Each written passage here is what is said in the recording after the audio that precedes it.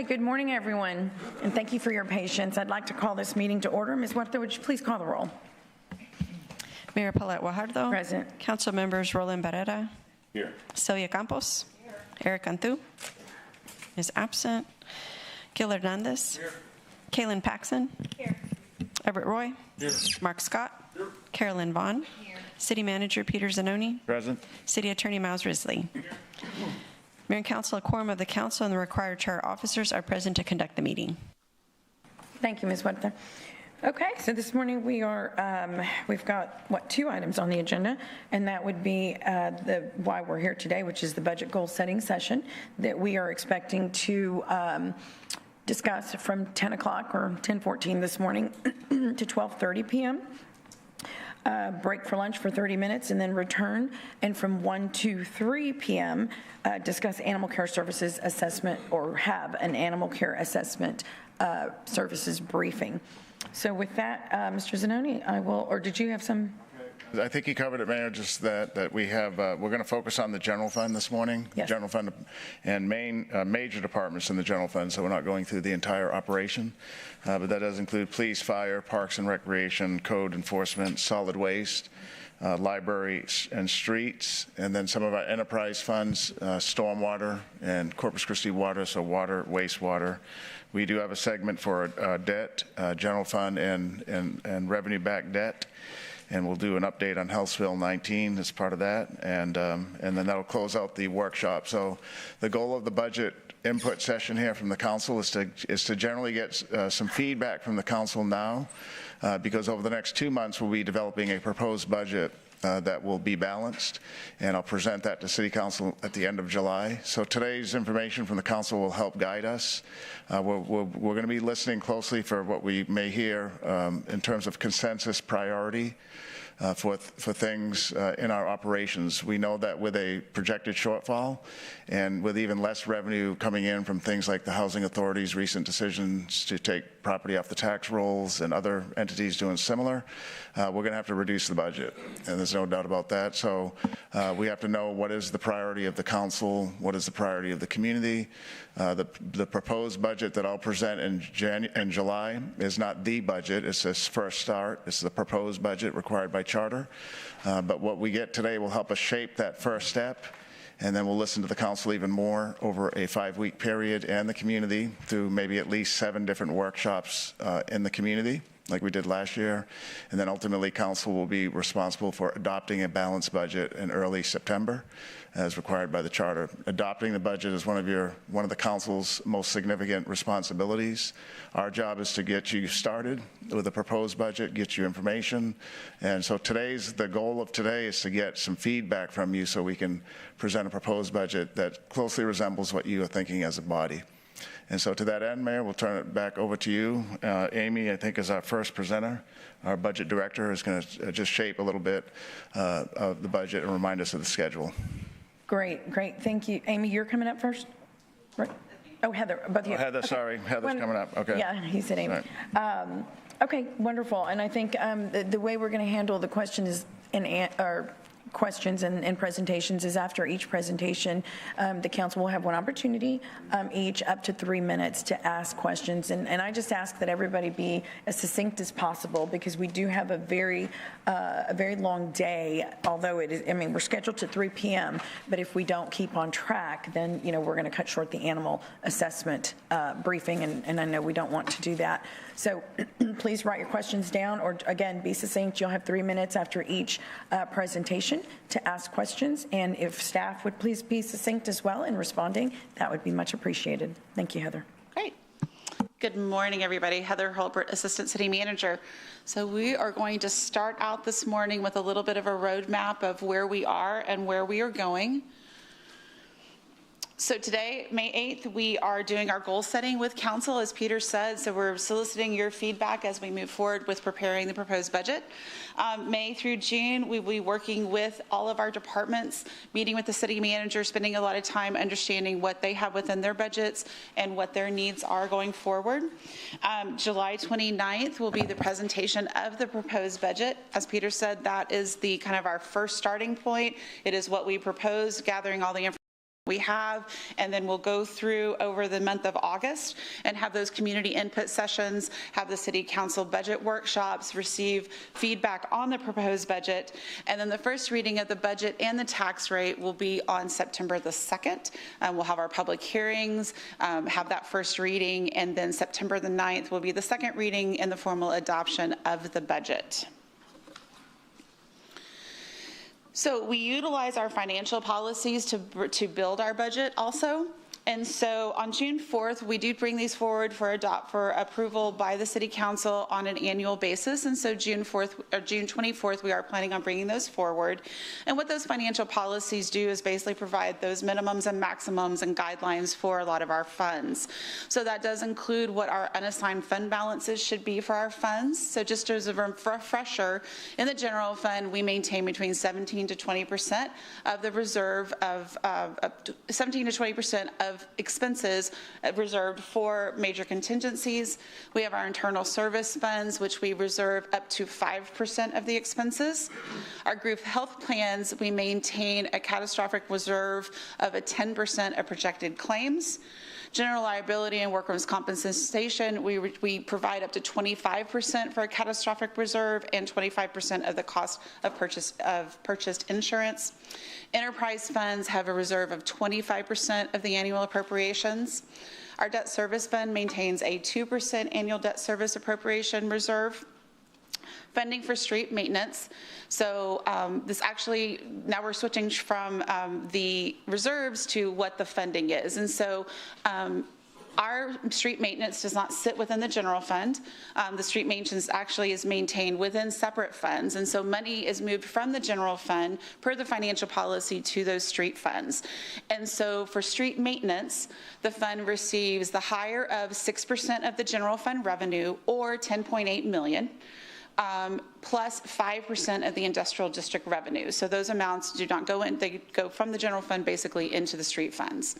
Then for our residential street reconstruction fund, it receives 5% of industrial district revenue plus 1% of general fund revenue. Along with the residential streets also receives the 2 plus 2, so 4 cents of the tax rate goes into the residential street reconstruction fund. Then within our operating contingencies, the general fund has a $500,000 operating contingency. That is an amount we include in the budget that is used for unexpected expenses. And then there are operating contingencies within our enterprise, internal service, and special revenue funds of 2% of annual appropriations. And then we have our capital improvement plans and funding, where we do a short term, which is a 5-year. Then we have our 10-year lookout for our long-term CIP. As a reminder, City Council adopts the first year of the CIP program with the budget. The year 2 through 10 are more of a planning document to help us see what's coming forward. So that concludes my portion. I will turn it over to Amy.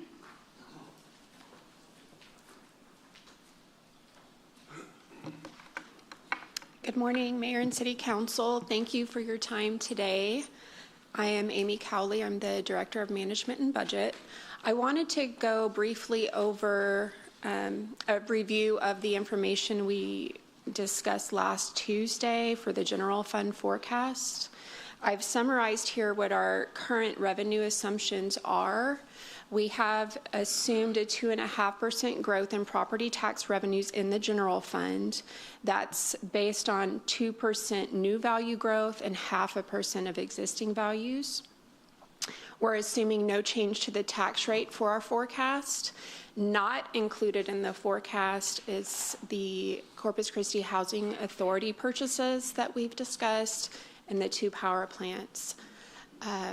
In the forecast, we do have increased revenues for our industrial district in lieu. This is primarily due to the renegotiation of those contracts last year. That change in revenue will take effect for the first time in FY26. Sales tax revenues is flat. It is fairly flat for FY25, and we are projecting that it will remain flat in FY26. As a reminder, this is our tax rate history. For FY25, we could have increased the tax rate without voter approval. We did not. We kept the tax rate flat. And so I wanted to just point out that if we did add 1 cent to the tax rate, that would result in an estimated $1.5 million to the general fund. But as I stated, we are assuming no change to the tax rate for the forecast. A comparative analysis of the top 7 cities' tax rates is shown, and it does show it by M&O or operating compared to INS or debt. There are 2 portions of the tax rate, and that is pictured here. And you can see as far as the total tax rate, we are ranked 5 out of this comparison. In this next slide, we're comparing to the same cities, but we're comparing not just the tax rate, but also the exemptions available to the residents there. If we look at the average taxable homestead value, we've also shown a calculation of what the property tax paid would be on that average homestead. And you can see from this comparison, Corpus Christi is the lowest. In FY25, our revenues were impacted for the first time by what we call the circuit breaker exemption. This was put in place by the state legislature, and it caps non-homestead properties that are valued at $5 million or less. It caps their taxable value growth at 20%. In FY26, there's a growth factor applied or an escalation factor, and so that cap of $5 million will increase to $5,160,000. For FY25's revenues, it impacted our revenues in the amount of about $1.2 million, and so we'll have that continuing in FY26. For our expense assumptions, this is what is built in the forecast currently. We have assumed no additional transfers to the streets funds. We will continue to transfer, obviously, what is required by ordinance in our financial policy, but we won't be transferring additional funding from the general fund to streets. We do, however, have 2 other sources of revenue in FY26. The $4.5 million a year is coming from the new Type B sales tax. It's a half of 1/8 cent. And then we have the $35 million in the voter-approved bonds. We also have our 2 collective bargaining agreements in the forecast. For the police department, they are in year 3 of 4 for FY26, and it's about $900,000 impact to the budget. For fire, they are in year 2 of 4, and it's $1.5 million. We do have other potential mandated increases that are not included in the forecast, and we are continuing to work through those estimates. So these departments will show that to you during their presentation, but examples would be the 2 new police substations and the Harbor Bridge Parks and Aquatic Center. We have included in the forecast an average 3% merit increase, which is a $2 million impact to the general fund. This is not a mandated increase, it's optional, so it is something that we could pause, but we have done this in the prior years to increase employee pay based on performance, and so that's included in the forecast currently. And then we have a $13 million increase to health contributions. That is not an increase to health costs necessarily. That's our current estimate for the amount we need to contribute compared to FY25. And if you recall, in FY25, we lowered the contribution because of the fund balance and the health benefits funds. And then we have included $1.5 million to account for our estimated cost increases for commodities and equipment due to inflation. This graph shows that in the last 5 years, we have intentionally drawn down our general fund balance above, for the amounts that we had above the reserve requirement. So in 2021, we had just over $40 million in general fund balance above that requirement, and we intentionally utilized those funds for one-time purchases. We invested those funds in streets, in public safety equipment, and in quality of life amenities in our parks.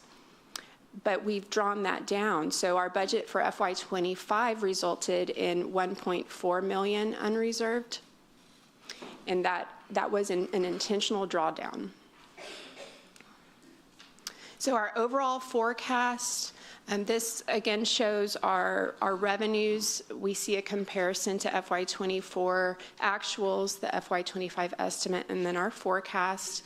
You can see that the industrial district is increasing, which is the reason our overall revenue forecast is higher than FY25.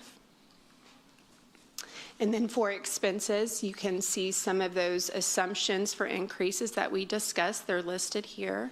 And our overall expenses are a little bit lower than FY25 currently. So ultimately, we have a $7 million gap in our revenues to expense comparison for FY26 with these current forecast assumptions. That concludes my portion of the presentation. Okay, thank you. Chief Markle?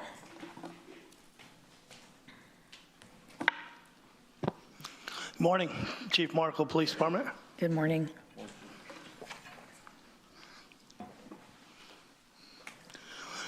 So a few slides here to cover the police department.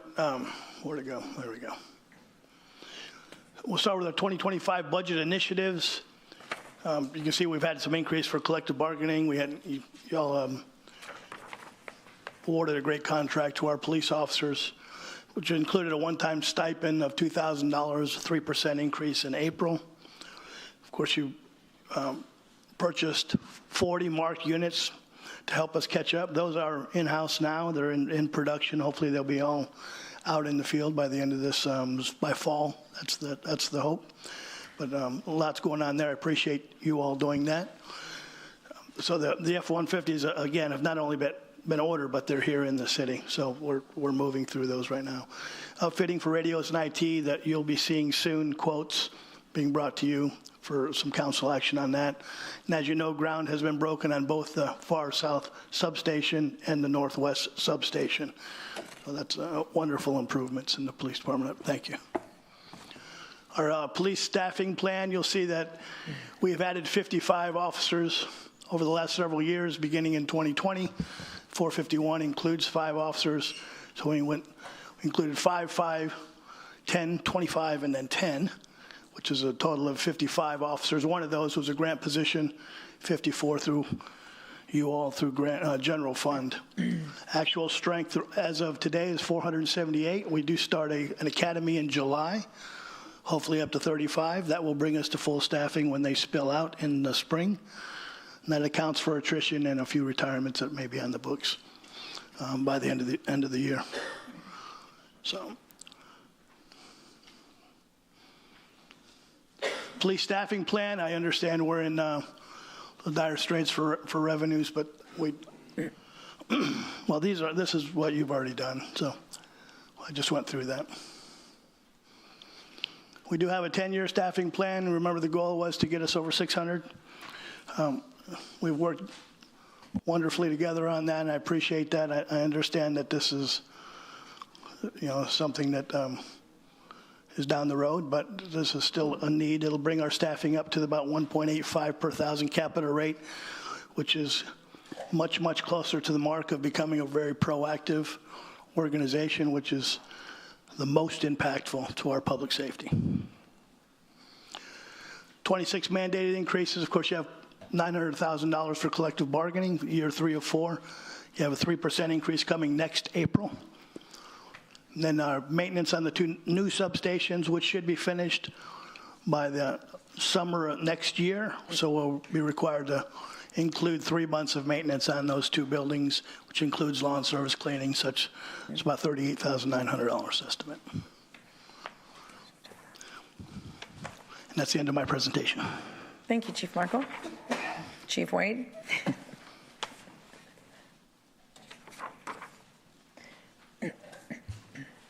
Okay, good morning. Brandon Wade, Fire Chief, Corpus Christi Fire Department, thank y'all for allowing me the opportunity to come up again and talk about the great work and the needs that our women and men of the fire department do every day. So with that, we did have a number of accomplishments from this last budget year that y'all approved and afforded us the opportunity to grow our department. We started a cadet class that started this we have a cadet class from that one that's going on. We'll start another one that's coming in January. So that those are great additions to keep up with the attrition that we have. We also accomplished the reorganization of the department in which we put shift commanders out in the field. So we have a leader and assistant chief on each shift. And then we also put the field medical officers that have been highly utilized and taken advantage of by our medics. And that was just an amazing addition to our organization.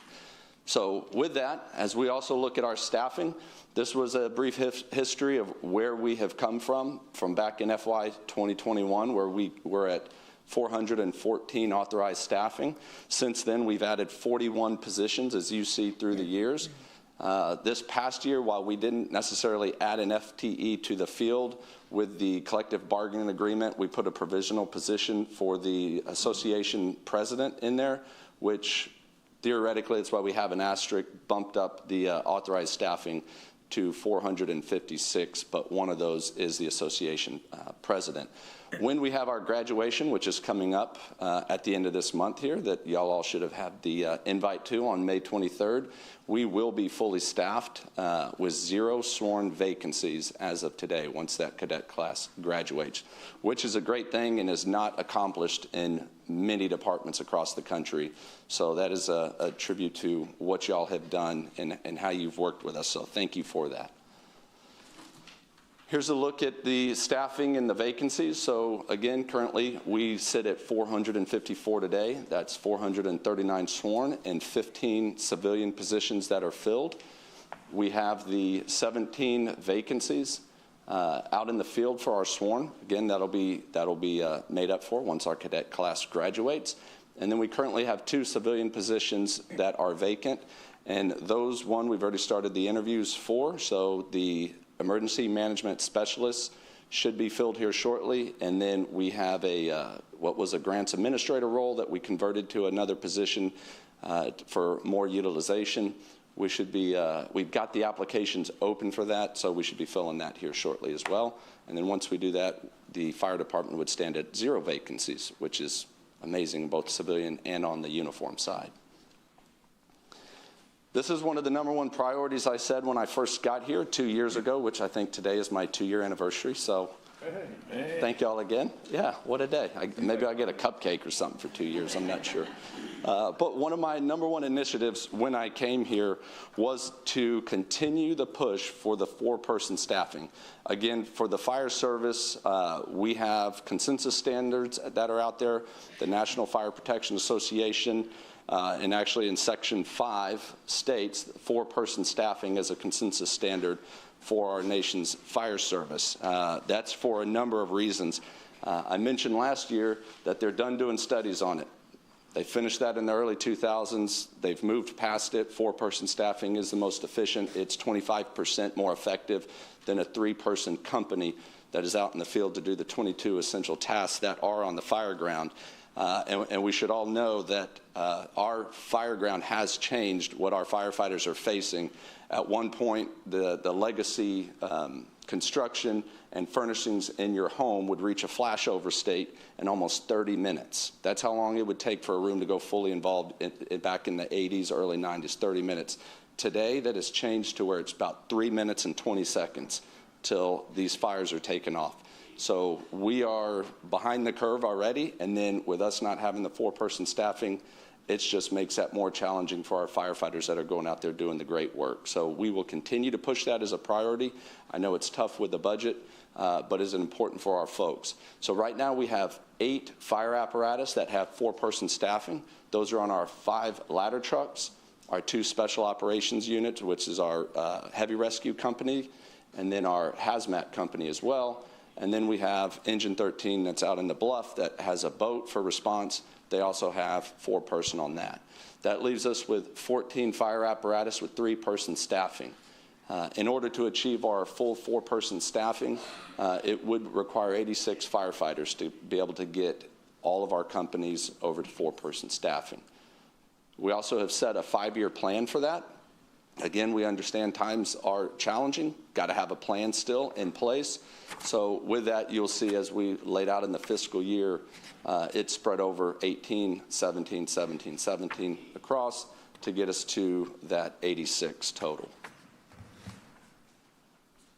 This is what it would look like as we do the increase in staffing. You would see if we can get the complement increase, then our authorized sworn count goes up, and then we would slowly increase the minimum daily staffing in which we would put on the fire trucks. It is spread out a little bit where you see it go into fiscal year 31. That's just due to the timeline of training that occurs. Once you hire the folks, they go into the cadet class, and it's roughly 17 months of training as they go through the full paramedic program and then also the fire certification program. So there is that delay till they actually get out to the field and are able to ride on the fire apparatus and go towards our minimum staffing count. Lastly, there's a couple things coming up for some mandated increases. One of those Amy mentioned earlier, which is the collective bargaining agreement, which will be in year 2 of the contract, which sees a 4% increase at roughly $1.5 million. And then recently, just to make y'all aware, there's a current House bill up at the legislation, is House Bill 198. And what that does is that is looking to put a mandate on fire departments to provide an occupational physical to all firefighters. This is something that, again, across the country has already been implemented in many, many departments. We're a little bit behind here, but for the past 2 years, we've been working on a plan just to get that into place. And recently, we've been working with the city manager's office, with HR, with risk about how we go about and put in a firefighter wellness program. But it's already passed the House, and we imagine that it's going to fly right through the Senate to get that passed. What that does is that requires us to do cancer screenings for our firefighters, which cancer has now become one of the #1 line of duty deaths just because of the occupational hazard, everything from smoke, chemicals, to recently, as they discovered in firefighting gear, has forever chemicals, the PFAS that's in it, that's been all over the news. We've been trying to pull that stuff out of it here locally. We've transitioned to turnouts that have the slightest in there, which is so much better than what it was years before. So this physical would require a number of things that we need to do for our firefighters. That would be done by state statute. So we're ahead of the game, looking forward to that and how we implement it, but we just wanted to put that in that it will probably become a state mandate after it passes the Senate. Great. And with that, I'll stand by for any questions. Councilman Hernandez. Thank you. And Chief, so when we went through this last year, we asked some questions like standard operating procedures for electric vehicles. Have those been put in place? And is there any equipment or specific tools that you need to address that? We've already purchased it. So when we saw that and we've seen those issues come across, one, we've already put a standard operating procedure in place. We also purchased what is called the fire blankets. And you can quickly put those over it, and it kind of smothers the fire because you could dump 40,000 gallons of water and still not put these out. In fact, you could put an electric vehicle submerge it in water, and it wouldn't go. Wouldn't even go out. They still burn underwater. So we have purchased that and things for shut off and put procedures in place for our firefighters, which is another one of those things when we talk about the cancer is the toxins from that is even worse than normal burning plastics. Yes, sir. It's a metal fire, right? Yep. That being said, we're going to have a brand new, very tall bridge, and if you have the standard operating procedures or procedures in place to address fires that are on the bridge. Yes, well, it would be the same. The only difference is trying to as quickly move that off the bridge, but also with the water tender that we have, 3,000 gallons of water, we'd be sending that over to the bridge as well because it would take a while to either extinguish it, but what we would try to do is cool the asphalt and the concrete below it, so we could probably hook it up and just remove it off the bridge if it's still burning. Okay. Just want to make sure Lucas devices on all EMS units? Yes, I believe they're on every single one of our EMS units. I don't know if we carry them on the fire trucks. They're on the medic units just on the medic units themselves. Okay. Yes, sir. And just for reference, Lucas device is an automatic chest compression device. Yes. I didn't, just, What? just make sure I'm explaining what I'm asking here. Also, I know we had the agreements with mutual aid agreements, and there's some no man's lands within the, have we gotten all, I know I talked to Chief Ebron over there. How soon can we get those agreements in place so we're not taken advantage of? So we currently just signed the mutual aid agreements with the Naval Air Station and the county departments as well.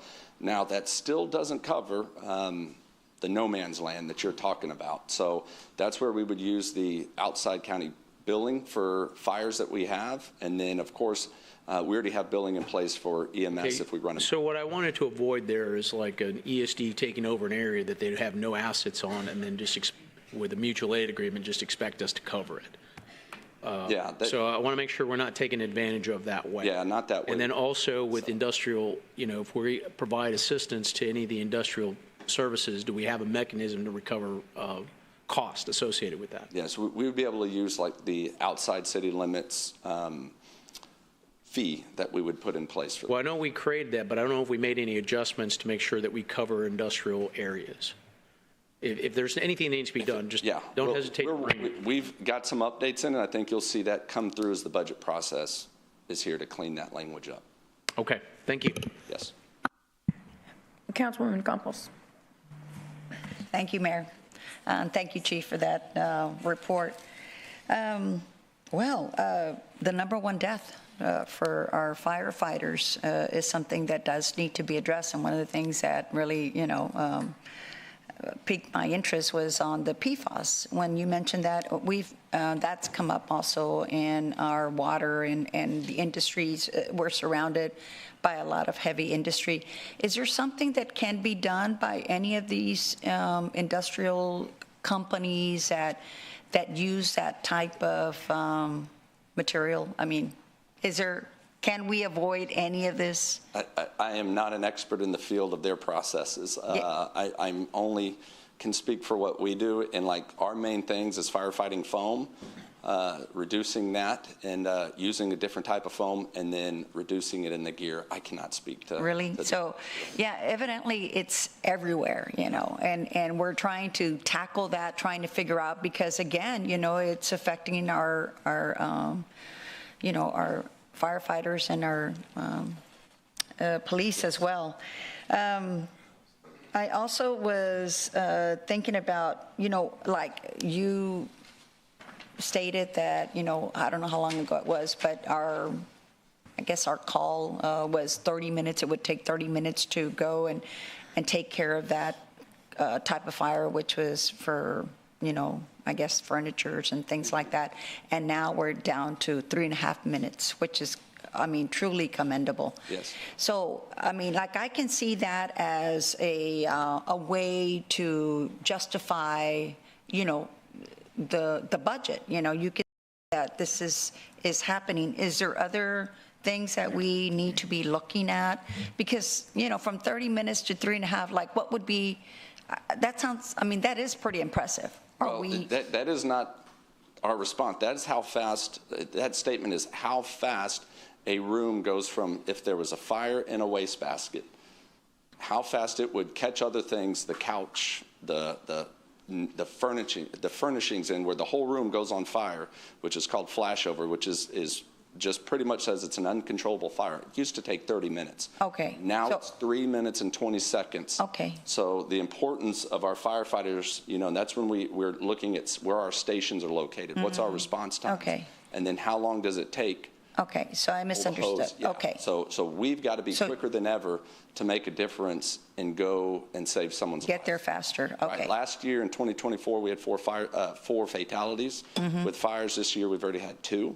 And, it's a matter of time.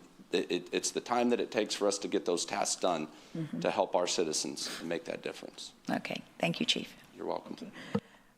Chief Wade, I have great concerns, just following up on one of the same subjects with, the cancer and the screening, and I know that's been something that has been talked about, but I think it would do us quite justice if we could see some national stats Absolutely. on that. the cancer diagnosis.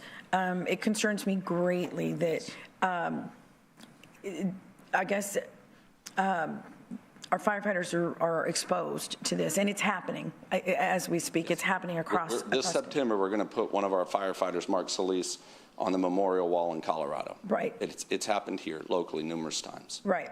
And so I think it'd be great for the council to see those numbers. And then I'd also like to see how do we keep track of that PFAS contamination? You know, I know it goes in the uniforms or the jackets and everything they put on. Give us a little bit of info on that. So with that, that's the manufacturers. The PFAS that they were using in the turnout gear was trying to keep it water resistant, so it just didn't get soaked with water. So I think that's when they were utilizing that type of chemicals to help with that. And then since the rise and the awareness of it causing cancers across the board, but specifically the very gear that was supposed to be protecting us is also exposing us to this carcinogen, the manufacturers have been given some mandates to start pulling that stuff out. So for the past couple of years, just through working with manufacturers and ordering our gear, we have gone to a very, very reduced level of the PFAS inside the gear. I can't say it's 100% zero, but it's a lot less than what it was 10 years ago.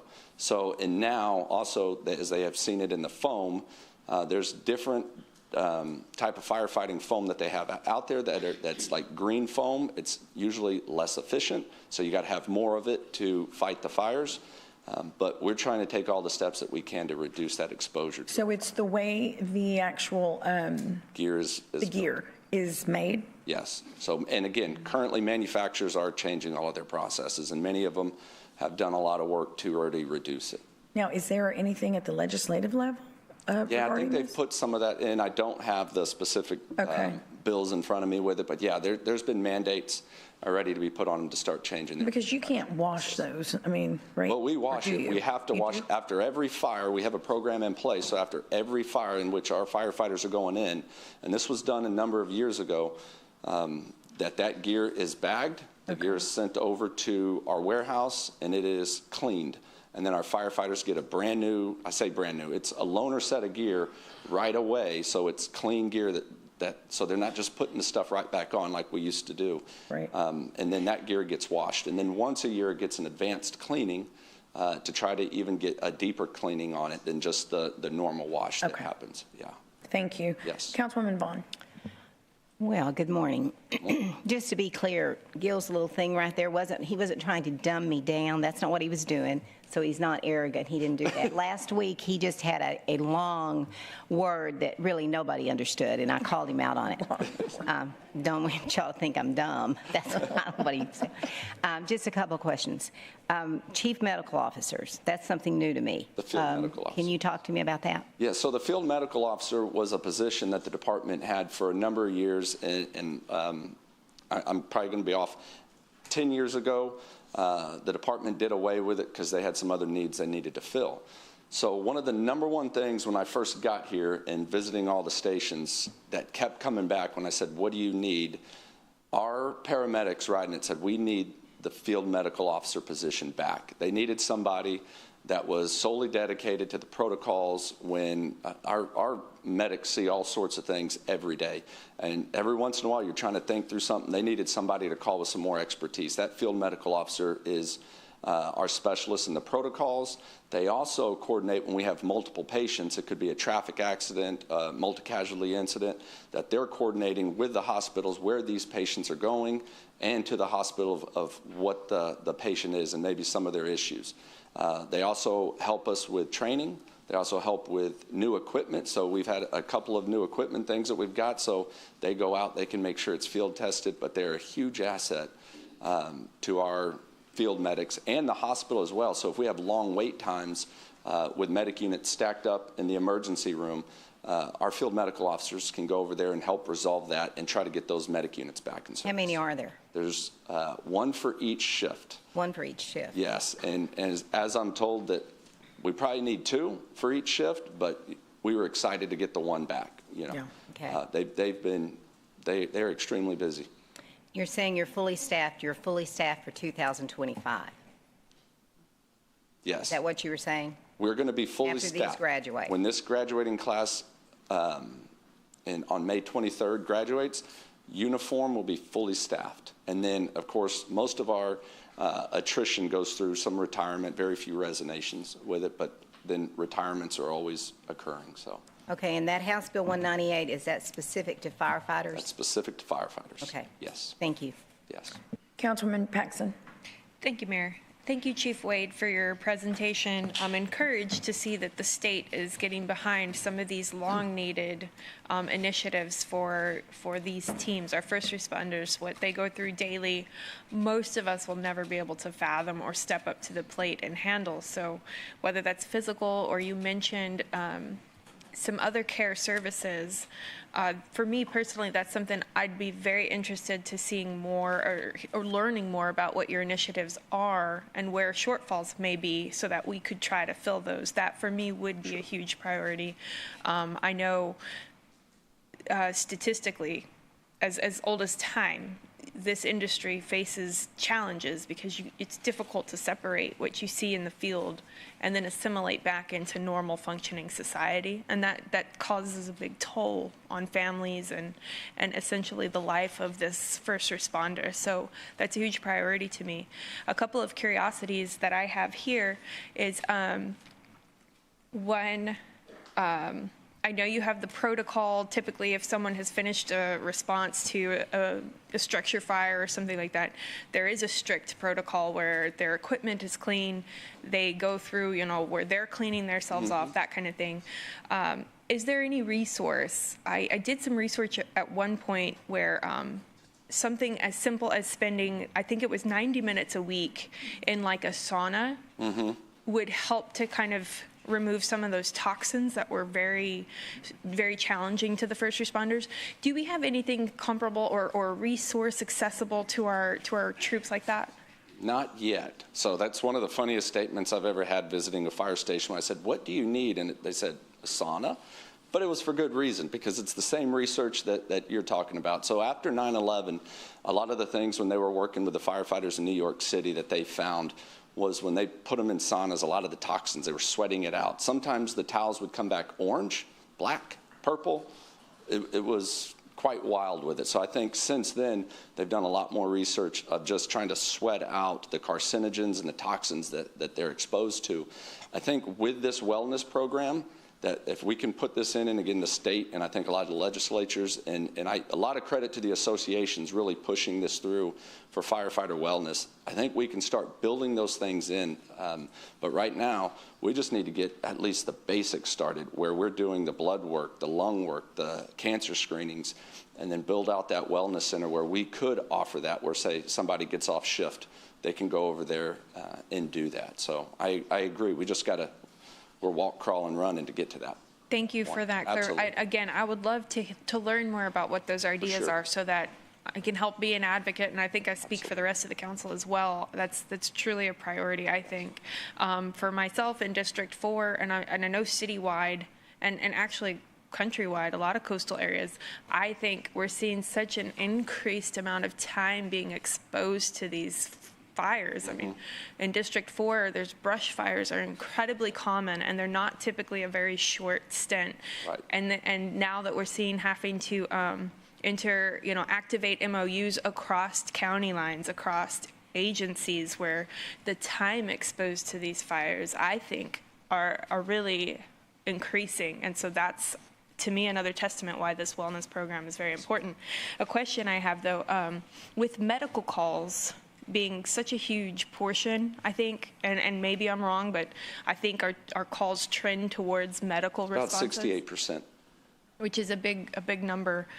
Do we have something in place where your quote-unquote frequent flyers, those kind of minor medical responses that I know you guys get, where you're not having to necessarily dispatch an ambulance or a truck or something? Yeah, so with that, there's a couple things that we do. One, the field medical officer can help with those as well. Single resource, one person doesn't put a fire truck or a medic unit out of service. They can go help. But we also have a We don't want to call them frequent flyer, but, you know, it's kind of a repeat caller with it, and maybe for something minor. In our EMS division, we do have a protocol, and I just talked to a company that used them twice, one of our engine companies, on a person, and they submitted up to our EMS division, and they work with a couple of different organizations that help try to get that person, whether it could be adult care, you know, services, it could be figuring out how we get them their medications, because sometimes they want to call 911 and go to the hospital just to refill their prescriptions. So yes, our EMS division has been doing that, and from what I'm hearing back from the field, it's working, because they may not be going back to that person repeatedly with it. So it may not be a lesser scaled operation from us internally, but we're working with another organization. Yes, we're working with it. And that's the same thing. A lot of places have put together community health paramedic programs. And again, it's a single resource paramedic that can go out, and so you don't have to send the medic unit for transport. We're not at that point where we have a paramedic, the word leaves me right now, the community health paramedic program. But they go out and they'll do that. So right now we're just using our EMS division. Our companies will send that address, the patient's name, and they're working through it and helping those folks. Yes. Thank you, Chief Wade. Councilman Roy, and then Councilman Scott. And thank you for your presentation. I just have a couple questions. I want to go back and talk a little bit about, I want to make sure I understand that. So you're saying right now the average, if you want to call it the point of no return, is about 3 minutes. It takes about 3 minutes from the time the fire starts until it's out of control, and basically the house or the structure's a loss? Not necessarily a loss. It all depends on where it's at. So if it's in a bedroom, you could essentially say that entire room is a loss, but then the products of combustion, the heat, the fire is going down the hallway. If it's in the kitchen, if it's in the living room, obviously that's a bigger area. You may have a complete loss with it, but correct. So I would make assumption that part of your mission is that you're really just trying to not only contain that structure, making sure that if it's in a neighborhood or a populated area, that it doesn't spread to other structures. So that becomes your primary focus if it is out of control, correct? Absolutely. And here in the coastal bend, it's even more of a challenge because we have wind, and wind pushes fire, as we know. So, yeah, that is a definitely high priority. And with that, I was just thinking about something. Do we have the ability to fight fires from the air? Well, our aerial ladder trucks is the primary way. But I mean, you know how you see on TV, and maybe I watch too much TV, but you see these helicopters that drop. So, yeah. They drop one load, and it's like, it's over, thank you. Yeah. Not in the residential area. We wouldn't be using the helicopters or the plane, but definitely when we get into, as Councilwoman Paxson said, like the brush fires and stuff, we rely on our state agencies, and usually during red flag times, they're putting air assets. Some go over in Alice, and then if they do bring the big one in, I think it's the DC-10, they'll put it in Austin. And I was just thinking of response time, you know, if you had a Black Hawk that came up or a Cobra and you're sitting there shooting water from it. We rely on this. Pretty high speed. Yeah, that is pretty high speed. Okay, so my other question is fentanyl. You know, I haven't heard a lot about it, but I think in terms of your medical response in that, I think a lot of that goes hand in hand with with our problem in dealing with fentanyl, just because of the fact that there's a short period of time that you can actually get on top of the medical incident to be able to stabilize it. Are you seeing anything there? Is it tapering down? Yeah, I'll have to look. I just asked for those stats, I think last week before last, on what are overdoses and our usage of what we would say Narcan, you know, to combat the effects of that. So I don't have those stats back, but that is something I've asked, and we can get that back over to you. Yeah, because I just think that's important. I think now that I believe everybody's cross-trained from a medical standpoint, so that's good. We can deliver. So you're doing more with less, right? Our calls continue to increase. We'll probably end at 67,000 calls for 18 stations, which is incredibly busy. Okay. Yeah, I just wanted to see something like that because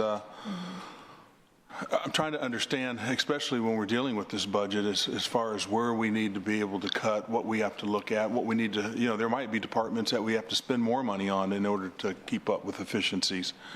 And so I just want to understand, what is your true challenge? If you could sit there and tell me right now, what is the top 3 challenges that you face that either limit, and then what are the top 3 things that you feel that you're doing good? Yeah. That would really help me try to understand that. For sure. And again, number 1 is that 4-person staffing. When we look at that, as we've talked about the workload and what we have to face on these fire incidents from brush fires, like trying to get the staffing, as I talked to an engine captain the other day, has never worked on a crew with 4 people. And that's a travesty when you try to do work. That means the person that's supposed to be leading the crew, making the decisions for the crew, looking out for the protection of their firefighters, isn't doing it. They actually have their hand on a hose or hand on a tool, and they're having to work. So that's my number 1, which will increase efficiency for both the department and the folks in the field. 2 is that wellness program. I need healthy firefighters to do the work that firefighters have to do. I think 2 years ago when you came, you talked about the 4-person crew. I thought we were close. I thought we were going to get there. We didn't. So again, I believe that part of your consistency is a good thing. So thank you. Absolutely. What was the 3rd one? I think you asked him for 3. I'm curious. What would Well, he doesn't have to answer me today. I know. We're going to have more meetings. I know. I don't want to belabor this. We have one more. Like, on the spot, as we look at here, it's continuing to ensure that we have a good fleet. Because our trucks, and y'all, again, have been very giving for the medic units that we've been able to replace and put on order. If we can't get to the call, we can't help. And again, I'll say that it's one of the most important things. We're not a program-driven department. Like, we don't just have a bunch of programs that we're doing. We're really service delivery. And when we talk about cuts for the fire department, it's we're cutting the response. Right. We're not filled full of fluff of just extra programs. Right. We're trying to meet the needs of 911. I have 17 seconds, so the last thing I can think about is the fact that we need to continue to do public service, and as far as letting people know the importance of carbon monoxide monitors and making sure that their fire alarms are batteries and up to date. You don't take them down, because I know they're a pain because they beep at the wrong times. Yes, and we've done, that's a great point, as what we've started to do as well with some of these fires is we do a smoke detector drive where we hit the couple blocks around where that fire occurred to try to ensure that the homes there are protected with smoke detectors. So we have done a number of those, and that's door-to-door knocking, and we will install a free smoke detector for them. Elderly? Well, we don't have to go into it now. Sorry, we're getting kind of into the weeds. If you'll include, I'm sure you are, but if you'll include moving forward as we get into the actual budget season, again, I'm sure you are, but the number of calls, that's extremely important. I know you will. And last comment, Councilman Scott. Oh, yeah. When I heard him ask you the question, what are your top challenges? It wouldn't have been fun if you just said, well, city council. I thought that would have been a great. Everybody in the audience would have clapped for you. I thought that would be good. Probably bad to say, but is it Narcan? Is that the? Yeah, Narcan is. Does that work for? Is that drug overdose? And it works for opioids. Yeah. Fentanyl. Yeah. Okay, cool. Didn't know.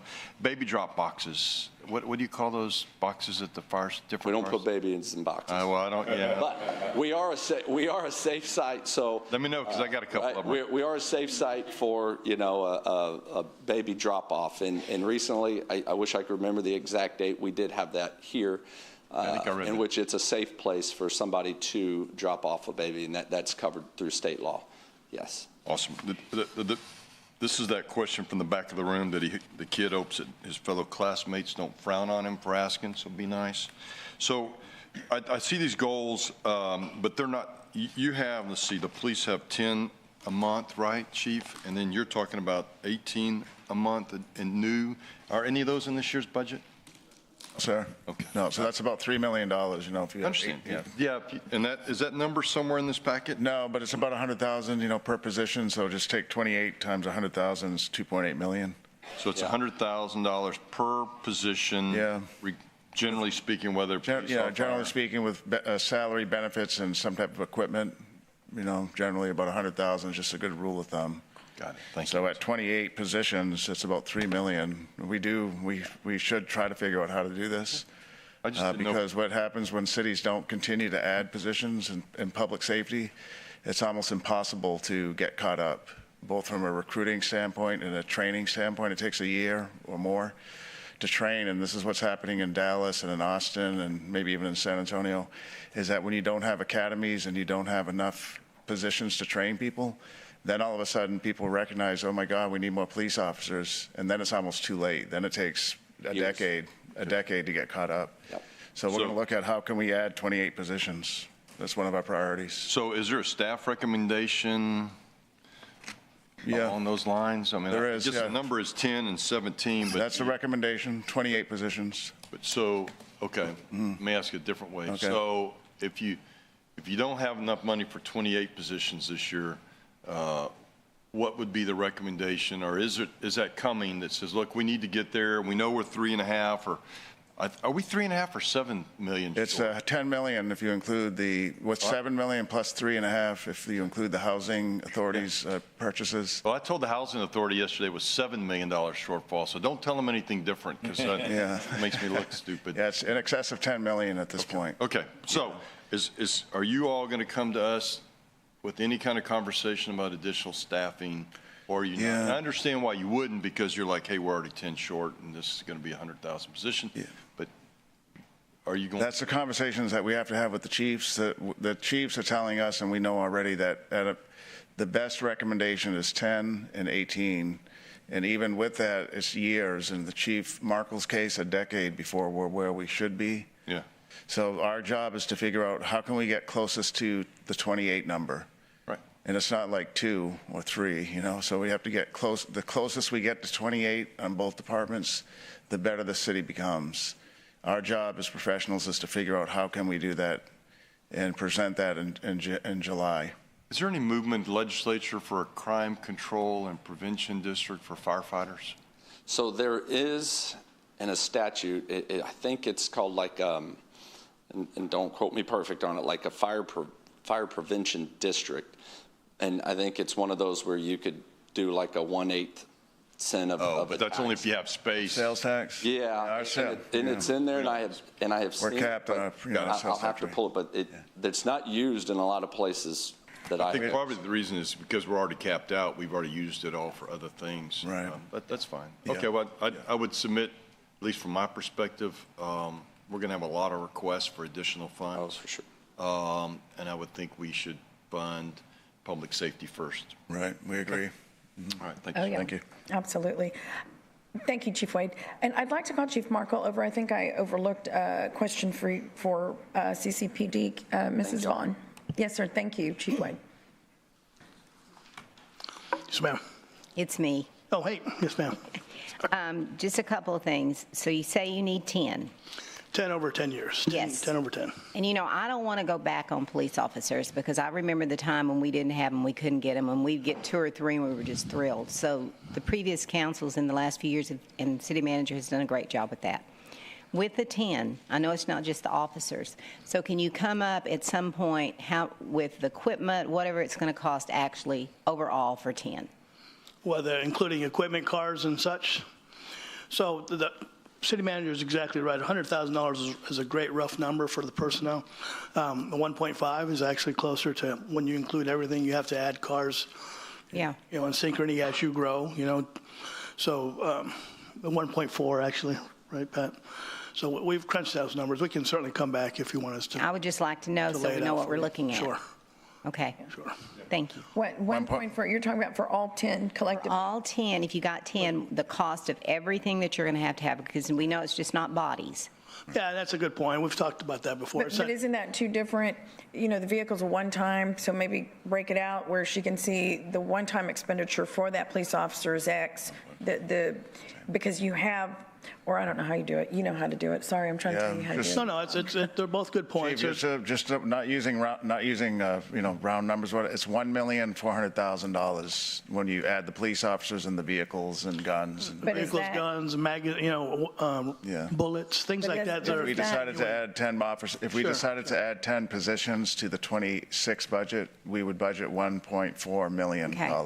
That's what I'm That would be asking, everything. because it's still all in the pot somewhere. Right. That there's going to be a cost. I just want to know what the entire cost is. Yeah, that's a great question. Certainly, we break that out all the time. Okay. Thank you. I think we have it right now, but we can talk about it later. We can bring it back. Okay. Okay? Thank you. I appreciate you. Thank you. Okay, next we have Parks and Recreation, and that would be Mr. Robert Dodd.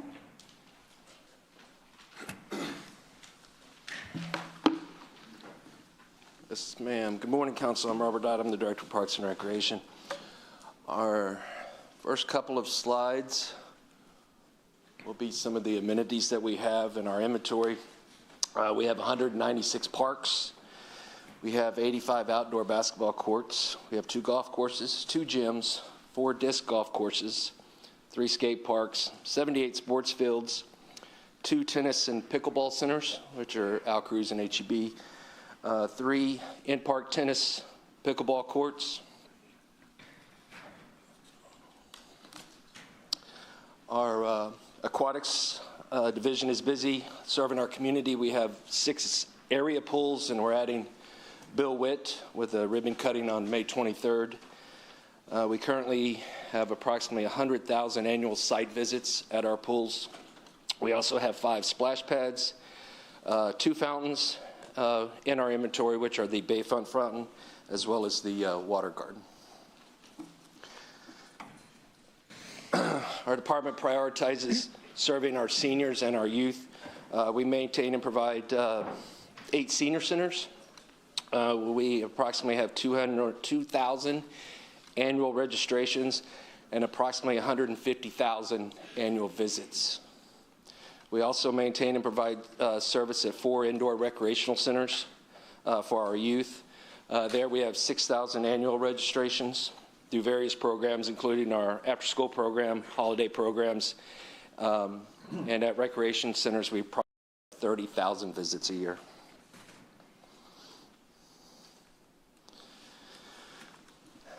Next, we maintain Gulf Beach, North Beach, and McGee Beach, which is combined approximately 10 miles. We also are over the marina, leases and maintains over 500 wet slips and that are available for pleasure and commercial vessels. Our marina staff provide round-the-clock security, maintenance, and other services.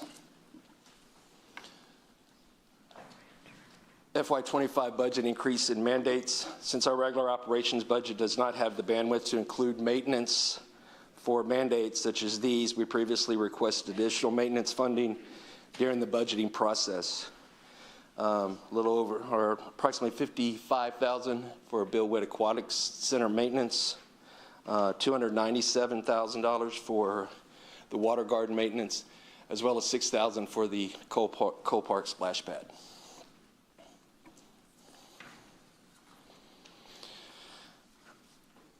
Our park operation division will be adding the Harbor Bridge, Hillcrest Parks, and Aquatic Center to our inventory. This will require additional funding for our operational budget. The Northside Aquatics facility, we are estimating a request of approximately $200,000. And for the other parks, for the parks which are Ben Garza Park, Dr. H.D. Williams Park, T.C. Ayers Park, and Washington Coles Park, we're estimating a request of $1.1 million for maintenance and personnel.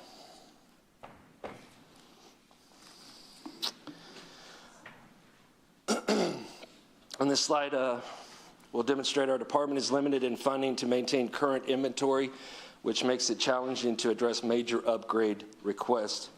Parks and Recreation does not have the operating budget for equipment replacement or upgrades.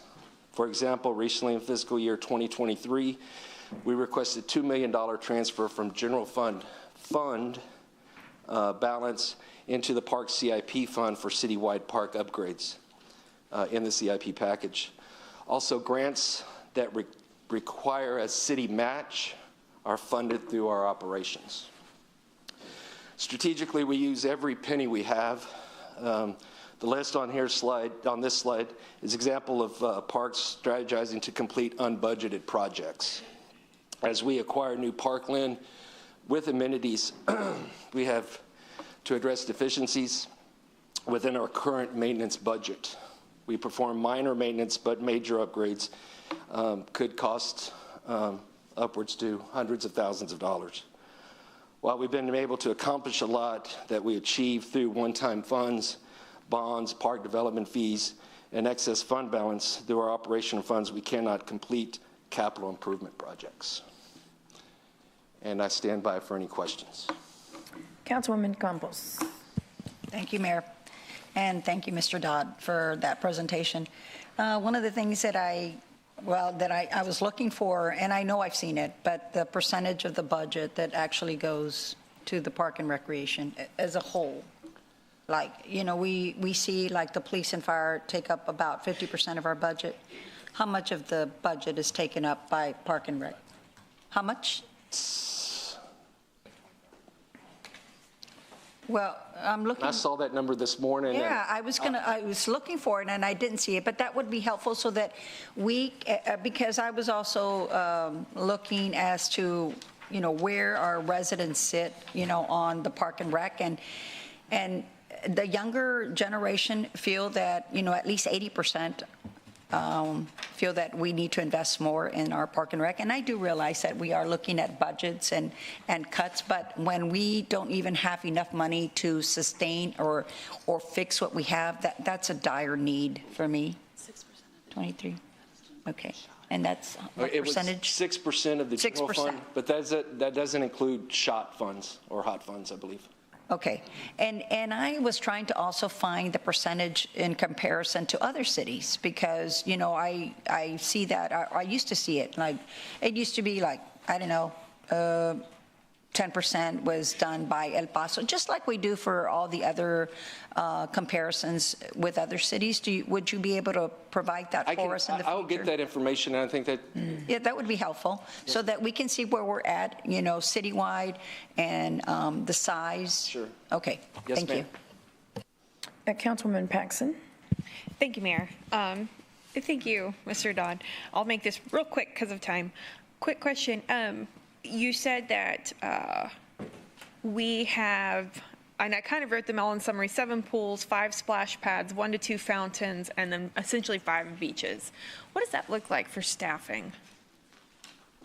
You mean total staff? Like your seasonal, like your lifeguard type staffing? Seasonal staff, I mean, we're, say that again? We have 50 staff members at temporary lifeguard positions at the Gulf beaches.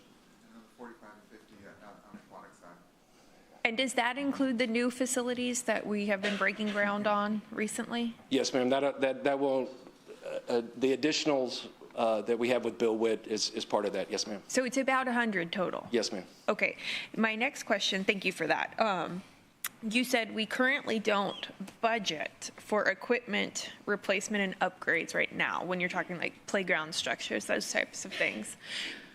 Even though we have that shortfall as far as regular maintenance budget, are we still doing regular facilities assessments or inspections so we would know where? Yes, ma'am. And kind of what I was referring to, sometimes we get parks that are given back from HOAs or whatever that case is. So we go out and make assessments on the equipment.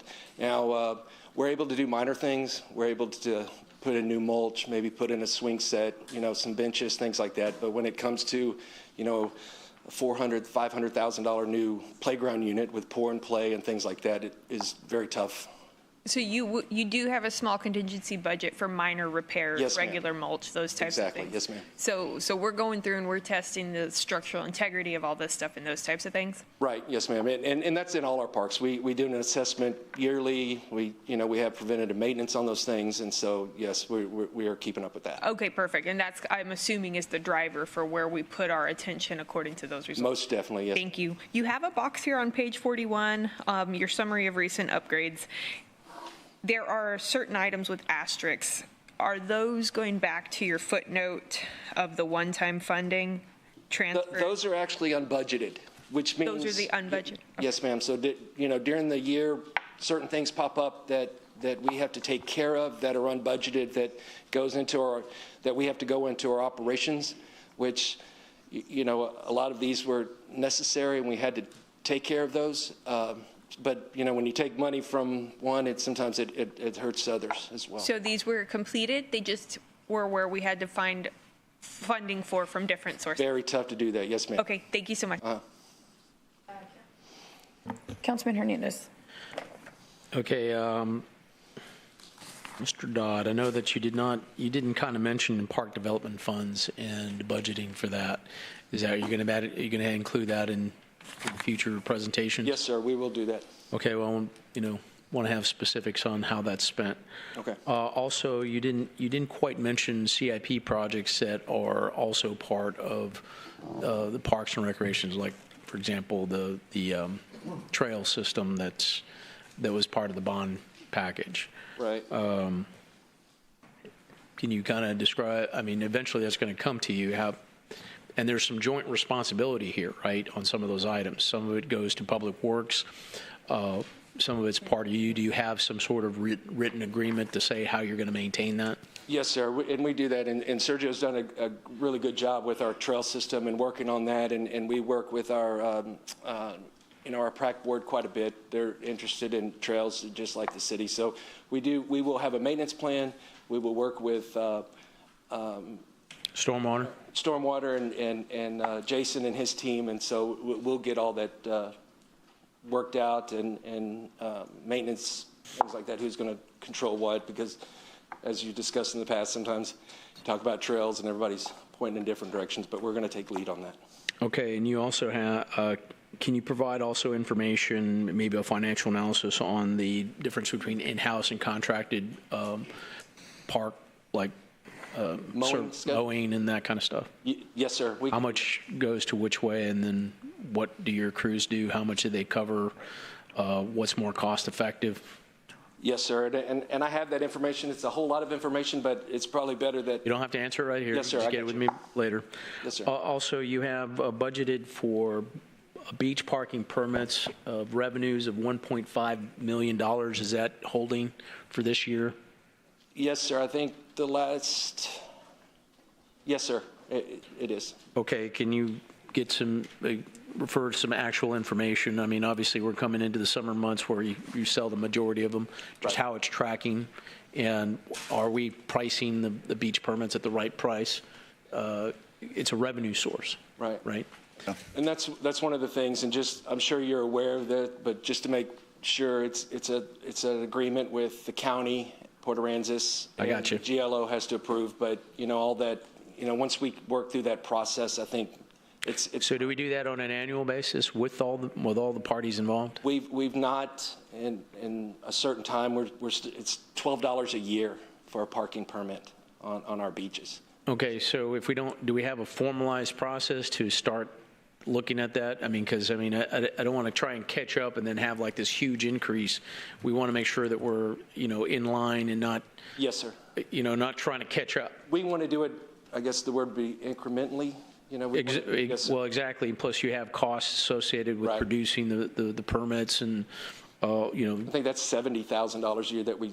Plus, you have parking enforcement that you have to, that goes around checking, make sure you have the permits, so that kind of stuff. So I want to make sure that you're doing the analysis so you can have numbers that you bring to the GLO and to Port Aransas and Nueces County. Yes, sir. Also, if you can, I want to make sure. Can you run a Maximal report on your aquatics? Most definitely. Okay. I'll have that to you by the end of the week. Okay. Appreciate it. Thank you. Mm-hmm. Okay. Councilwoman Vaughn. I understand what maintenance has to be done or things ruin, as we can see with the water garden. So I'm looking here at the smaller pools, West Goose, Collier. About what do they cost? You probably can't tell me now for maintenance for those pools. You don't have to give it to me right now. Okay, well, I can get that to you. I think I have that number. Because I got a little sticker shock over here on Bill Witt and the water gardens. And how big is this Bill Witt Park? I've not seen it yet. How big is it? How big's the pool? Huge. Huge. Disney World. How much did it cost to do it? To do the whole thing? It's a $12 million. Yeah. Huh? It's a $12 million project. Yeah. You voted for that, Gil? You don't vote for anything. It's his district. Good Lord. Yeah. 12 million? The taxpayers voted. It was, wow. Not over budget. It came in on budget, so it's 12 million design and construction. The operating cost is how much is it, Sergio, a year? 435, isn't it? No, that's just the difference that we need because there was money in the base. What's the annual maintenance and operating costs? Good. For that one, for Bill Witt, we're probably looking at, for your question as far as the size goes, Sergeant Gonzalez, Assistant Director of Parks. I look over aquatics.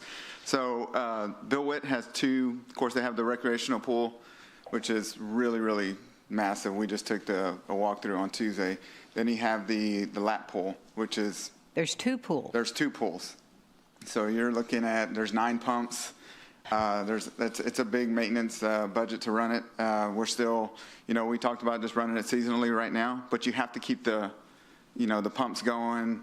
Otherwise, if you don't, stuff sits up, impellers, So on the budget side, maintenance, probably, I don't know, just ballpark. I have the whole maintenance for aquatics here, the budget for all the pools.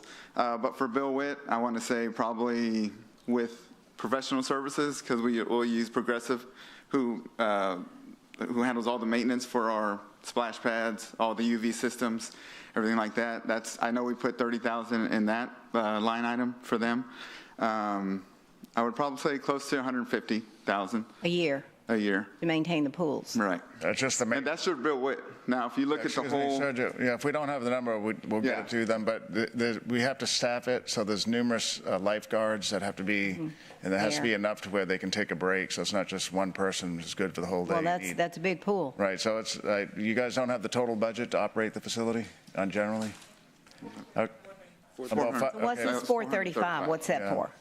435 is for chemicals. That's for your chemicals. What do you have on here?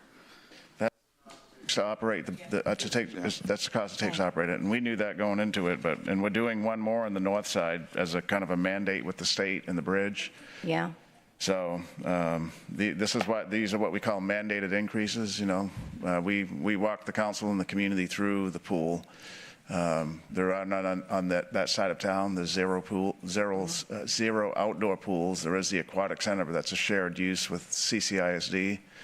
So we were familiar. It's expensive, but and this pool it was designed on purpose to be not just a square swimming pool, but an aquatic center. There's a beautiful slide. There's a family leisure pool. There's a deep end in the pool, and then there's a lap pool. Okay. Separate pool, yeah. I'd be curious at the end of the summer to see how many people are using that pool. Oh, it's going to be packed. So the grand opening is going to be the weekend of Memorial Day. Yeah. And there's been different ideas on when that should be, but right now it seems the consensus on the council is to have the ribbon cutting on the Friday of the Memorial Day weekend. And the pool will be open later on that day, but the big day is Saturday. And we expect there's a limitation on how many people can go in by fire code and safety code. So we expect we're going to be at max capacity on that Saturday, Sunday, probably Monday. Yeah, this is a world-class facility. Oh, yeah, I want to see this world-class facility. And I'll drive you out, Councilwoman. Can I ask what was the maximum capacity? 200 people 200 is the maximum 200 people's capacity. max. Yeah. Oof. And one other question. Washington Cole Park, is that over here? Where is that? That's right over here, right across. Is it right where? Next to the new harbor It's bridge. where the bridge. Yes, ma'am. Does anyone live over there for the park anymore? I mean, we don't have a whole lot. There used to be 500 homes in that Hillcrest neighborhood. Because of the voluntary home buyout, there's around 80 that remain. And do we know if there are children over there? I'm asking because I'm thinking, why are we putting a park there if there's no one there? It was part of a settlement agreement, if you will, with the new bridge. The residents there. Have to do it. Yeah, the residents filed a Title VI complaint that was ultimately, settled with 4 parties: the Housing Authority, the city, I think TxDOT, and one other authority. I remember. So there was many years of working with a community advisory group, and we didn't recommend the swimming pool. We recommended a splash pad in lieu of the swimming pool. But the state and the federal government, through this Title VI I forget the wording, but they said, look, we're not going to settle this unless you put a swimming pool in. The good news is for the construction side, the state came up with $5 million in the land. They gave us the land and the $5 million. We had to come up with the other $5 million to build the pool. But the expensive part in any one of these things is the annual maintenance and operations.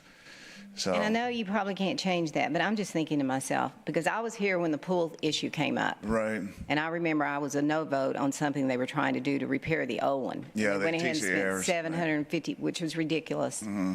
And here we are again, and Yeah. I just think it ought to be revisited somehow if there's no one over there. Well, so the plan is, because we got the $5 million, so half of it was funded, that we will use it through Councilman Hernandez and others on the council. We're teaching children how to swim. So we have swimming programs. That'll be a good pool to use if nobody's using it for swimming instruction. It doesn't have to be open year-round. It may have a very limited open life to it because of funding and use. I'm not saying I don't want them to have a pool, Right. I mean, a park if they're over there. My point is just sometimes we do things. I mean, there's not a lot of population, When there, admittedly. We yeah. had our planning director do some demographic analysis, and that 80 homes is probably less now. That was from a year ago. The port continues to buy out homes, so. Okay. Yeah. All right, thank you. Yes, ma'am. Councilman Scott. I was mostly listening, okay? But I do think we ought to take another look at the parking fee, and I don't. Yes, sir. It'll take 6 months to work it out, but if it costs $1 more a year to maintain the beach, then, you know, and I think that's probably, and I think everybody would probably be all of our partners would be supportive of that. And I think some of that process informally we've shared some things, and I, you know, it's a thing now of just sitting around the table and working that process. Okay, be great. I'd love to see that if we could do that before the next season, because I'm sure it takes a long time to get everybody's buy-in. Okay.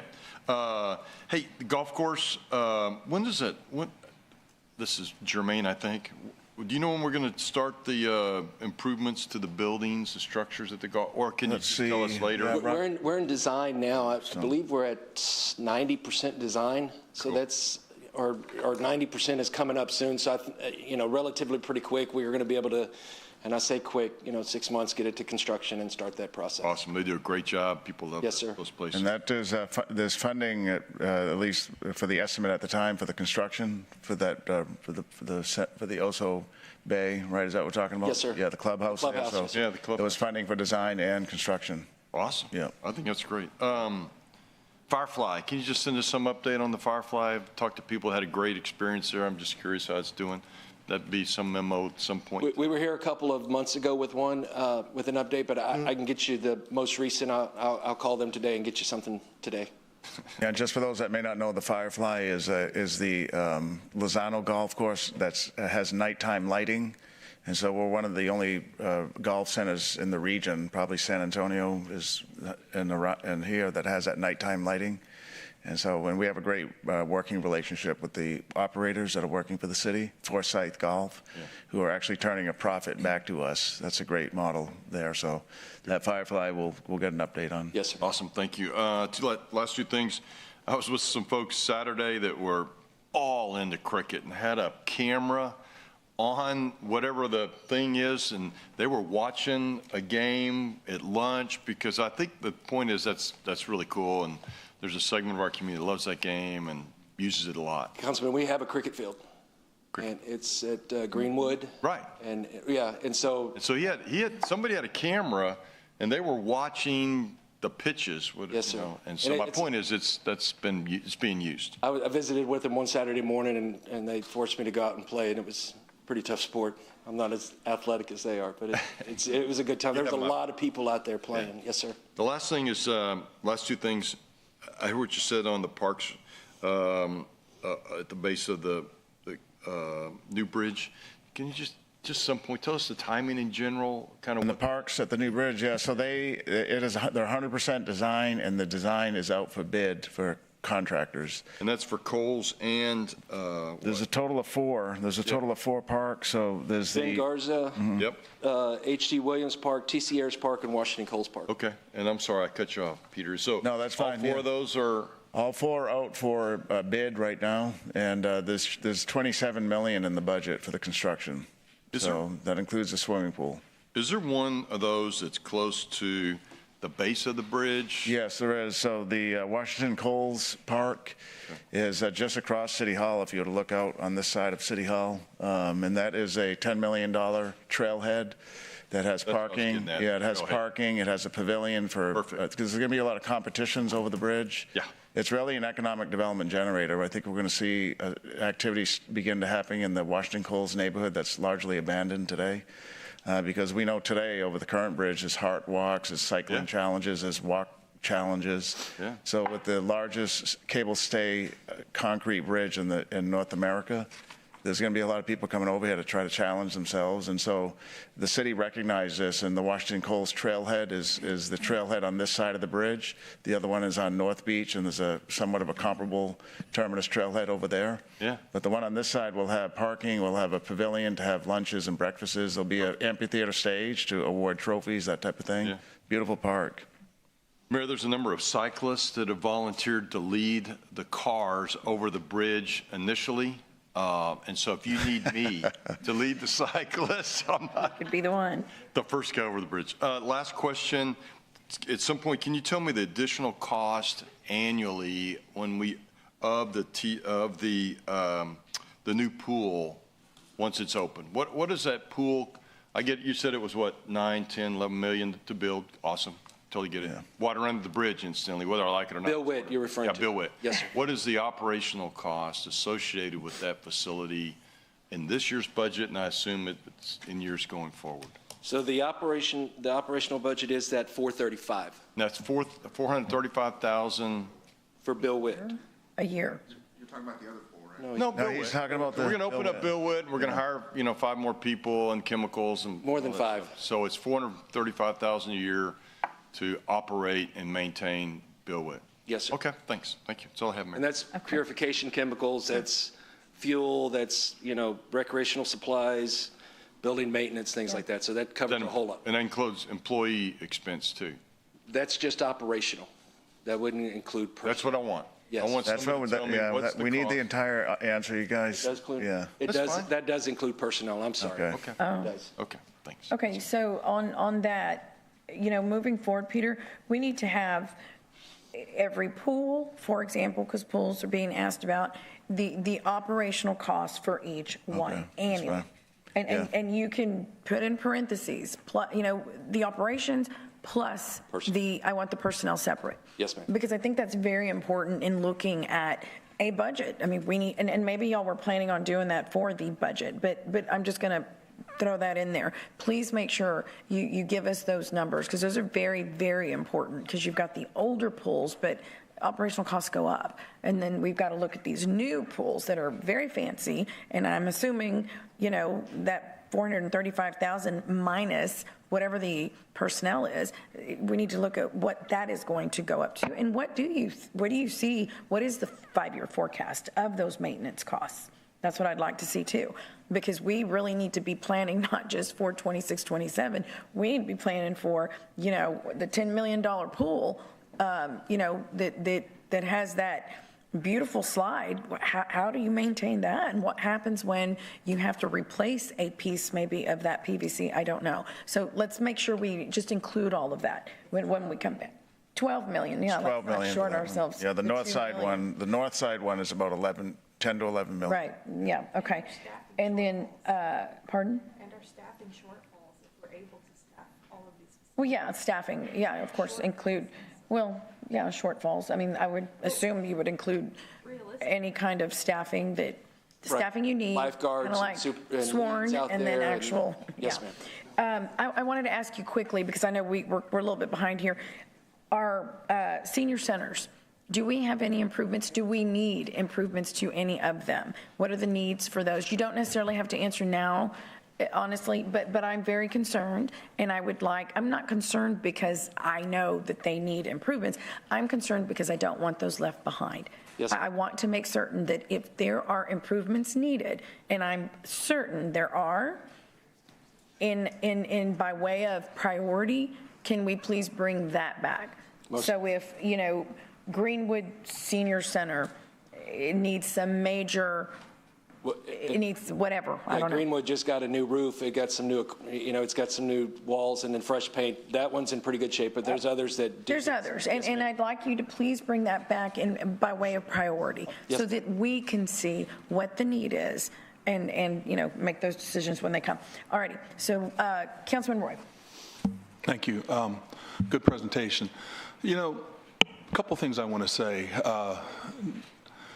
It's interesting that as we move things along, how complex, I mean, when we talk about budget, and in the beginning, when, and I think I'm addressing this, we have a lot of new council members, and I remember during, whether it's election season or whatever the case is, we had a lot of people that talk about the budget and how irresponsible the current council is on budget and what it is. So you hear all that rhetoric. But the bottom line is that now, in terms of looking at the sausage, everybody has their opinion on the sausage, but now we have the opportunity to look at how the sausage is made. And we also have an understanding of things like the parks that we are bound to have to build because of the bridge agreement. We don't have a choice in this matter. It is fortunate that TxDOT gave us $5 million out of the $10 million to be able to build that pool that's out there. And we didn't have a choice on the location either. So I want the public to understand that. So, but the interesting thing about this, and here's the hard part, when you open up a new pool like at Bill Witt, now you've got 200 people that can be in that pool, right? But you have people that use Bill Witt also for other reasons. Now you've got increased traffic. You've got increased wear on the roads. You've got increased wear on your grounds. Your maintenance cost, even though you're trying to limit it in terms of looking at it to the structure itself, are going to be exponential because of the increase in people. And that's going to happen over in Hillcrest. It's going to happen over everywhere, even the water gardens. Yes. You got more people looking at the place. There's going to be more trash. There's going to be all kinds of things that we have to take into consideration, and not including one of the things we haven't talked about is security, because we got to keep all of these structures secure to make sure they're maintained. So this is an extreme challenge. This is an extreme challenge, and it's extremely important, and I know we're at the beginning of this process, but as much information that we can have that will allow us to understand that you've looked at all of these things, it's going to help us make a better decision. And so that's what I'm really looking at, because we got to make some decisions here. And I think Sylvia Campos, council member, she asked a great question, and that was, compare us with the other cities. I want to know, okay, the number of parks, the number of services that we have, how do we compare with the other 7 or 8 cities? Do we have more than the average? Do we have less? Are we spending more? Where are we at? Because I know that quality of life is an important issue in the city. And it's what helps keep people here, and it's what makes people happy. So I'm not saying that I'm anti-parks at all, but I think we have to really understand how this sausage is made and what the real impact of it is, because we've only got so much money, and we can't be everything to everyone. Thank you. Yes, sir. Thank you, Councilman, and thank you, Mr. Dodd. Yes. We're going to move on to code enforcement.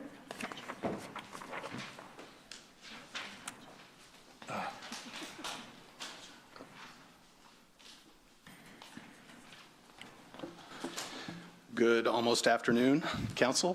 Mike Dyson, the Director of Development Services. With me, I have Tracy and John from Code as well to back me up, help me out. We're going to focus more on the metrics. So I'm going to have 3 slides that are really graph-based, so hope not trigger anybody that took statistics class. So what we're going to talk about is our code officers for the last 3 years, those metrics that we base our service on, the abatement funding, which is real important to part of majority of what we do, and that includes demolitions. All right, so code compliance has 32 officers that are in the field. You'll see on the left, this gives a breakdown of where our officers are funded through. The blue is general fund. The orange is CDBG funding. That was reduced in fiscal year 24, where we moved 6 officers out of CDBG and moved them to general fund, because CDBG limits the areas that they can enforce and things that they can do. So we moved those over. As you know, the officers are now assigned by council districts. We have a senior, and then we have sub-districts for other officers within that area. So it helps with the span of control and make sure that, district representatives, district neighborhood associations really get to know the people in that, the code officers in that area. And again, aside from the 32 code officers, we have 6 admin positions, 2 supervisors, a manager, an assistant director, totaling 42 FTEs. And our vacancy rate our vacancies right now, we have 1 code officer and 1 admin. We also have 6 new officers that just started. They'll be in the field in July after they go through those trainings. So with that CDBG funding, if it is eliminated, one of the things that we have brought up in past council meetings is the square miles that each officer covers. Right now, it's about 5.9 square miles per officer. Best practice is about 3, so we're a little over that. If we lose that CDBG funding or those officers, that should increase to about 7 miles per officer, 7 square miles. So again, we have the calls of service that we do. We are proactive. Constantly, we do a turnaround in about 6 days for those calls. So as we move into the metrics, which is our customer service slide on the right, so this year we're on track for about 14,000 new calls, which have 5,900 notices of violation. Some of those turn into citations. And once that process begins, it is handed over to municipal courts. So we're right now at 73% voluntary compliance and a 42% proactive rate. So we are patrolling those areas and making sure that it's not just reactive where we had kind of been prior to 23. Now you'll notice in those metrics, the 24 to 25, we dropped, we told our officers to basically holster the citations. We wanted to increase compliance. We actually changed from code enforcement to code compliance. We wanted to be a more friendly enforcement action, but it did work. We got a lot of people, we're engaging neighbors, we're engaging property owners consistently, and it has worked. There were some, I won't say bad actors, but there were some challenges. So this year we've actually started writing more citations. We still are doing that increased engagement with customer citizens, but we are writing more citations this year. And again, the notices of violation reflect a call for service where a violation was identified. And again, we mail out and post correction notices.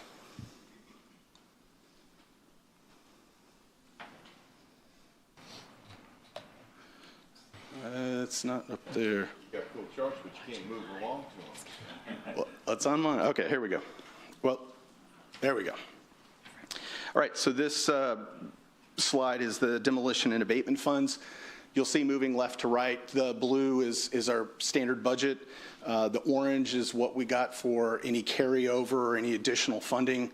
The green was that total budget for the year, and then you'll see the box at the end was our operating budget. Where we had the increase, we had an increase in fiscal 24 of 100,000, but we had an increased rollover due to some challenges that we had with some abatement contractors. So in that year, we did have a larger budget, but our crew got out there and got those contractors mobilized in fiscal 24, so we had an increase in service to 25. So again, when you receive a notice for violation, code compliance takes action, either demolishing a substandard structure or doing abatements like mowing grass, weeds, things over 12 inches, hauling away debris stored on the property or illegal dumping, and most important, boarding up unsecured or vacant buildings. You'll notice in demolition and abatement, a lot of what you saw in the fire presentation, those homes that were on fire, well, after the fire goes out, it's usually us right behind it. So Villa del Sol was one of those. Again, the graph illustrates that in fiscal 24, we had that 600,000 for demo and abatements, which was reduced to 500,000 in 25. So again, with that budget, what you'll see on the left, so far we've had demolitions of 37 this year. We're on track to do 45 demolitions. And again, these demolitions are emergency demolitions from fire or orders through the Building Standards Board. Without the rollover funds that we'd previously mentioned, we would only had funding for about 20. So that's kind of what we're projecting for next year's 20 demolitions. Again, you'll see what we've done over the past 3 years in that slide on the left. So on the right, the abatements, as mentioned, were the trash, weeds, things like that. We're on track to complete 1,100 abatements this year. It's important to note that the demolitions, without the rollover, we would have only completed about 650. Thus, we're setting our goal for next year at that 650. We do have a remaining balance of 72,000, which will carry us through June based on our activity levels. So that's just kind of where we're at. I just want to give a shout out to our staff. They do a great, thankless job. So with that, I am available for any questions. Councilman Hernandez. You know, if you go back to the page where it showed the number of citations written, 2024 looks a little odd, right? Yep. And where you had a large number of calls, large number of notices, but very few citations, and compared to the previous year. And then even within those citations, there's metrics associated with how many actually get through, go to municipal court, how many get paid, how many get it, you know, what the adjudication is, whether they get dismissed. And this also goes to, it's not just code enforcement, it's also parking enforcement. It's also, you know, things that come through ACS or animal control. So, you know, in terms of, and this is also an evaluation of municipal court, the attorney's office with the prosecutor's office. So you got to have to understand what those metrics are to make sure that we're being effective. Can you provide that, you know, when we come back for the actual budget, is to make sure that, you know, we understand, because we're already working on it. Okay. All righty. Thank you. Did you have your line? No? Okay. Councilwoman Vaughn.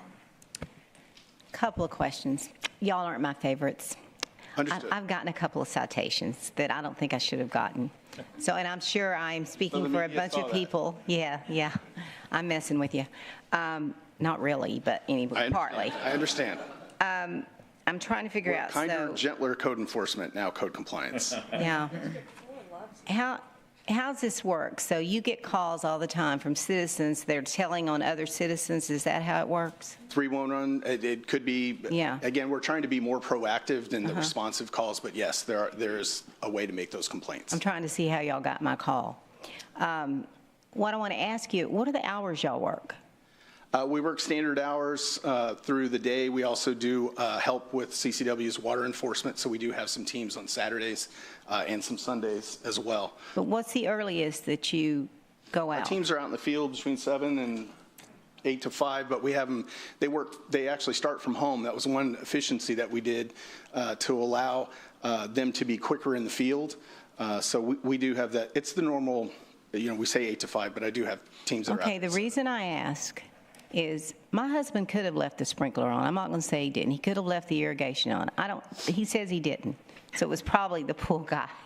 But anyway, the reason I'm asking is on the ticket that I got, and after I did a little investigating on that street, it was like 4:30 in the morning that it was listed as a ticket, all the way down that street. Yeah, that could be CCW as well. There are multiple agencies out looking for those types of violations. Okay, and then on the recyclables, are y'all the ones going through the garbage? No, ma'am, that would be solid waste. That was solid waste, but we eliminated that program in this year's budget. I am so glad you did, because it was Yes. like Gestapo. I hated to go down the road and see them going through the garbage. I thought that was terrible. Yeah, they were going through the recycling bins. Yes. Yeah, just to teach people what does and doesn't belong, but we couldn't afford it this year, so we eliminated the whole I didn't get program. fined for that, by the way. Yeah. I'm just curious. Okay, do y'all give any warnings at all, or you just, because, I mean, I didn't get any warnings. I got a ticket, and it would have been easier. I could have came and talked to y'all, but it was easier for me just to go pay the ticket. A ticket for watering or? Well, I got it for watering, and then I think I talked to you. I've got it for a window that we put in. So exact same window, because I didn't get a permit, didn't know I had to have a permit. So what we do for those property maintenance violations, we give time to cure. We post a notice. One of the things that we've tried to do is change from that, you know, Gestapo, as you stated, code enforcement. Now it's code compliance. We have teams that go out and inform people on things that need to be done. We talked about in a meeting, making sure that, you know, a lot of people don't know, hey, do I need a permit for this? Or I didn't know I couldn't let my grass grow this tall. We did have rain today, so we will get some abatements going. But we're trying to be more proactive in informing and educating the public. We visit community centers. We've done some district outreach.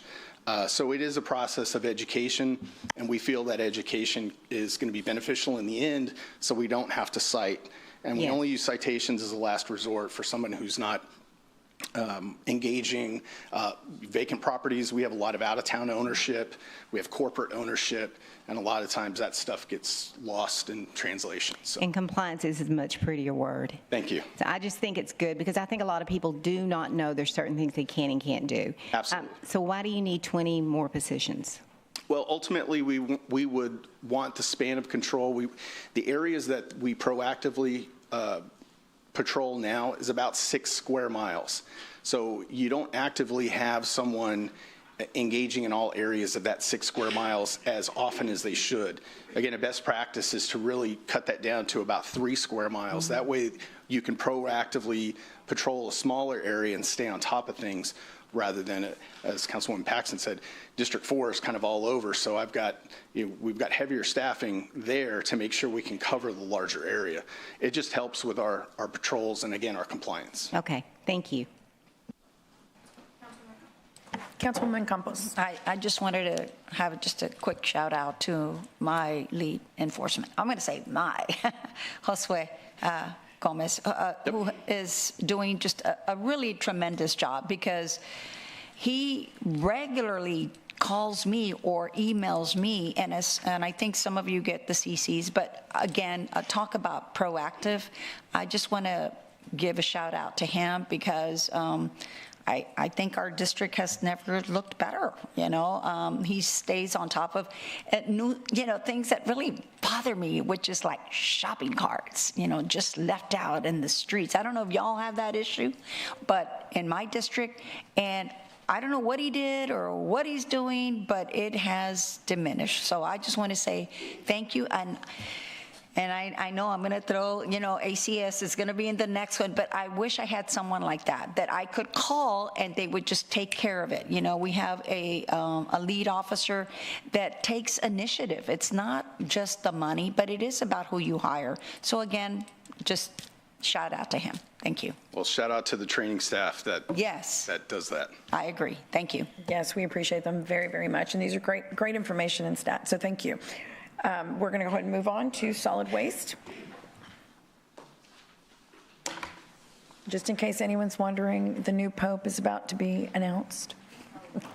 Yeah. What happened? The pope, white smoke came out, and so yeah. For your information. I heard it. In case anybody's watching. They've selected one. They're waiting for him to come out. So nobody. Go ahead, Philip. Yeah. Go ahead. White smoke has. All right. Well, good morning, Philip Aldridge, our City Council Mayor Philip Aldridge, Interim Director of Solid Waste. I only have one slide today, so it's pretty quick and easy. Solid waste. We're not proposing any type of fee increases for the upcoming year.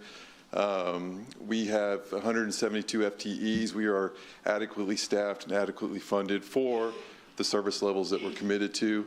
I did put up here on the left-hand side of your presentation there, the approved FY24 rate increases.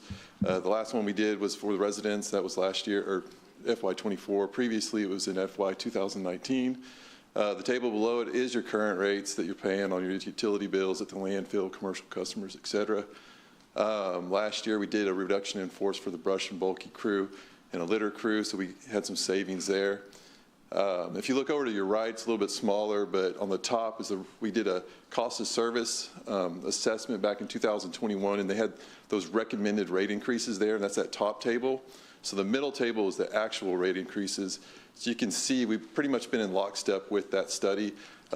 Previous councils, city leadership, everybody's been really supportive of the mission that we serve.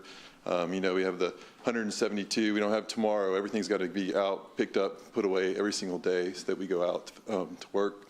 Below there, the third table is our actual revenues for the past few years that are projected for this year. And if you follow those columns down, you can see that we are a positive contributor to the general fund, and our net general fund revenue there. It was trending down, but we got a shot in the arm from our landfill gas to energy project. So that's why we're in good shape. So there no increases for requests for this year. So I'll stand by for any questions. Wonderful, thank you. One quick question: is where does our litter critter fall under? The litter critter falls in this That's program, us. Solid this waste? department, yeah. And we still have that. We're able to keep that. We'll see Yeah, I want to how it make goes. sure that stays. What's that? I want to make sure that stays. Yeah, we were able to keep it. We'll see for this year. But yeah, the litter critter, that's in Okay. solid It waste. rotates through all 5 districts Right. times a year. I remember the days prior. Okay, Councilwoman Campos. And just a quick, again, when y'all are doing great work, I love this report. One page. Oh, You're That's all they doing would great. make, You so. don't need any more money from us. You're actually making money for the city. And I have to also shout out to your predecessor, yes. David Layfield, and how, again, it is about leadership and who is directing the rest of the staff. So kudos to you, and thank you for the investment that you all have made. And thank you for just looking out for us and for the taxpayers and making sure that, we're taken care of. So, kudos to you. Thank you. Thank you. Thank you, Councilwoman. Councilman Scott. What's the shot in the arm? I just didn't understand what you said. So we have a landfill gas to energy project. Yep, got it. You're familiar with it? Well, yep, the second, Yes. got it. The Okay. second part is, we know what we know from what you tell us, and then occasionally we get to touch and feel city services. And we had some brush activities at Scott Household, and it was so cool to come out and see how well you guys run the transfer station, and at the brush area in particular. Yes. And man, how many people are in line to use that facility on a weekend is really impressive. So anyhow, great We work. serve, we serve about 17,000 people a month through that facility. A month? 17,000 a month, Wow. yeah. I mean, it was, and you guys had, it was a machine. You had it going, so That's wonderful. congratulations. We appreciate that. Thank you. Yeah, thank you. Thank you for your department. It's critical. Councilwoman Vaughn. When you do something well, you should be told that you did. So I appreciate what you're doing, and the citizens are going to be thrilled there's no increase. Well, we appreciate that. Thank you. Councilman Hernandez. There's a significant amount of debt under solid waste. Do you project more coming up, or, I mean, because we have, I mean, I went and looked at the certificates of obligation that are under solid waste, and there's, I want to say, well over $50 million in debt associated with it, right? So, and we talked, I know city managers mentioned we're kind of pulling back on certificates of obligation as a future debt instrument, but what needs do you have on the horizon that would require something like that? We do. So we have our approved CIP, so we'll look at the long term. So we are always going to come and ask for more debt to build landfill cells. I mean, we want somewhere to put the trash. So as we fill up the landfill, we do have to continue to add to that facility. It's all pretty, lockstep. We can plan for it really well. I can tell you we are starting to realize some real savings from the gas to energy project because we turned over a lot of CapEx expenditures to that partner as well as O&M. So we are removing things from our CIP this year. We left them in there the past couple of years until we could see that this project was viable and would do well, and we're comfortable with it now that we are. Are you talking about the capital that goes into the ground? Into the gas collection. The gas collection equipment? So Yes. they're providing all that directly? All future CapEx expansions with the well field, they provide. Yeah, Councilman, I have the capital budget here in front of me. So for the next 2 years, 26 and 27, there's about $38 million in debt to continue to to build the landfill. We have to get the site ready as we expand cells. And then in the seven-year plan, which is unfunded and none of that's in the debt plan, another $17 million over the next 7 years for future landfill development. So in total, about $45 million, to answer your question, on future debt for the landfill development. Okay, so this is kind of unique. Solid waste resides in the general fund and it's not a separate enterprise fund. So it does. That's correct. It does provide revenue to the general fund, but also has debt capacity associated within the general fund that is covered by taxpayers, right? So it's a kind of a unique situation. I just want to make sure we're keeping that. That's good to point out. All right, thank you. Councilman Roy. I just want to say, good job, good presentation, and I also want to apologize. in-laws moved out of their house, and I think I took 3 loads of paint. I don't know why they collected paint over 50 years, but they did. So if there was an influx of paint there, it was due to one individual. I think we're okay to handle it. Anyway, but good job. Keep up the work. Yeah, thank you. Thank you for the great presentation. We're going to go ahead and move on to library.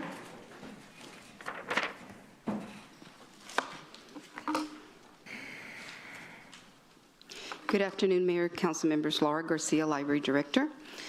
The mission of the library is to improve literacy, enhance knowledge, and create a sense of community by making information easily accessible to the public. Some of the pictures you see here are some of the activities that we provide for the families. And we accomplish our goal through having 6 library facilities.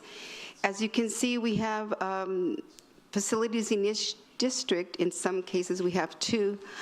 The only district that we do not have a library is in District 3, but we always consider McDonald Library as providing services for that district because we're right on the border to District 3, that location. So here you see some of the enhancements that have been done for the library system from 2019 through 2025. And we have done some staff enhancements. We have 59 positions in the library. 45 are full-time and 14 are part-time positions. The other enhancements that you also see, of course, are services there. And then facilities, I'm sure the question will come up regarding the Bond 22 project for Laura Tama. We have received the bids. We received those late last month. We received 8 bids. Unfortunately, the low bid has already dropped out. So engineering is reviewing the other bids. We hope to bring the construction contract to council hopefully next month so that we can start the exterior improvements for Laura Tama. The generator for Laura Tama project, that's underway already, and we foresee completing that late next year, 2026. So those projects are already underway. So Laura and Council, this slide, the last several departments just showed what we did in the current year. This is a 6-year summary.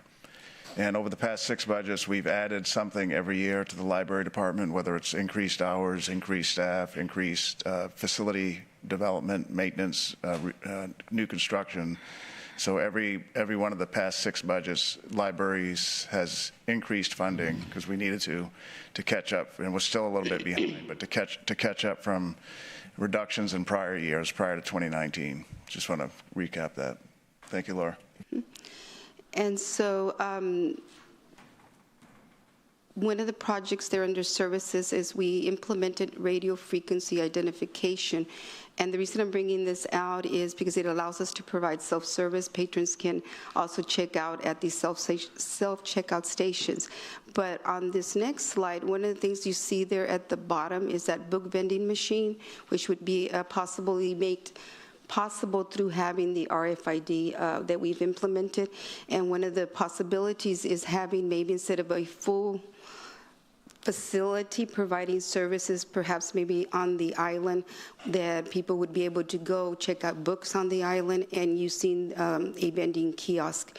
Harlingen is the only one in the region that has a model, and I went to them yesterday just to get some pros and cons of how they've been working with that.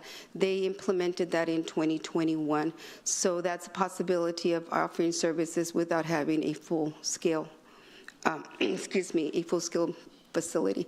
I'm going to go back to this slide because I failed to mention, because I'm sure Councilman Hernandez is interested in finding out where we're at with the Garcia project. And so right now we are looking at, our engineering services is looking at requests for qualifications for the architect for the design.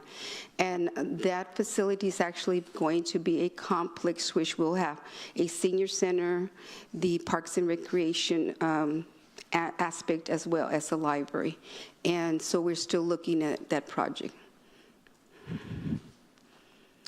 So here are, going back to this slide, these are our departmental needs.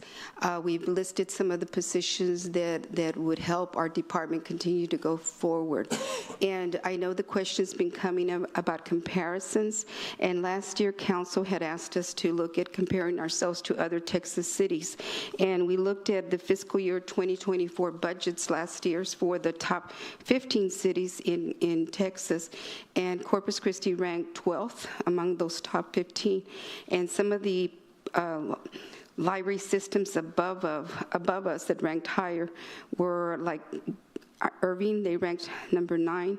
Their population is what we presented to council is 264,000 at that time, and their budget was $7.7 million.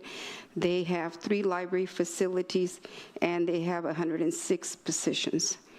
And for Corpus Christi last year, we had, as I said, we ranked 12th, and our population that we used was 320, and our budget was $6.4 million, and we have 6 locations. At that time, we had 66 positions last year when we prepared this for council. But we can look at that again to see where the ranking. And Laura, would you be able to send that to the council, please? Yes, I'll resend it to you. Wonderful. And I stand by for any other questions. Thank you. Councilman Hernandez. Well, Laura, thank you for bringing up that whole thing with the Garcia Library. And Peter, this is a conversation we've talked about. The original plan was we were going to have an exchange with CCISD. I believe we were looking at the Sanders Elementary location, but since their bond failed, they've decided to go in a different direction and not close down Sanders Elementary, which is right off of Killarnett. So I think we have to go back to the drawing board with them if we're planning to exchange that property back to them for. Yeah, we never obtained it, Councilman. I know. Yeah, okay. That was, yeah. The previous assistant city manager had briefed me that was the original plan. Right, yeah, but you said turn the property back to them. We never. No. Okay. I'm talking about returning the property for the Garcia lot. I see. Okay, yes, sir. Okay. Right. Mm-hmm. So to give some context here for new council members, the Garcia Library sits on CCISD property right next to Caffey Middle School. Right. And they have backed away from utilizing it for safety concerns and having the general public interact with school kids. And I get it. I understand it. After Uvalde, we all have done, all school districts are doing things a little bit differently. Yeah. With that in mind, it doesn't make sense. And plus, we close down the library now between 3 and 4 p.m., or is it 4 and 6? 4 and 6. So because the traffic associated with parents picking up their kids from Caffey.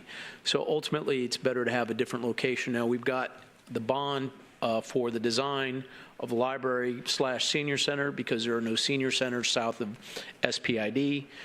Okay, but now we got to look for a good location. We need to go back to the drawing board with CCISD to make some sort of viable swap, or and they're financially strapped for the same reasons you discussed earlier when you opened up. Yes, sir. So if we can kind of have a plan in place, so we can, I'd rather start looking at it now than trying to figure it out later. We agree. That's where engineering staff needs to help us, to help with that process.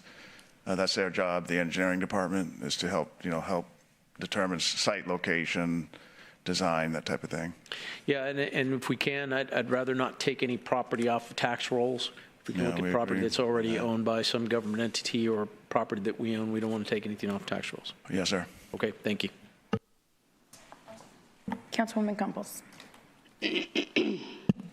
Thank you, Mayor. And thank you, Laura, for the presentation. And I'm glad, Mayor, that you're asking for that information to be shared with the rest of us, because I think it's good to know where we stand as a city overall, Texas-wide. So, yes, I agree. I just want to also go back in history. One of the main reasons that I decided to run back in 12-18 was because we had such a huge budget shortfall. And one of those things that really stuck out for me was the budget. We were about to lose accreditation. I don't know if y'all remember that, but I do. And I don't want to ever go back again, just like, Councilman Vaughn says about, some other issues about not wanting to go back as far as, having sufficient funding for our police and fire. We need to appreciate, not just appreciate, but make sure that we do take care of our libraries and our parks. Those are the kinds of programs that touch more lives than anything else. And we need to value that. I see that you're sticking by it, that you are asking for additional funding. I don't know, how we're going to get it. Maybe we would need to get together with the solid waste department because they seem to be running a very tight ship. But then again, they also, make money, right? Y'all are not in the business of making money. So I do get that. But there is something to be said for what taxpayers want in their city and how we're going to be able to retain just people in general for quality of life. So I'll be watching this closely, and I'm glad, again, that you are going to be able to share those figures with us as far as where we stand with the other cities. So again, thank you, Laura. I know you've been doing this. I believe you are still, or hold that longest employee for the city of Corpus Christi. Yes. There you go, Laura. So congratulations, and I hope that we can, do justice to you. Thank you. Thank you. Councilwoman Vaughn. My comments are not that I want to close libraries or I don't value libraries, because I do. I think they have an important part in the city. But at some time, you need to evaluate what you've got. Yes. All the libraries that we've got, do you have any clue how many people actually visit them? Because things have changed because of technology. Yes, and we do have those statistics saying we can provide those. We still have good attendance at our programs. We still have a lot of visits, and our circulation in print is really still quite high compared possibly to other locations. I think we have a lot of families that use our services, and so they use a lot of our material for their children. So especially right now, as summer begins, this is when we will have some of our higher numbers.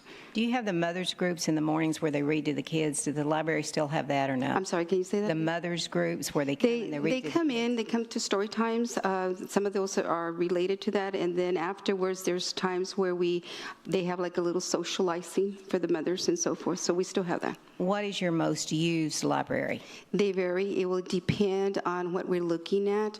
I do have some statistics here that I can probably let you know. It really depends. Are we looking at the adult circulation? Are we looking at the usage of computers or the children's? So I can send that to you, but I will say that they do vary depending, again, on what statistic we can provide you. Okay. And the La Retama Library, it's the biggest one in the city. That is the main library. Yeah. It is the main library. It's actually not the oldest. It's not? We built that one we opened it in '86. Neyland was opened in the 60s, 66, followed by McDonald. And then we had Hopkins come in the 80s. And then after that, we had Hart. The newest one is Garcia. Okay, because I would think the La Retama would take a lot of money to maintain it. It is the main library, and we do provide a lot of our services that support the branches are provided at the La Retama Library, such as the processing of the books.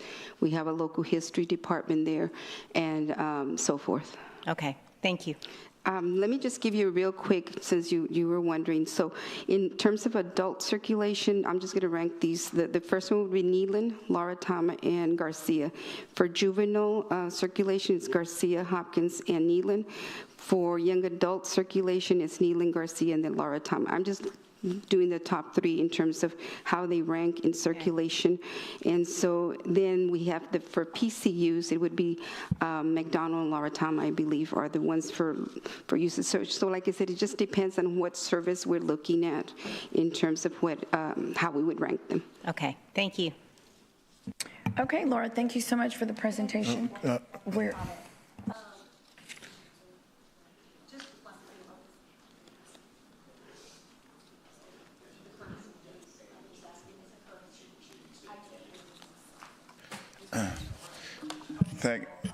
Yeah, Mayor, Laura brought the new library cards, and you may recall where we have new right. library cards for different age groups. So that was something we're following through on. Laura, can you just... So these were to be to the two additional. We will continue to have the youth card for minors that we currently have.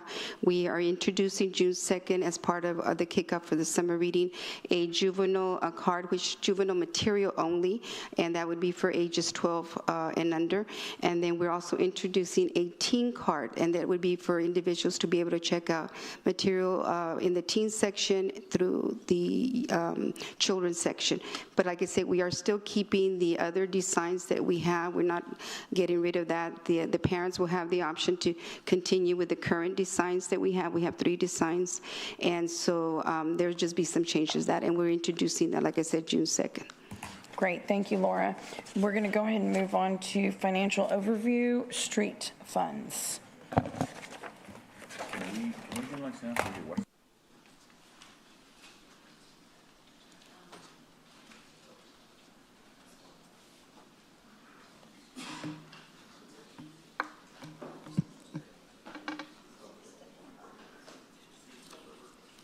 Go ahead, Ernie. All right, good morning, Mayor, Councilor Ernie De La Garza, Director of Public Works. Today I present you the Streets Fund.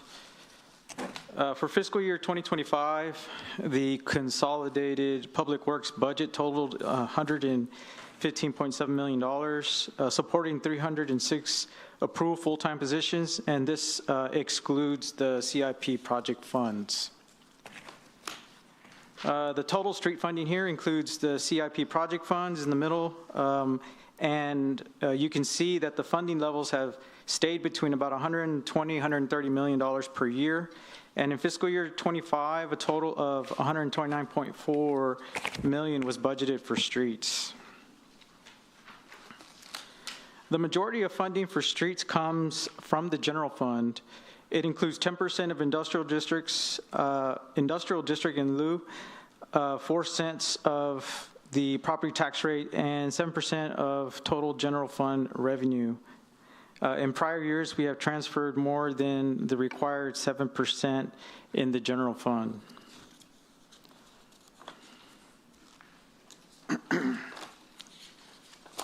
The fiscal year 23 budget for the street user fee was $12 million, and we anticipated receiving about $13 million in fiscal year 24. If the fee had been renewed at that same rate, this fee ended in December, as you all know, but City Council, if they chose, could reauthorize the fee. The amount of the fee should be adjusted for inflation if it does get reauthorized. And with the conclusion of the street user fee and the drawdown of general fund balance, a total of $19 million is no longer available for streets. But these funds are more than made up with the 2 new sources of funds. The first source is arterials and collectors. We'll be receiving half of the 1/8 cents sales tax, which is the $4.5 million annually. And secondly, the voters approved bond funding for $35 million, which will be used for residential streets with an anticipated $17.5 million for fiscal year 26. The $22 million is more than the $19 million previously utilized. And so this means that we have adequate funding for streets in fiscal year 26. However, to continue this level of funding in 27, we'll have to identify a different funding source. And stand by for any questions. Councilman Hernandez. Hey, just real quick, because I know we're going to talk about debt here soon, and some of the challenges associated with House Bill 19. We're moving what we, and I understand was voter approved for the bond projects, but it's basically street maintenance that's being moved over to the debt spending, or INS. Now, this is kind of it's not just us that have kind of did this. When you have the limitation of 3.5% on your maintenance and operation, some funding went over to debt, paid for through debt, which is exempt from that 3.5% cap. So I want to make sure we're cautious with that going forward, because I don't think House Bill 19 is going to pass this year, but it's probably going to come back in some form or fashion in the future, simply because, you know, you figure out a way to pay for stuff, and this is that aspect. And this is a great example of that, of where you're moving maintenance over to the debt side of the ledger. So I won't, just for future reference, you got to be cautious of that. Okay, thank you. Councilman Scott. Okay, I really was listening. So the street user fee generates how much? 13 million, sir. 13 million. And thereabouts. You figured out a way to make this year's numbers work, but you said that's it. Tell me the whole in next year, in the following year. Why is there a hole? Right, so we used to make the 13 million in the street user fee. Right. That money went to the maintenance of arterials and collectors. Okay. And so what was done last fiscal year, this past fiscal year, was to basically sell debt, or certificates of obligation in our bubbles presentation for fiscal year 25. That's how we made that program whole, plus general fund transfers as well. Yeah, that's it. So the hole's created by two ways. One, the street user fee is no longer around, right? Yep. So this year we plugged the hole with the bond program. We have 17 million in GO bonds that will do residential neighborhood streets, but that's one time. And so once that's spent, there's no recurring money. So it's really three things. The street user fee is gone. The bond program will be exhausted. And thirdly, in the past 6 budgets that I've presented to council, we transferred additional general fund monies that was available because of a higher property tax and not a double of the homestead exemption. That doesn't exist anymore. We have less property tax revenue in terms of doubling the homestead exemption and reducing the tax rate. So there's no discretionary or remaining general fund monies to transfer to the streets, and we did that.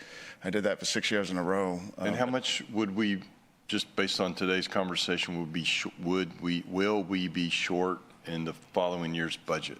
Probably like $18 million. Yeah. So for someone that bled for that brutal experience of creating the street user fee, and I think I get why the council did it.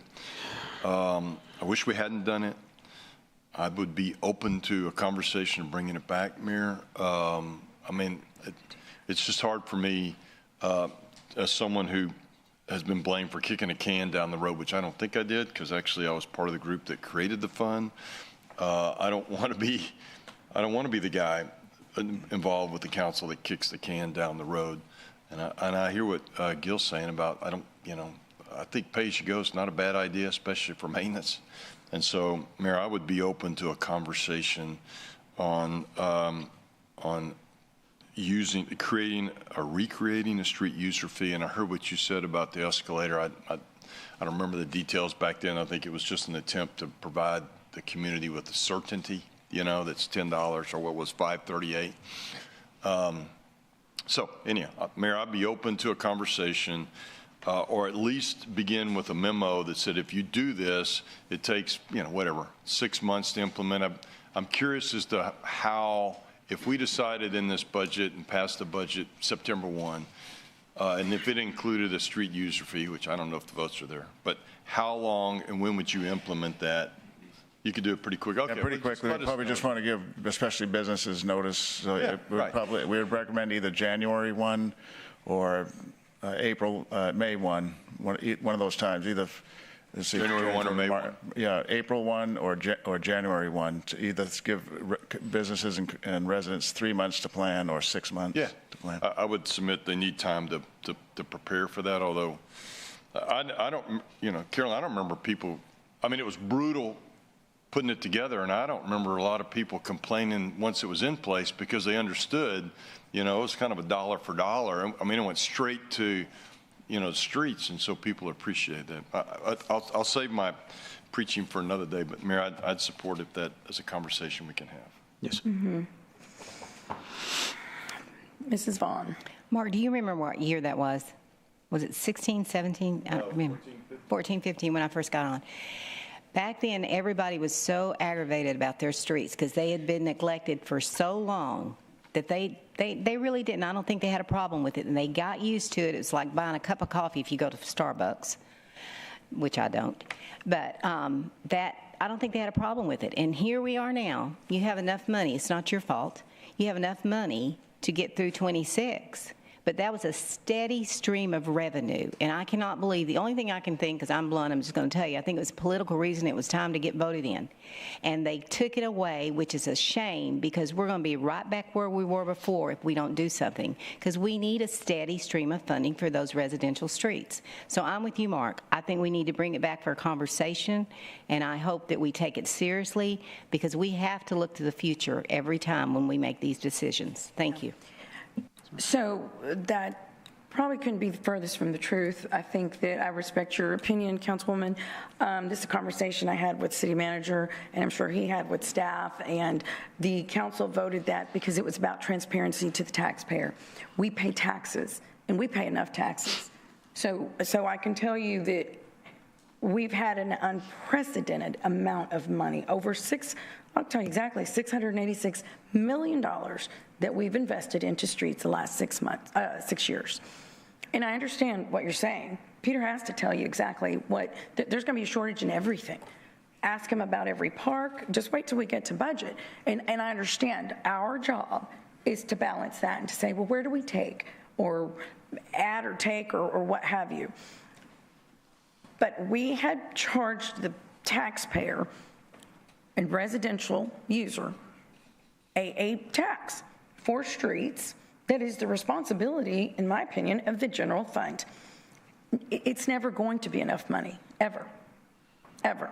You and I, you've served, come back, and you can serve another 10 years, and it's not, I'm being optimistic, but it's not going to be enough because it was left behind for so many years.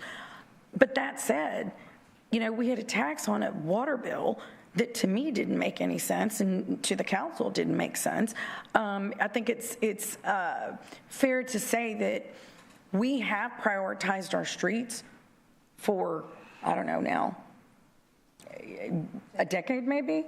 I would say that would be accurate for the most part. Increased it, obviously. We've increased that funding. But I don't, I think that we can tax people on everything. $10 million, $12 million pools, or what have you, because that's what, that was a bond. That was a $12 million decision that the people said. We put it on the bond, and the people said, we're going to vote on this, we want this. But when we're paying taxes already, that is an essential function, and we had conversations, and there is money to replace. We can, let's double the tax, the street fee then, and really fix it, you know? Well, maybe. Good idea, Mayor.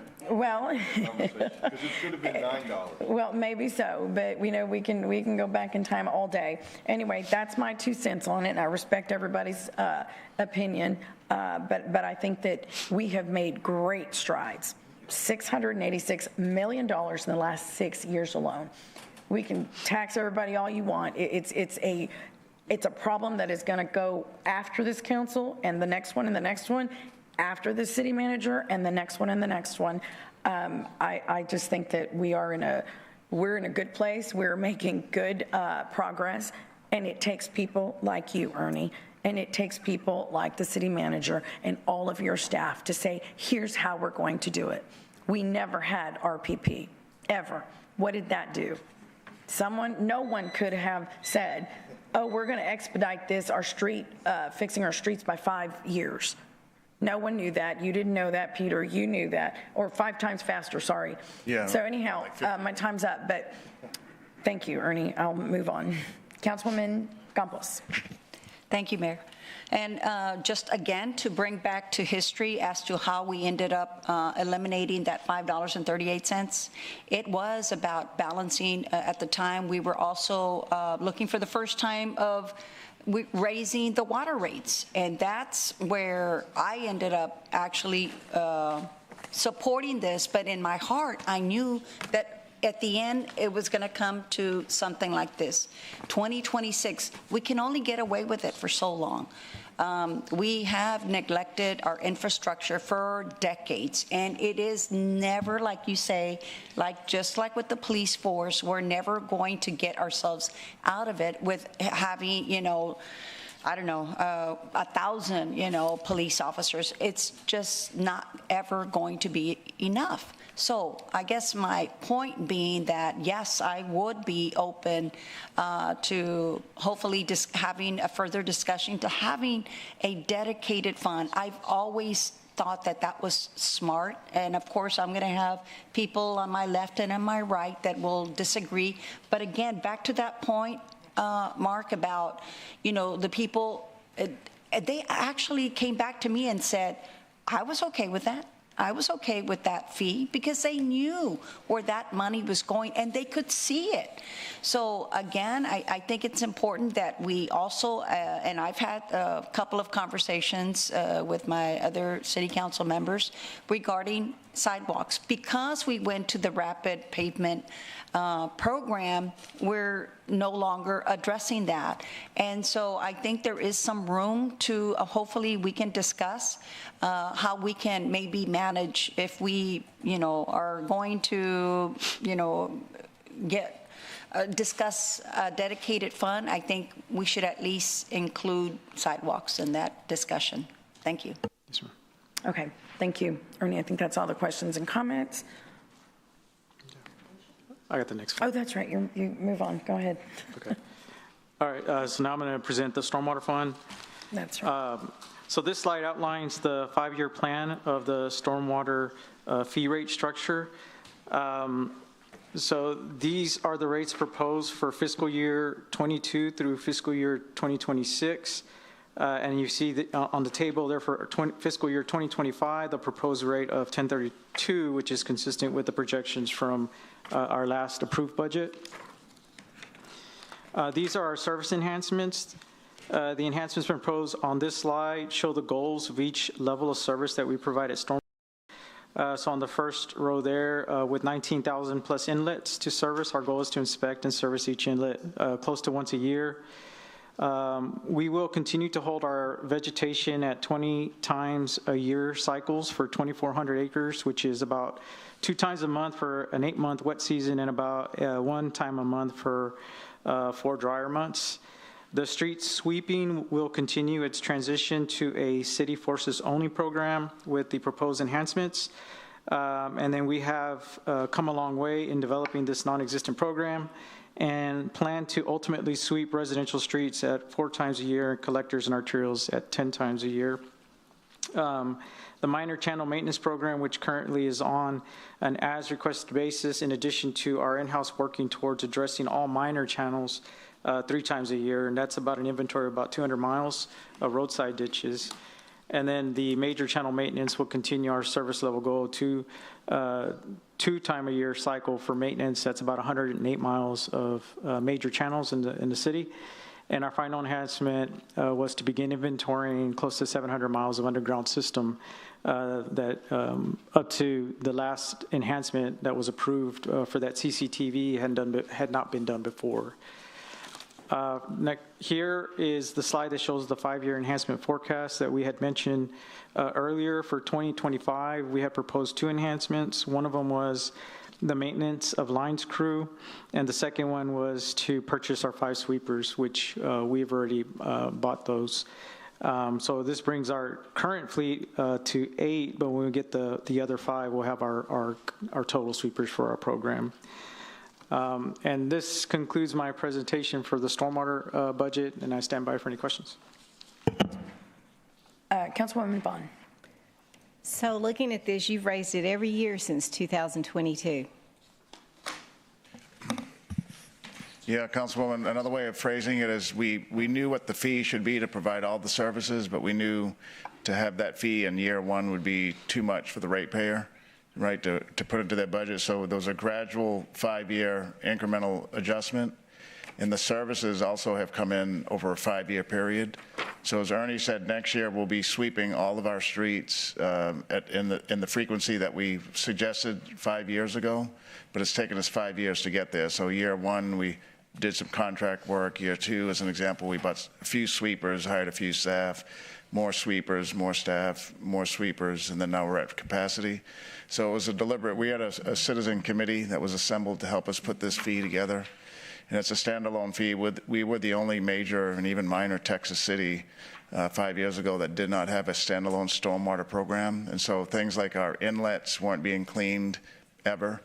Our ditches, bar ditches, and other ditches that drain stormwater into the creeks and the bays and such were never being maintained. We weren't sweeping our streets. So this helped us have a dedicated fee, as Councilwoman Campos just talked about, just for stormwater. That includes conveyance of rainwater events, but also water quality. So when we sweep our streets, not only is our community cleaner, but all that debris doesn't go into the bay when it rains. And I get that. Yeah. I get that. But is this going to be a continuing thing that No, so after every year? now after this budget, we'll have it stabilized, and all the services that were wished for 5 years ago will be in place.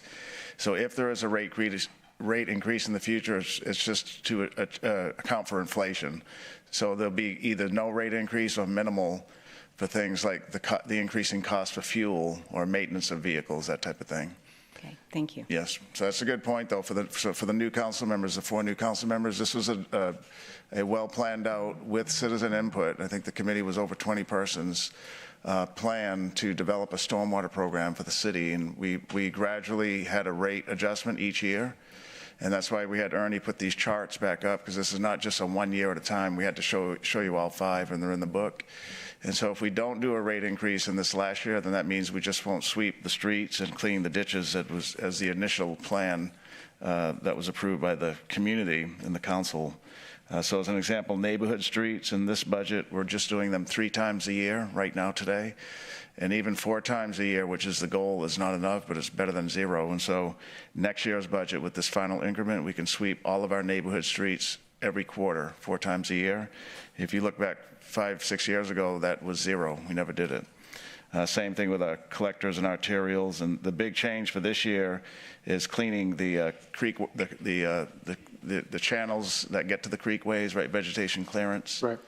And so we had, I mean, when North Beach was a big issue 6 years ago, there were things like all the storm drains are clogged. And so we looked at, well, what are we doing citywide to clean these inlets? You know, because debris gets in there. And it wasn't just North Beach. We discovered that they weren't being cleaned at all, really anywhere across the city. So now we have dedicated crews, Vector trucks that have a cycle and a system and a protocol for cleaning inlets and ditches and bar ditches and that type of thing. And I get that. It's just that it goes up every year, and I understand the explanation, but that's hard for citizens. It's just hard. Thank you. Right. Councilman Hernandez.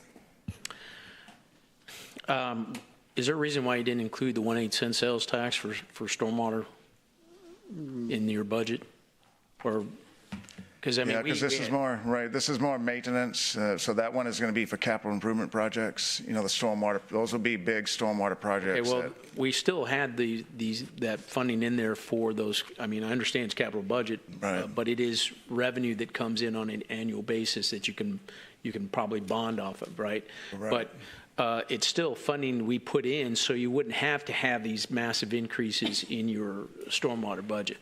No, I wouldn't say it that way, Councilman. So the 1/8 cent, the portion of the 1/8 cent is for stormwater conveyance projects, big capital projects. There's a list. Remember, what it does. I understand that, but we would have had to pay them out of that stormwater fund anyway. No, we wouldn't have done them. Well, we just wouldn't have done the project. Well, yeah. Like, for example, the Williams Ditch project, where you want to do the box culverts the whole way through that project, you would still have to have bonded that through a revenue bond that would have been paid for out of your stormwater fund, right? Possibly. So, I mean, it's to help cover those costs, so you wouldn't have to have those increases that you would have to pay for that through a capital project, right? So, I mean, it's still part of your budget. Yeah. And I think you should have included that so you can see what that's going to be, how that's going to be spent in 2026. We'll do it. We'll bring to council a separate briefing on both of those sales tax initiatives. Okay. Well, we've talked about.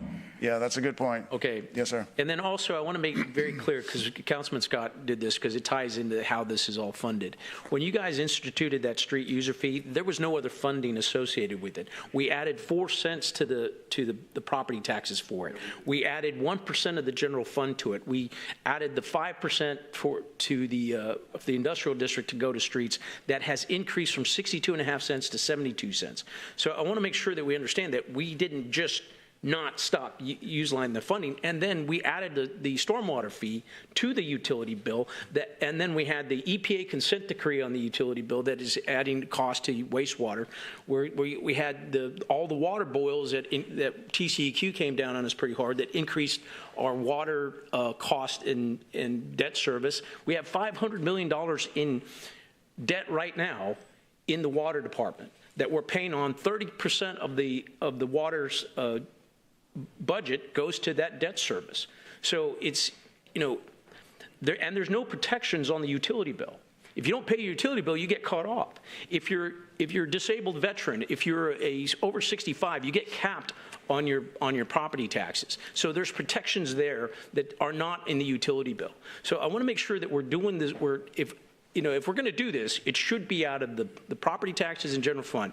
We had 6 cents that we had authorized initially for it, but we never took that last 2 cents because of the legislation that caps us at 3.5%. If we want to do it, we should go on a referendum and say, do you want that additional 2 cents on top of whatever else we're doing to put into the streets? I would rather do that than put it on the utility bill where the citizens don't have a right to vote on it. That's all I have to say. Thank you. Thank you, Councilman.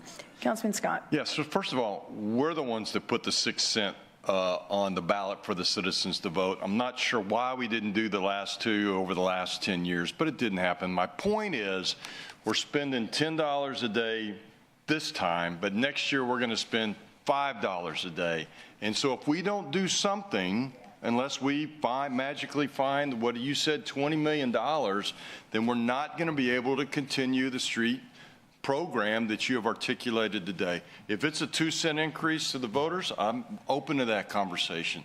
I just want to reiterate that based on what you've said today, we're going to have a massive reduction in street maintenance programs, and I guess maybe that's some reconstruction in there, in not this year's budget, but next year's budget. And I always thought it was interesting, this whole, it should be taxes instead of a fee. Last time I checked, in all fairness, Carol writes the checks, but we're still writing the check, right? I mean, I don't know if I'm writing a tax check or if I'm writing a user fee check. And the other issue is no matter what age you are, you're paying the street user fee. I don't know if that's the right answer, but let's not get lost in this conversation. What was done in the past, because I know we make a lot of comments about failure of past councils, and I think the failure of past councils was not getting the last 2 cent increase that the voters voted on.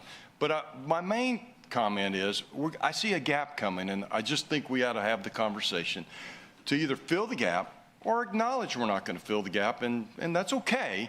But I think we need to do it, we need to do it actively, not sit and wait. That's probably not even germane. Okay. Thank you. Ernie, do you have one more or no? No, I'm done. Yes, ma'am. Thank you. Okay. Thank you, Ernie. So we're going to go ahead and break for lunch for 30 minutes, and then we will come back and start with page 64, or the financial overview for Corpus Christi Water. Oh, brag.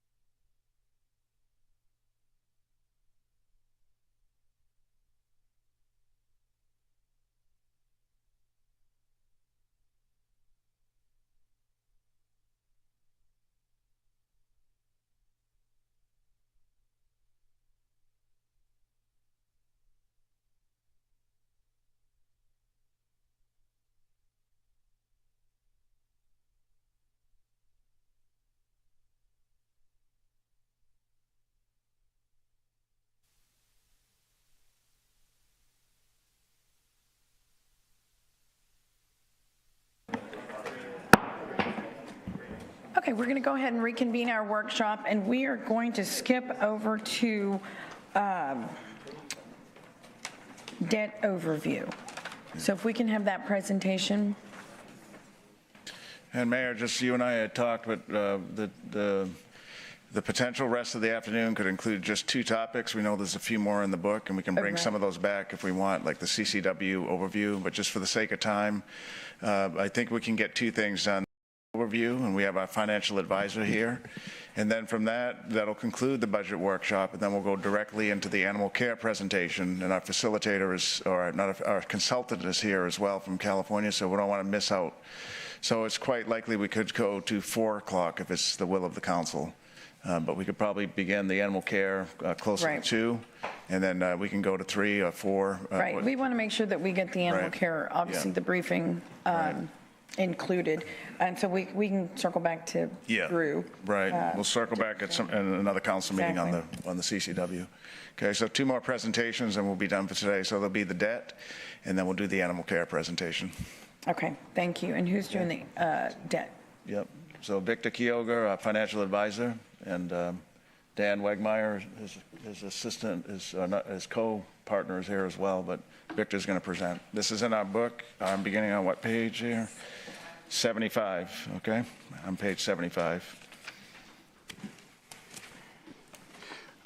Honorable Mayor, members of the council, Mr. Zanoni, thank you for having me here today. For the record, my name is Victor Quiroga with Specialized Public Finance, and we have the honor of representing the city as your financial advisor. My partner, Dan Wegmiller, must be in the car still eating his sandwich, but he's here as well, and he helps me out.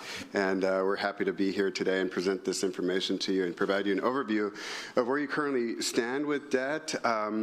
And answer any questions that you may have. So I know we're already in overtime and with respect to your time, so the good news is I talk very fast. The bad news is I tend to talk a lot, so we'll try, maybe they'll even out a little bit. But we did prepare a very brief presentation for you here.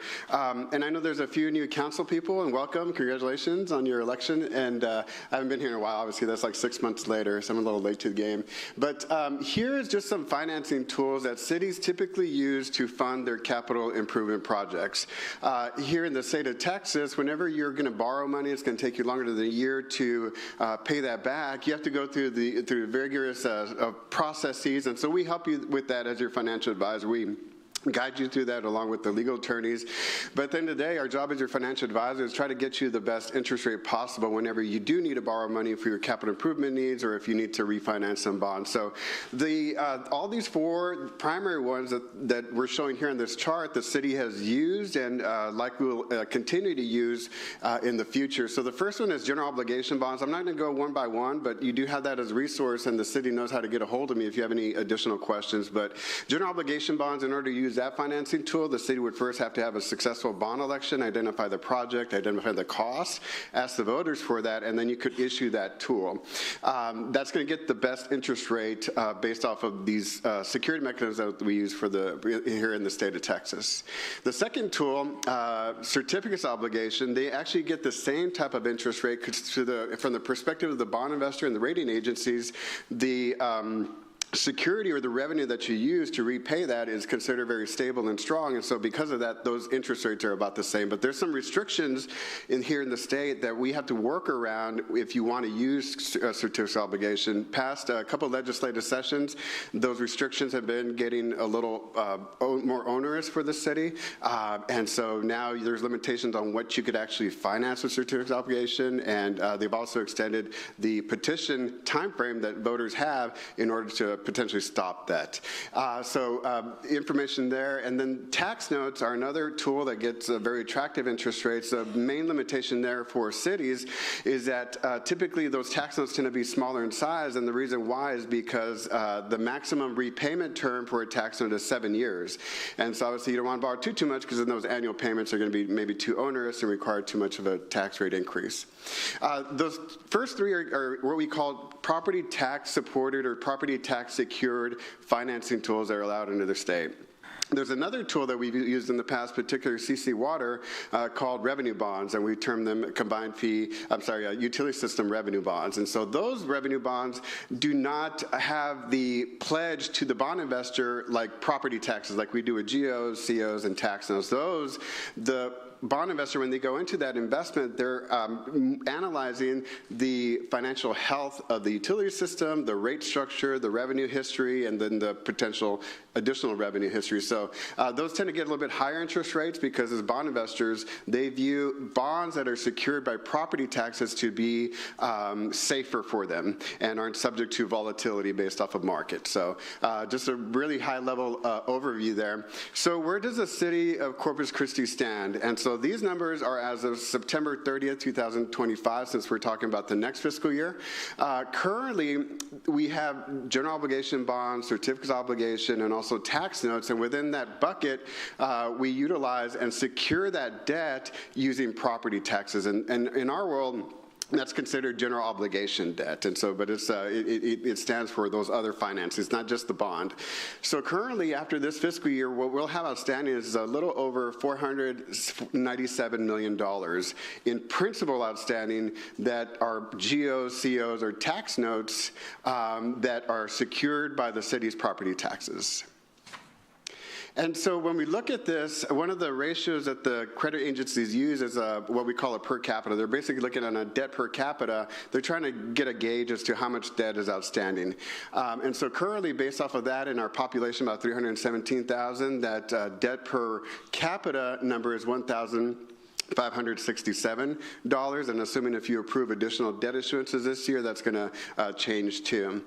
On the utility system side, the outstanding debt after the end of this current fiscal year is going to be close to $1.3 billion. That one, the rating agencies and bond investors, they don't really look at it on a per capita basis because they use other ratios and how much revenue you're bringing in. So, but I did want to include that for you, Councilman Hernandez, because I know we talked heartily about that last year. So if you look at that ratio, it's 4,000, but that's just looking at the population within Corpus Christi, about 317,000. As you know, CC Water is a regional provider of services, and so the actual people that are actually paying into the system and paying rates extends beyond your city limits, and so that figure is a little bit higher. What's not included here, ladies and gentlemen, is the $250 million of authorized but unissued bonds that we have from the November 2022 and November 2024 bond elections, and we'll give you an update as to where we stand there now. So this is debt that's currently on the books at the end of this fiscal year. This is the breakdown between all the debt issuances that we have, and I know it sounds numerous, but there's 33 bond issuances that are secured by the city's property taxes. And that's where we come up with the principal amount of $497.9 million. The final repayment term on all this is 2044. As you can see over time, the annual debt service payment is going down because that's reflecting you paying off bonds and getting those off the books. Currently this year, that annual payment was about $72 million. If no debt is issued again, the payment for next year is going to be about $56 million. But that was structured there on purpose because we know that we have additional needs that were authorized to us by your voters to address streets and public safety and everything. So when we're structuring this, we want to be mindful of that we still have debt to issue, and so how are we going to plan that moving forward? And so here is the what we call a debt service schedule or amortization schedule.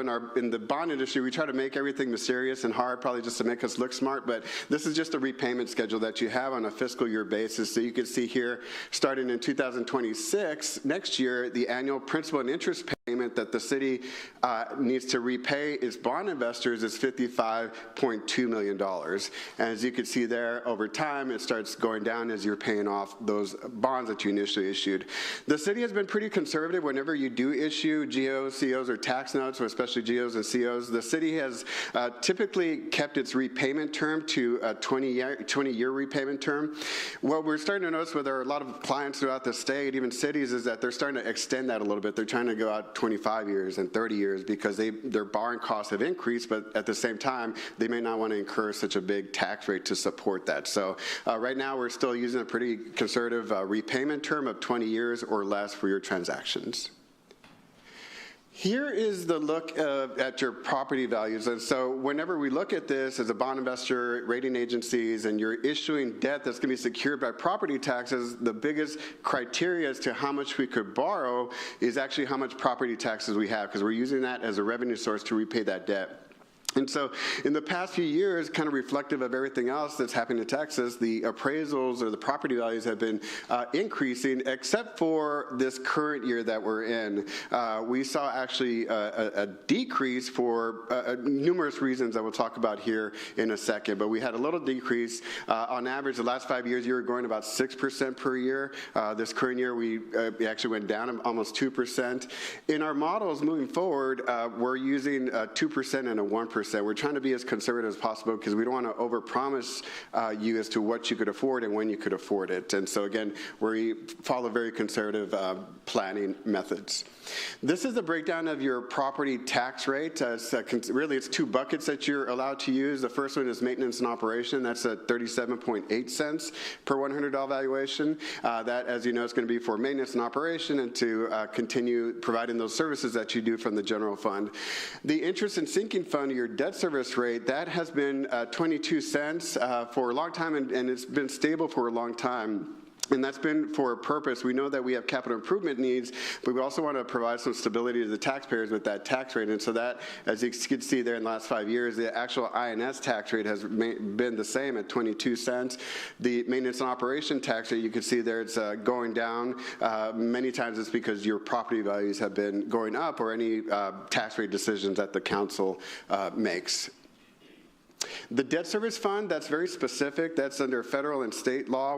Once that money goes into the INS tax rate or the debt service tax rate, that money can only be used for the repayment of existing debt and existing principal and interest payments. We can't transfer that money out of the INS to support operations or to pay salaries or anything like that.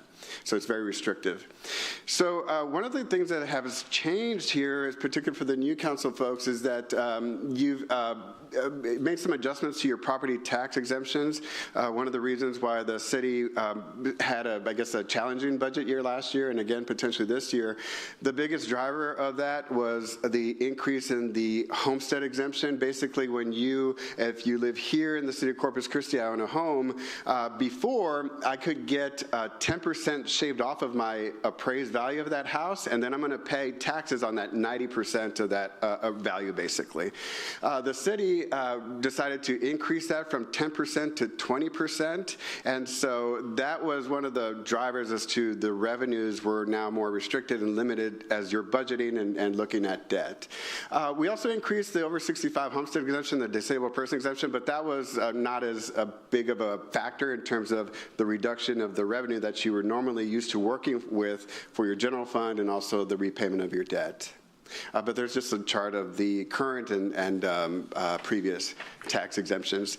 So where do we stand with our current authorized but unissued bonds? In November 2022, the voters authorized the city to issue up to $125 million to take care of really 4 different types of categories or propositions. We have streets, park and recreation, public safety, and library.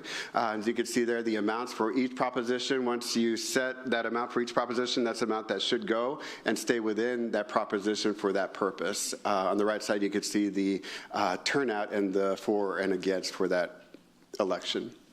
This next slide is the November 2024 bond election this past November. Actually, I saw even a higher success rate, which was very unique here in Texas. That was a kind of tough cycle for many folks that were trying to have bond elections. And so you can see here, the voters allowed you to issue up to $175 million on the behalf to cover those different property or capital improvements that you identified under that program.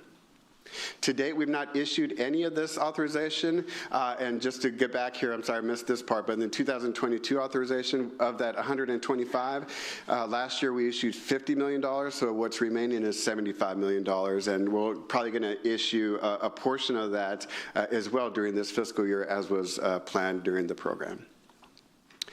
And so the estimated project needs, I guess that was a good segue to this slide, but the estimated project needs or financing needs under general obligation debt is about $30 million, and that's going to be from your November 2022 bond authorization.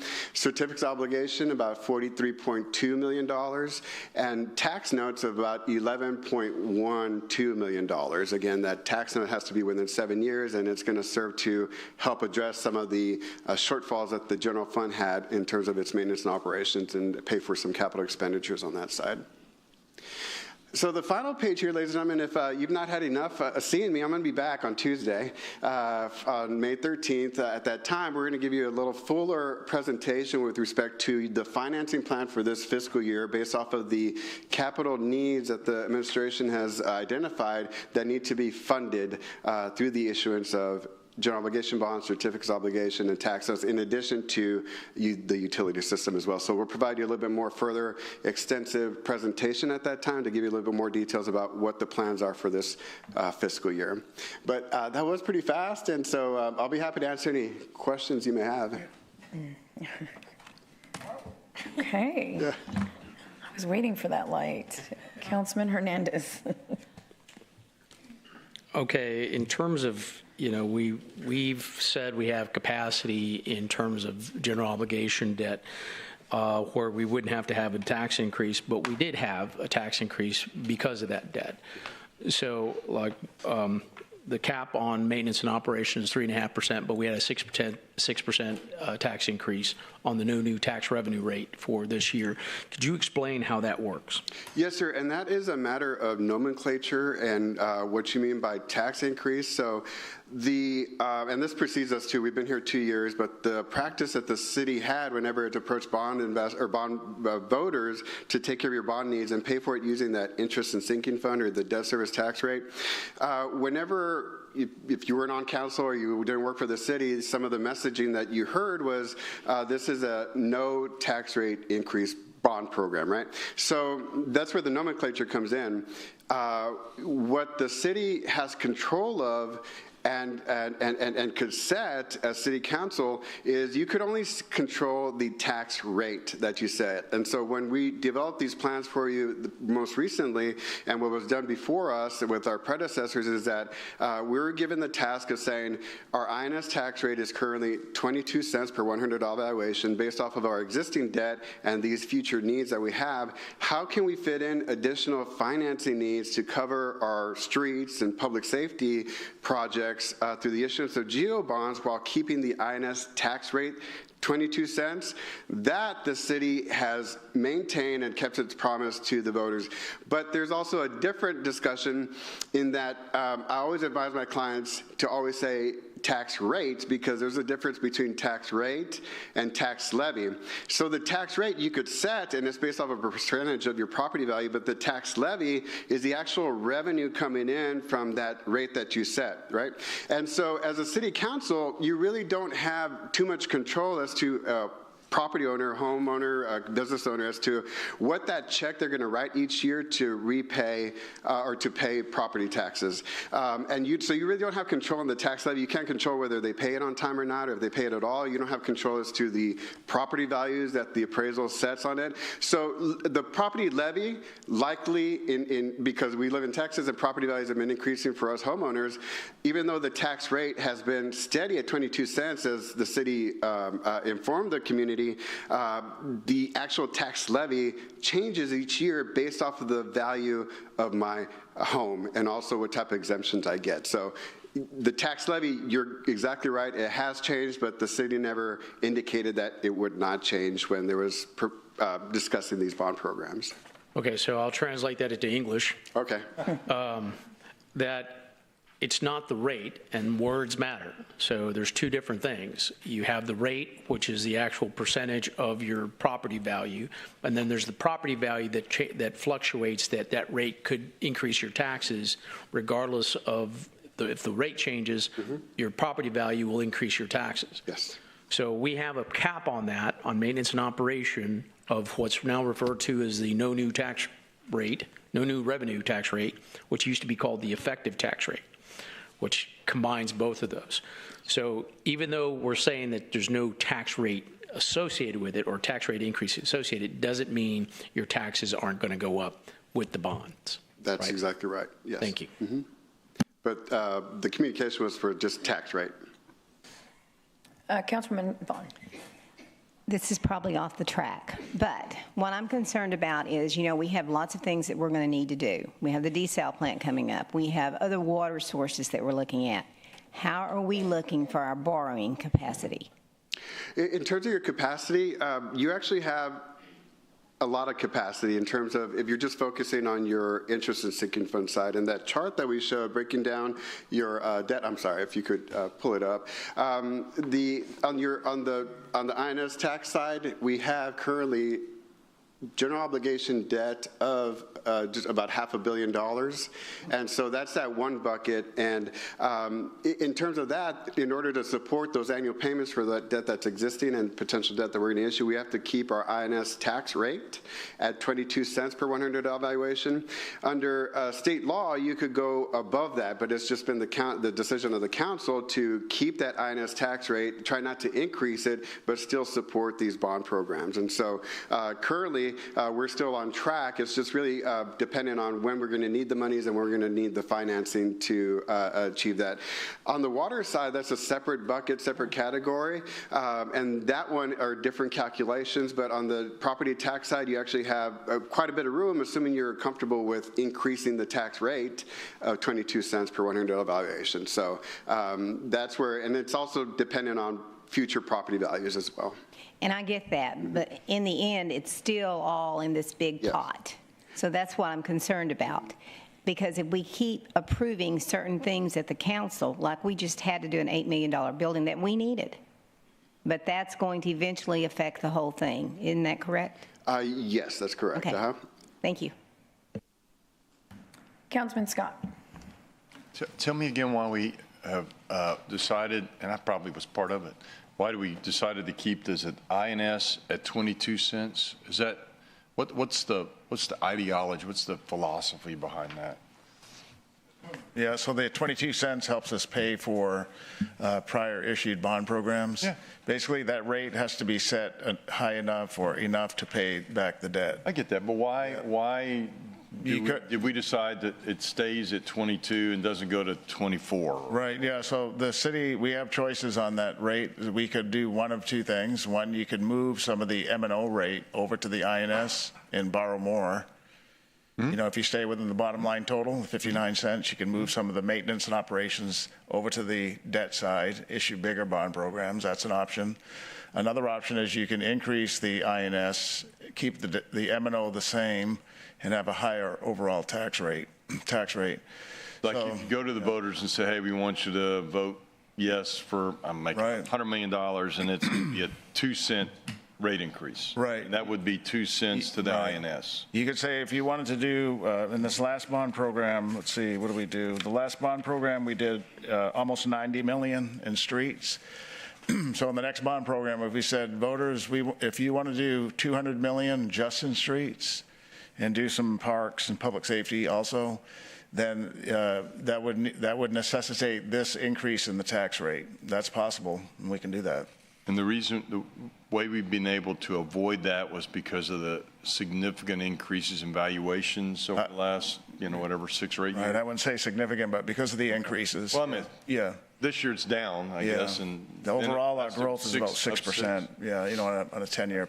Okay. But because of growth in value, base value and new value, we've been able to essentially do what you're saying.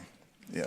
That's interesting. Side note that 6% seems like a lot to me, but I guess in the Texas scheme of things, it's not. Right. In Austin, Dallas, San Antonio, Houston, growth is tremendous. That's educational. Thank you. Yeah. Yes, sir. Thank you, Mayor. Okay, I think that's all the questions and comments. Victor? Great, thank you. Yeah, thank you. It's great to see everybody. Great, thank you. And Victor's going to, as he said, he'll be here next Tuesday and for an item on the agenda. All those items that are on the debt list are in the budget today. So it's not like a new program. It's getting authority to go ahead and begin the issuance of the debt for things that were approved last summer, with the budget late last summer. Some of the things have already been approved by council in terms of contracts being awarded. So just sometimes council gets confused, and is that a new program entirely? So this is from the current year. Do you have enough capacity to mentally to do it? I'd like to hand it over to the specialist, but yeah, I'm very much aware of it and know a lot about it. But yeah. We do. Thank you, Councilman. We do have one slide. Maybe we'll do that, and then we'll go to animal care. Was that Ryan or no, I think Heather's going to do it. Are you going to do it, Heather? Heather went up there to testify on HB 19, so she knows about it. Yep. Yeah. Yeah. So if we can go to slide 89. Oh, here it is. 89. Okay. So HB 19, there's several different provisions within HB 19, but these are the ones that would most directly affect us. So the first thing is that it does call for a uniform election date of November, which we as a city already do our elections in November, so it's not as much effect, but if we ever wanted to do anything in May, if this were to pass, we would not be able to do that. It would have to be in November. The second item is that it caps the debt service payments for tax-backed debt, so for GOs and COs and tax note, for up to 20%, only 20% of the average property tax collections over the past 3 years. And so what that would do is basically limit the amount of debt that can be issued by limiting the amount of debt service. So if you look at our current collections, so over the past 3 years, our current collections in property taxes have been $151 million. So 20% of that is $30.2 million.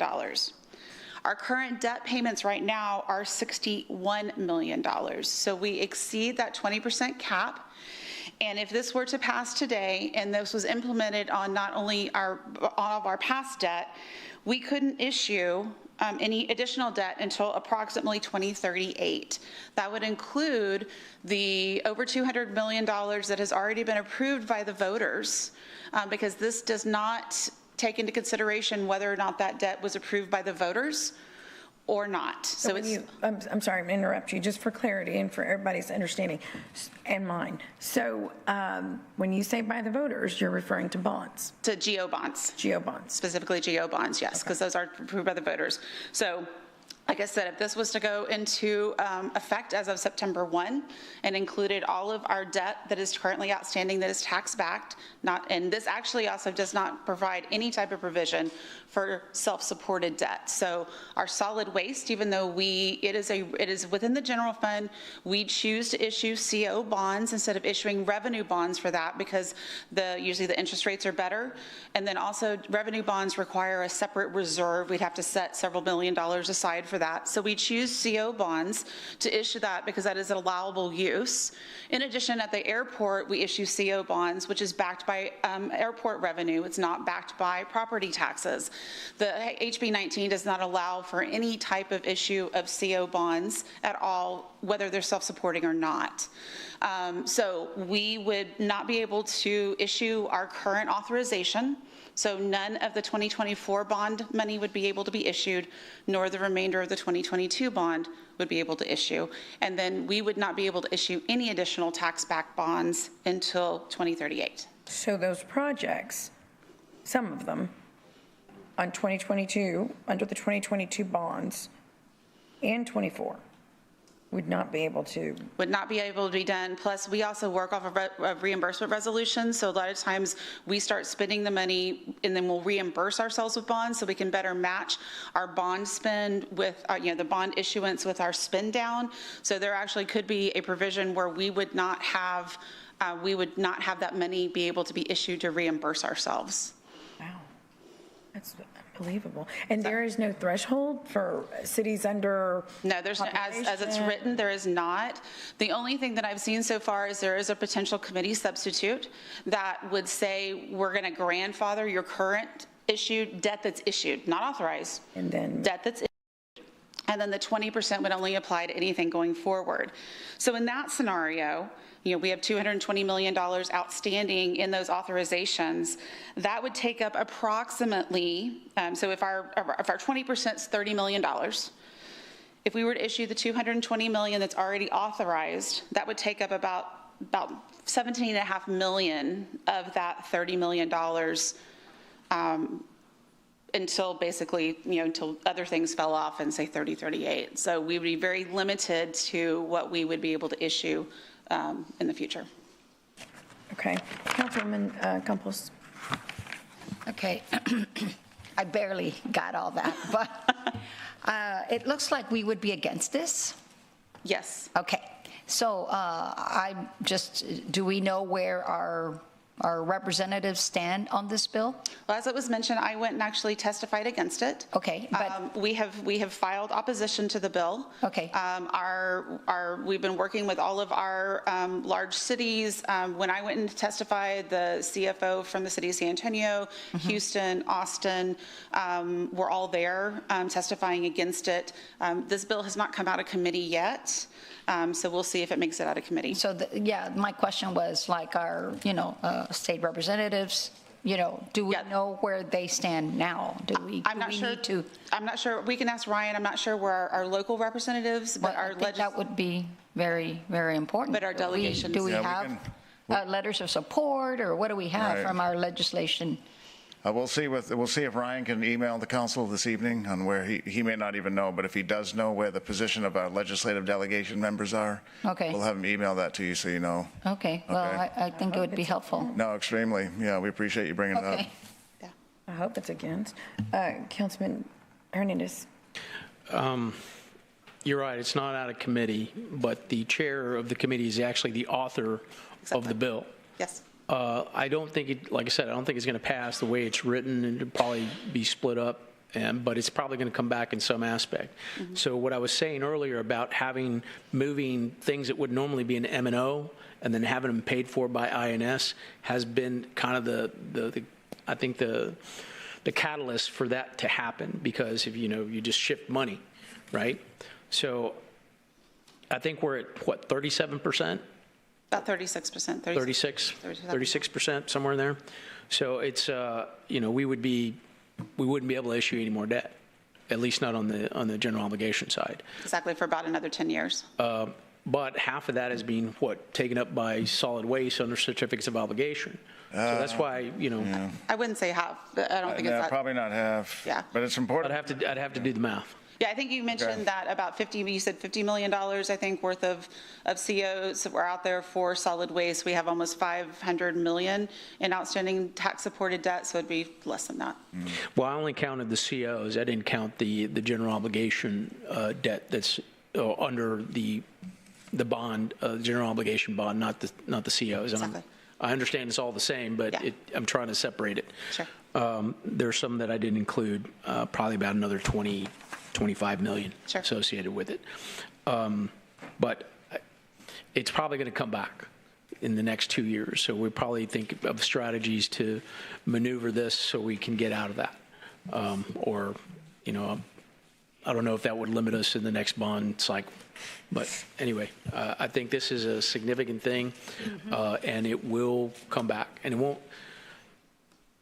I'm wondering if we could have some aspect of this to not just consider property taxes. Obviously, that's not our only funding source. We get money from sales tax. We get money from other sources. Yeah, so the challenge is that because of the way the state statute is written, I mean, they are tax-backed, and so you have to make sure you have sufficient a portion of your tax rate to be able to allocate to that. So I know that part of our legislative group has done some lobbying to see if we could, especially since we're in a unique situation with our industrial district agreement. So that is money that normally would have been property taxes, but because of our agreements that we have, is now a payment in lieu of taxes. And so there has been some information given to the legislatures to consider that as something that we can use at least for the calculation. We can't pledge that revenue because it is property taxes is all we can pledge, but at least be able to utilize that within the calculation.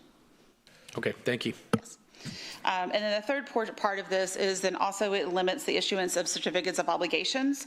So you would have to meet basically kind of a two-part test. One is that you would only be able to issue COs if you are doing something that complies that is a forced compliance with the law. And at that point, that law has to be officially notified that we were in violation of a law, or it has to be a federal court order. In the event of public health emergencies and or disaster recovery. So before you could issue COs, you'd have to meet one of those three criteria. And then it could only be utilized for basically streets, landfill, utility system, flood control, drainage, and fire, police stations, and detention centers. So any type of administrative and any type of library, animal shelter, anything like that, that use has been removed from the allowable uses, but even more, you have to meet one of these 3 criteria before you can even consider what type of things it can be issued for. Okay. Okay, well, Heather, being that this is pending in committee right now, I'm sure that Ryan will send us something as soon as he has anything to report back, because this is extremely impactful. Right, we're asking him also to email the council on the disposition. Heather, thank you. Great, so Mayor, we're going to transition now to the Citygate assessment. And we do have Jan Glickman, our lead consultant, who is here. And you do have a separate handout for this. It was passed out earlier. We do. And we do want to recognize several audience members who are here. We have a lot of our partner agencies here, Mayor. Yep. Is this the one you're asking about? Yeah. Is there any way, let's see, can someone send this electronically, the presentation? Yes, we can. To email it to the council? Right now, or yeah. To be able to. Okay. It should, okay. We'll email it to you. It should be in Legistar. It is in Legistar because it was. I didn't see it. You didn't see it? We posted it last week in Legistar. Okay. Yeah. I'll go back. We're going to go. Okay, check, because it's the same one that we posted last week. We've made no Just give changes. a minute so we can pull it up. This one right here? And you emailed it? Okay. It's in there. Councilwoman Paxton says it's in there. Yeah. It's the same one, Councilman. Yes, sir. Yeah, so the presentation that Jan Glickman will go over is the same one we attached to the agenda that was posted last Friday. However, a paper copy has been provided to you if you want to go through it. And then Jan Glickman is here, who's going to present. And many of you had questions from her last week, so she met, I think, all of you last week. And then, Mayor, we want to just recognize the animal care advocates that have joined us today in the audience, whether they were volunteers or still may be, or some of the leaders in some of our nonprofit animal welfare entities. We want to thank them for being here today. So I'm going to turn it over to that's right, and we do have an advisory board member here with us, and I got a chance to speak to him earlier. Yep, okay. So thank the Animal Care Advisory Board members as well. We'll be doing a special presentation to them in their next board meeting, which is coming up, I think, next week or so. But they've been kept informed along the way as well. So, Ms. Glickman from California, we're going to turn it over to you. Welcome to Texas. Thank you. Good afternoon, Madam Mayor and members of council, City Manager Zanoni. It's my pleasure to give you a presentation this afternoon on the assessment that Citygate did of the Animal Care Services Department.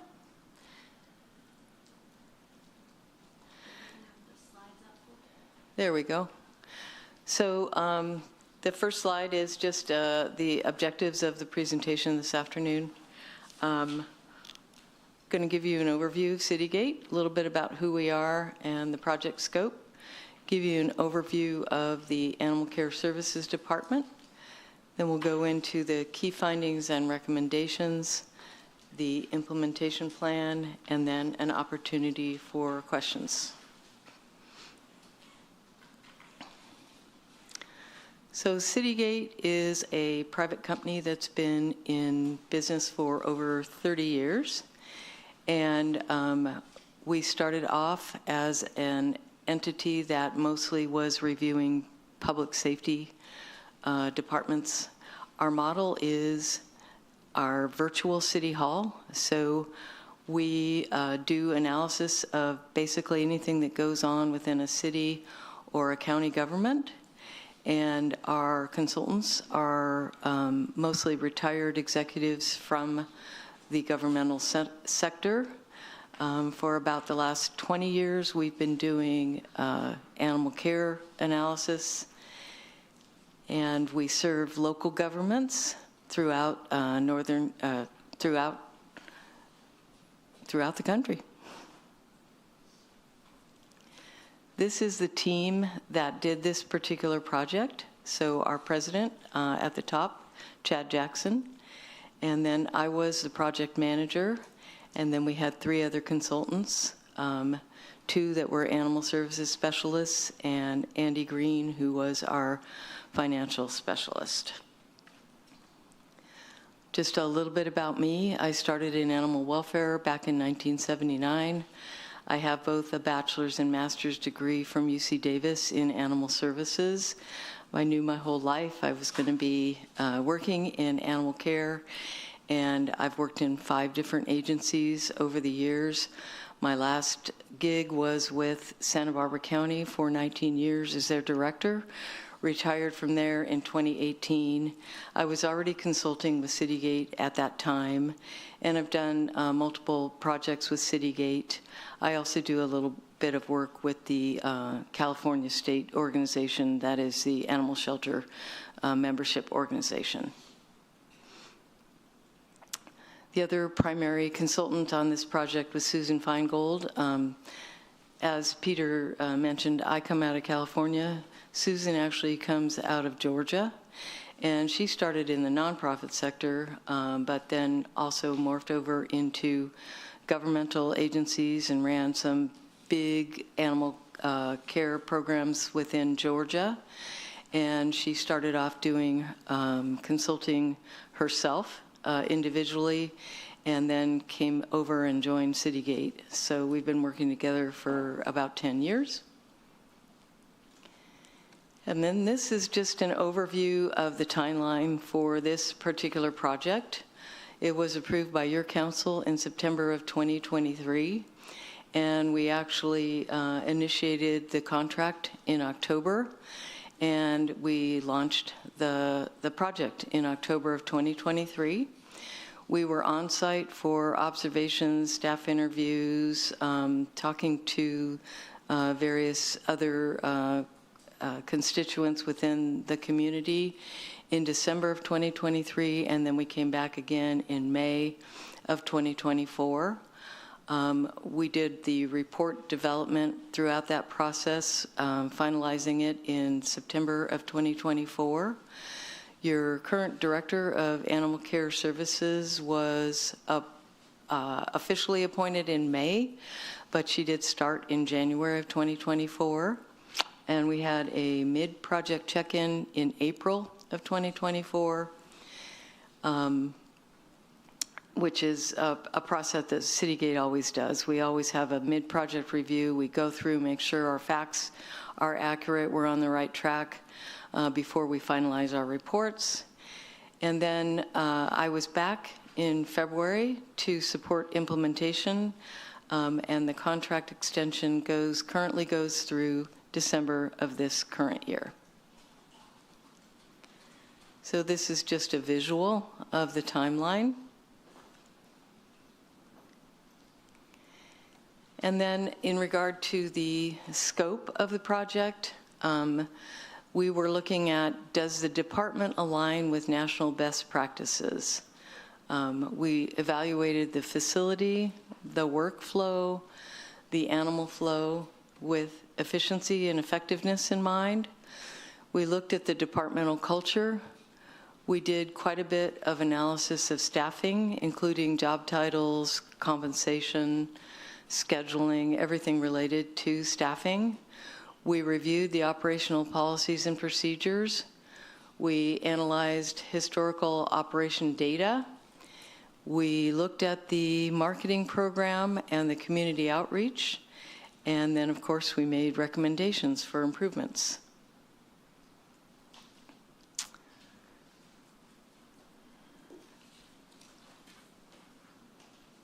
Okay, so now we'll just do a quick overview of animal care services and what they do.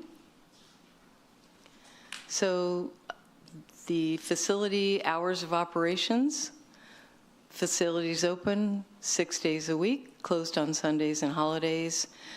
The office is open from 8 to 5:30 all the days that they're open. Adoptions and free microchipping occurs on the open days between the hours of 1 and 5:30.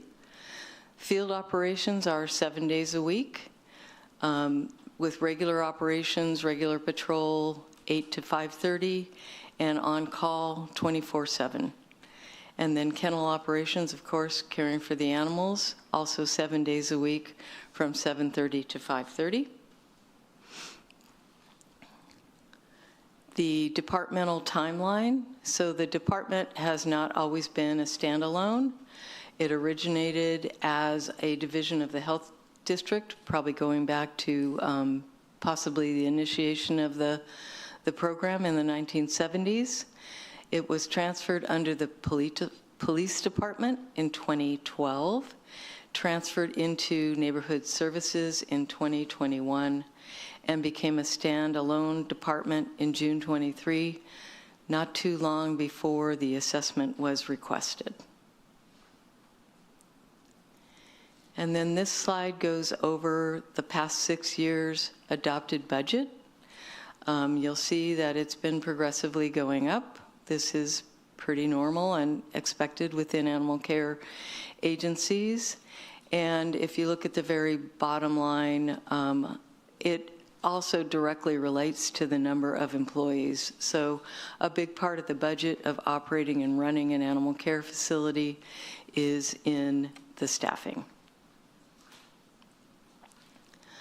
The facility, I think everybody knows, it's over there on Holly Road, and you operate one facility currently, which is an efficient model for a city of this size. The facility consists of 3 buildings of kennels, 1 maintenance building, 1 laundry building, and the administrative building. And this visual just puts the designations of the buildings onto the slide.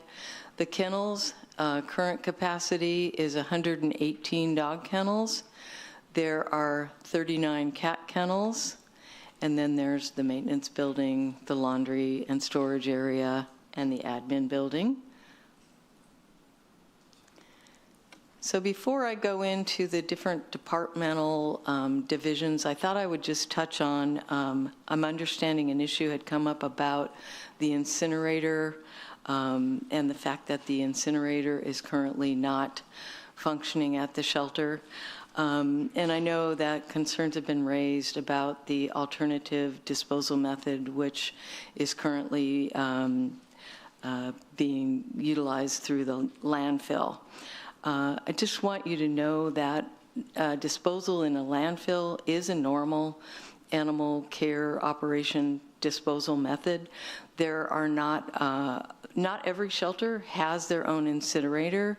Many do not have an incinerator. So alternatives have to be discovered. And the landfill is one. There's actually another one that sometimes involves basically decomposition of the or reuse of the remains. So I think that's gone to a lesser utilization, but over the years I've seen that as well. So it is a normal procedure for shelters to utilize a landfill. So as far as the incinerator, when we did the report, there were no issues. The incinerator was operational. There was no notation in the report about the incinerator because at that time there were no concerns about it.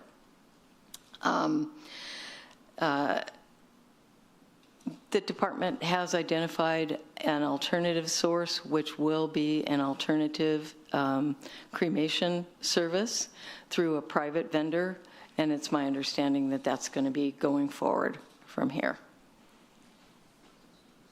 So now I'm just going to go into the departmental divisions of animal care services.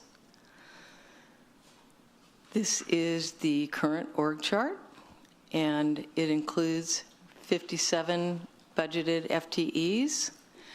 At the time we did this presentation, there were 10 vacancies. I think it actually might be a little bit higher than that right now. It is not uncommon to have a high vacancy rate in an animal shelter. It's very difficult work. People go into it with one concept of what it might be, and then when they actually start working at the shelter, they find out it's not the glamour, it's not the job they thought it was going to be, and they move on to something else.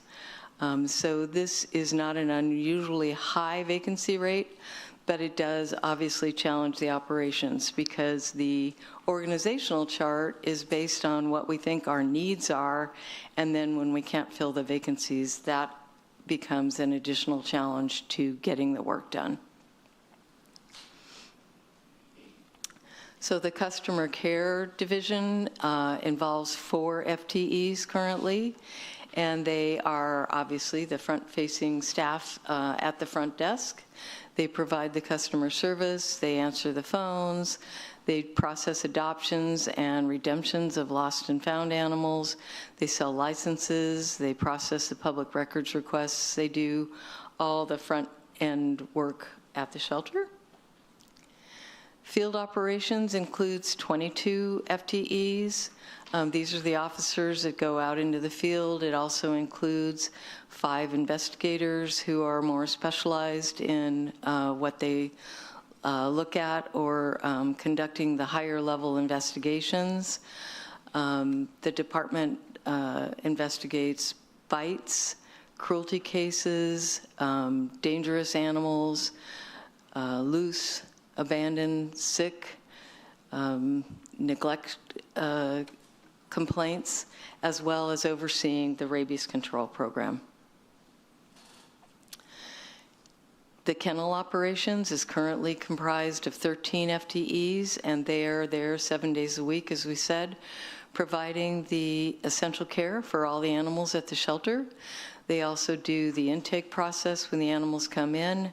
They provide the feeding, the cleaning, and the enrichment of the animals at the shelter. They also assist with adoption during open hours for adoptions, lost and found services, and the microchipping. The live release team is currently made up of 4 FTEs and 1 contractor, and they facilitate the adoptions and managing the foster program. They collaborate with rescue partners and oversee transfers. They coordinate the volunteer program.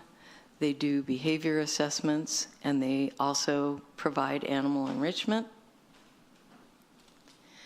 The veterinary clinic is comprised of 4 FTEs.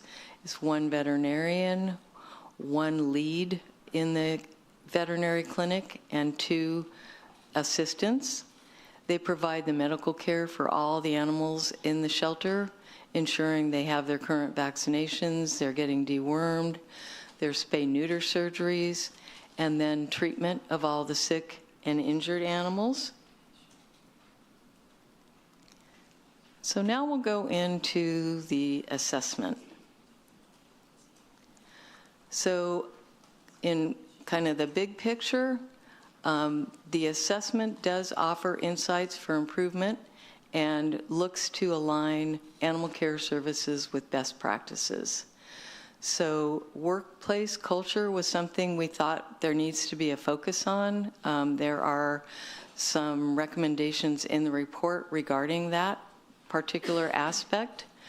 It was recommended to increase the focus on the education and community outreach aspects of the program. We know that change is difficult. People resist change, so it's going to take time, it's going to take commitment, it takes resources, and it will be a multi-year approach. It's already been a multi-year approach since we've been working on this. All the improvements are interconnected, so everything is basically interwoven, and we believe and we know that implementation of the recommendations will increase the live release rate. So as far as key findings, and again, these are really high level, but additional staffing is needed and will require budget allocations. The facility is outdated and has insufficiencies in both office and kennel space.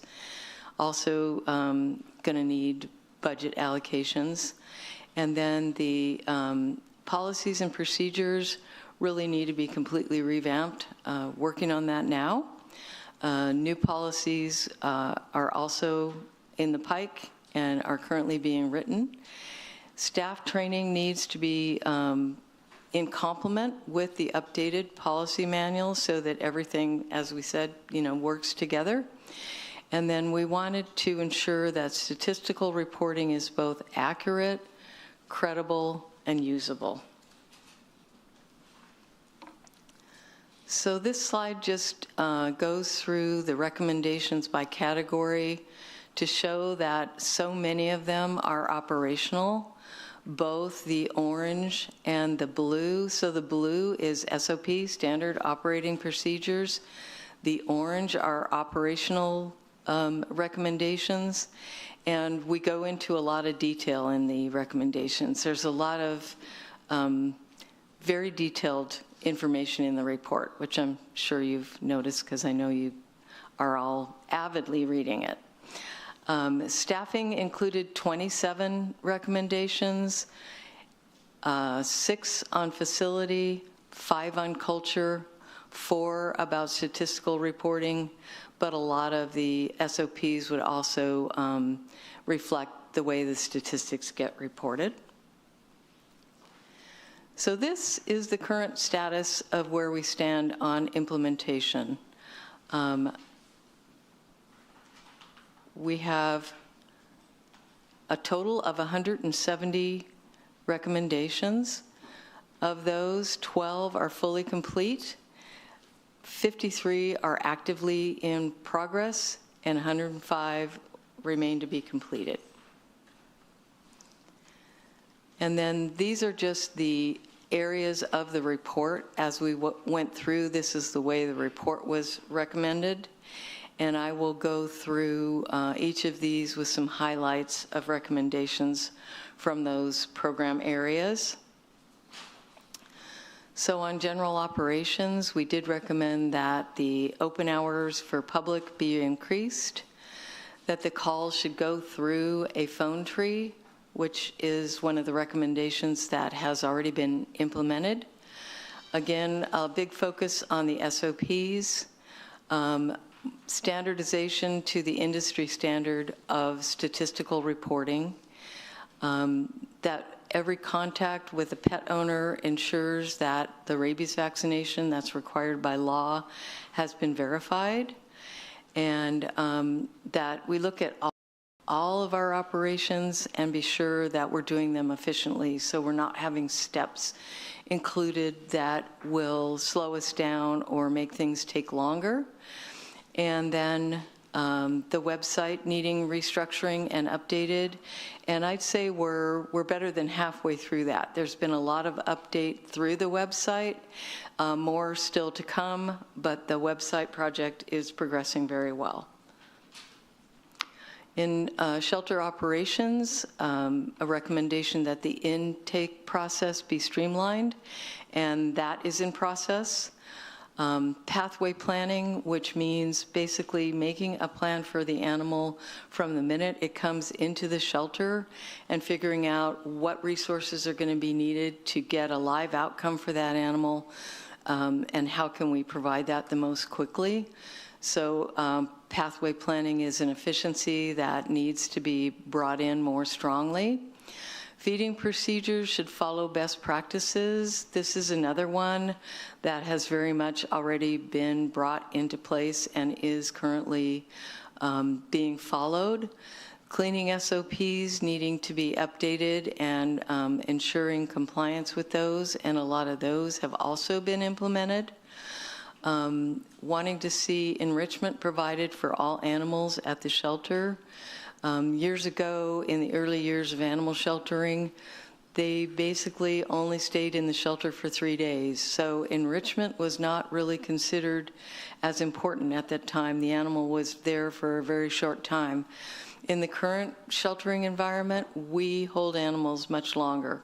Can be weeks, can be months, sometimes close to a year, sometimes over a year. So if you're holding an animal in a shelter for that long, enrichment is really key to that animal's mental well-being. And then ensuring that training for staff is incorporated as part of this big plan of basically renovating this whole operation.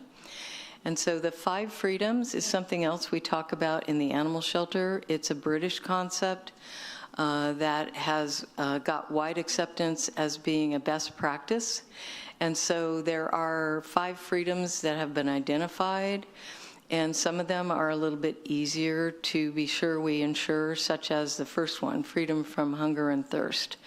That's easy. We make sure we've got the proper diet and that we're providing it to the animals and that they have water provided to them at all times. Freedom from discomfort. Make sure they have a bed. Make sure they have a resting place. Make sure they are in the proper climate zone so that they do not suffer discomfort when they're in our care. Freedom from pain, injury, and disease. So that would be making sure that we have the proper things in place from a veterinary viewpoint to make sure that if animals are sick or injured when they come to the shelter, they get prompt and immediate care. The freedom to express normal behavior. So this is a little bit harder one to ensure in an animal shelter because normally they're going to need to be outside their enclosure at least some of the time in order to express normal behavior. Also, we've come forward with double-sided housing for cats so that the cat has one area that's a living area and a feeding area and another area that's the restroom. So that obviously involves a bigger enclosure. All these things always end up translating to budget, some more than others, but, and then freedom from fear and distress, also difficult and challenging to provide in an animal shelter, very important because an animal shelter is a very scary place for an animal. So teaching our staff what is the best way that the animal can be handled in such a way that we minimize the amount of fear and distress that they get at the shelter.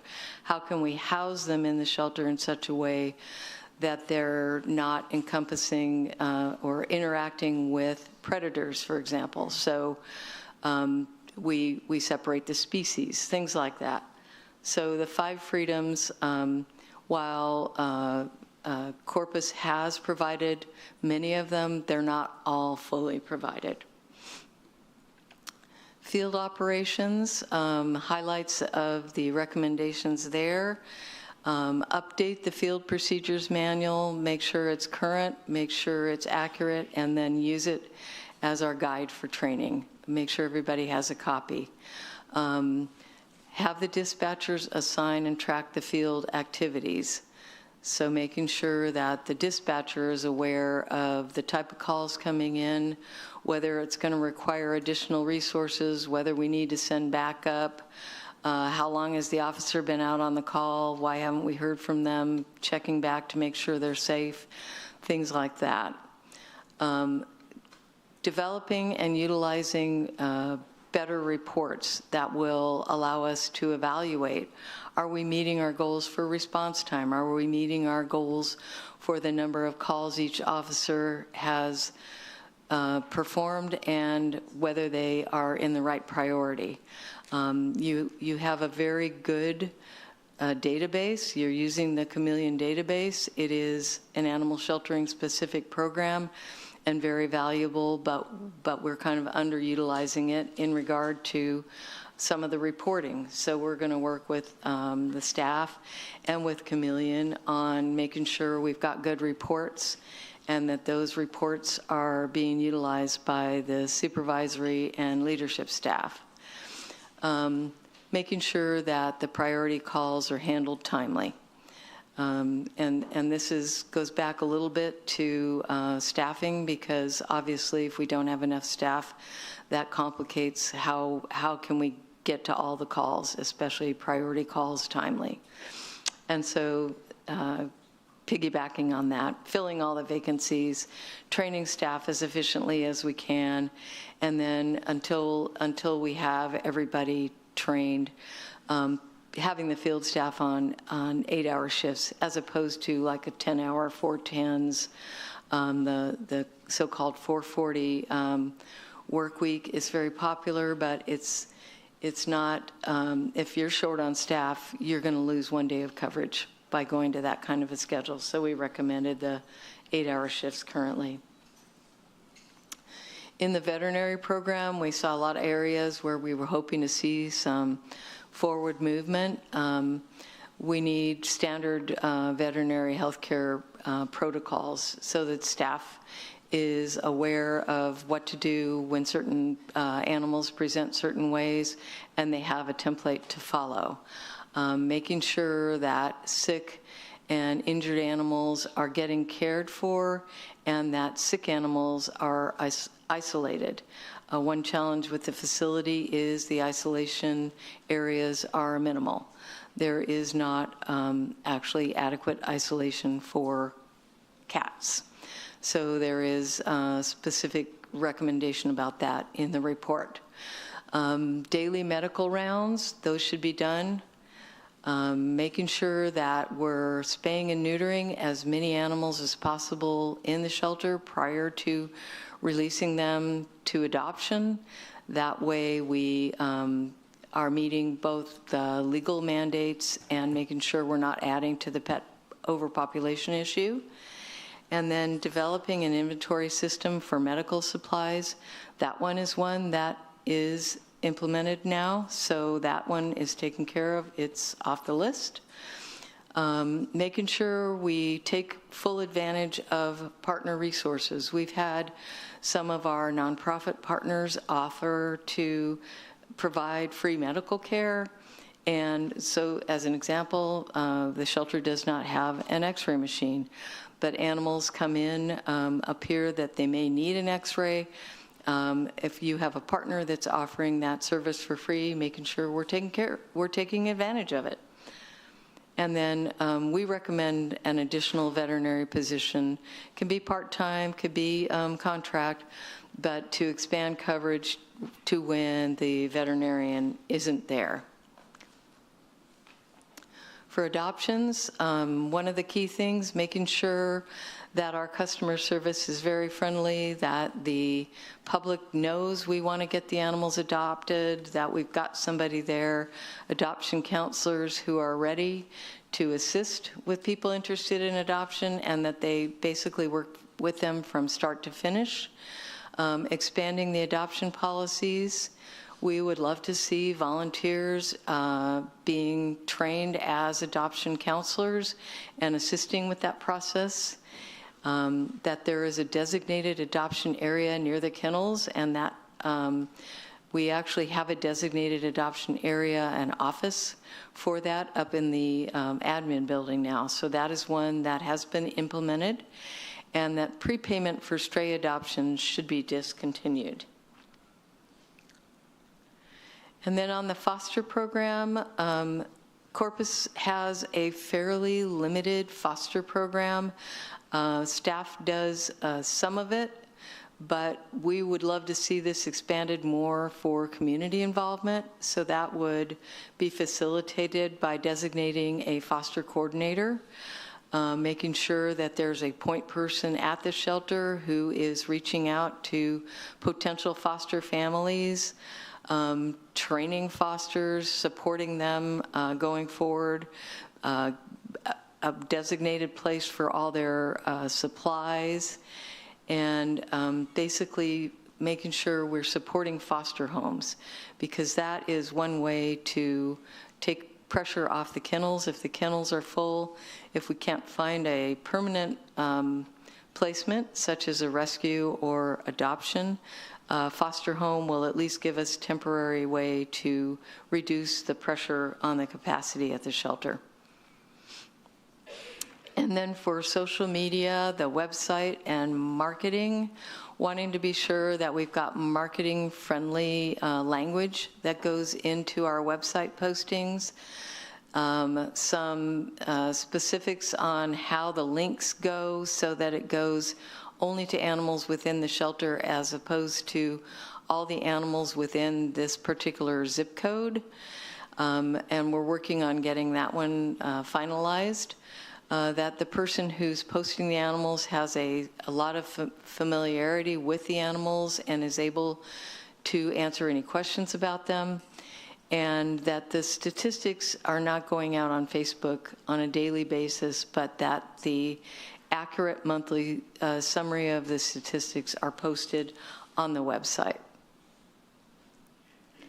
And then in regard to euthanasia process, making sure that our policy is really clear, that the decision-making matrix has been delineated and it's clear to all people who are involved in that process, that we're not using length of stay as a reason, but we're holding animals as long as space will allow the animals to be held.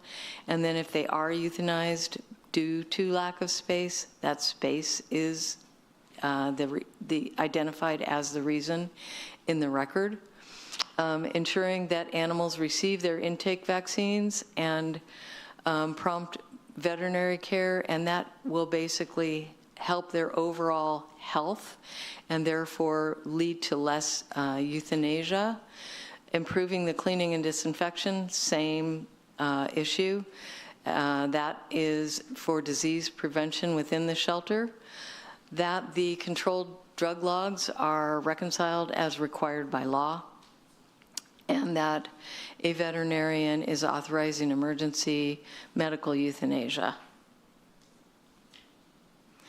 And then in regard to proactive programs, the main takeaway from this is with all the operational things that we're working on, Citygate would really recommend that we get our house in order first, that we work on all these operational areas prior to trying to launch into proactive programs or current events that are not meeting our mandates, really. So we don't have the current infrastructure to do the proactive programs as actively as we'd like. So for example, we would recommend the free microchipping be just a couple hours, probably the afternoon every day,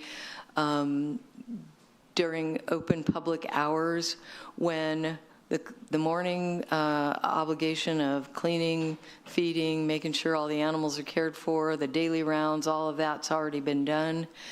And we've got staff available to provide the microchipping as opposed to pulling somebody away from those vital duties during non-public hours, for example, to do a free microchip for a member of the public. Also working with partners on free spay-neuter programs for the public so that overpopulation is reduced from within your community, but not through a program that the city provides. So then, as we mentioned earlier, there's 170 recommendations. A lot of them are highly detailed. But at the end of the report, we put in sort of, these are our recommendations for priority. So the top one, hire an assistant director of operations who is experienced and comes from the animal welfare field, and that has been done. So that one is completed. Review the mission and goals and renew the department's commitment to serving the animal welfare needs. So that's an ongoing thing, but that is at least in progress. We recommended establishing performance measures for the vet division so that we can be sure that we're increasing the standard of care and decreasing the length of stay. And then the SOPs, which you've heard me mention ad nauseum at this point. Okay, we're just going to go into some of the recommendations that will have budget implications.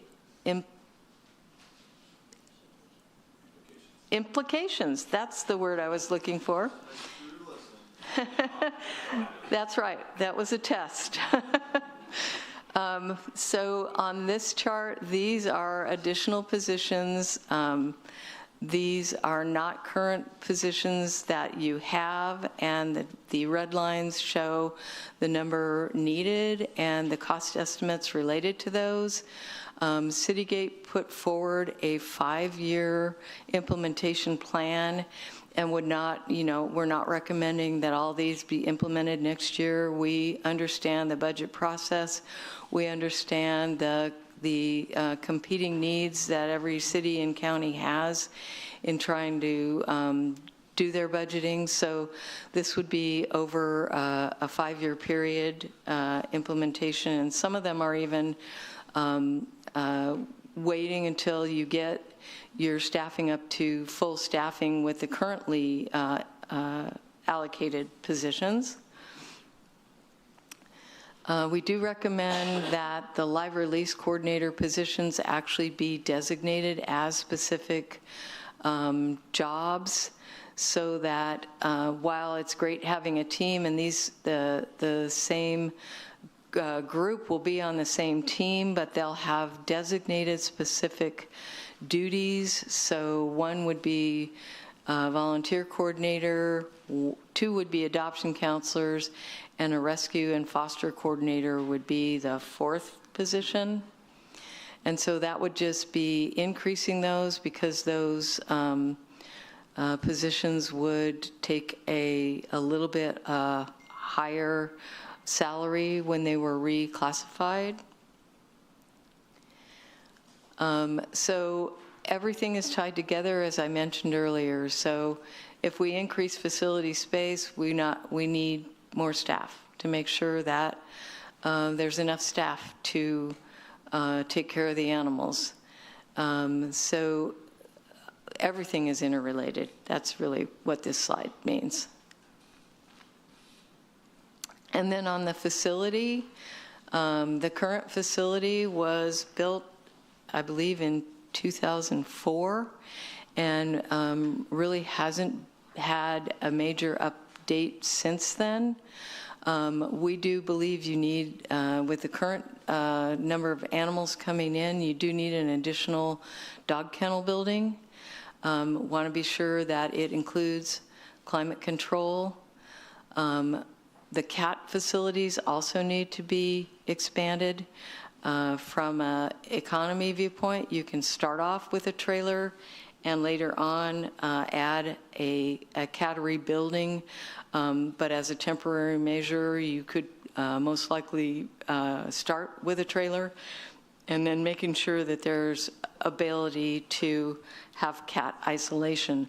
One of the main reasons that cats get euthanized at the shelter currently is medical. And so if we have isolation, we could treat them, we can get them back healthy.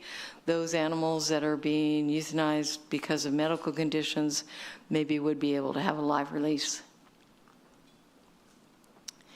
And then your current facility, as I mentioned, hasn't had many enhancements since it was built. And so the 3 main dog kennels do not have air conditioning within the facility.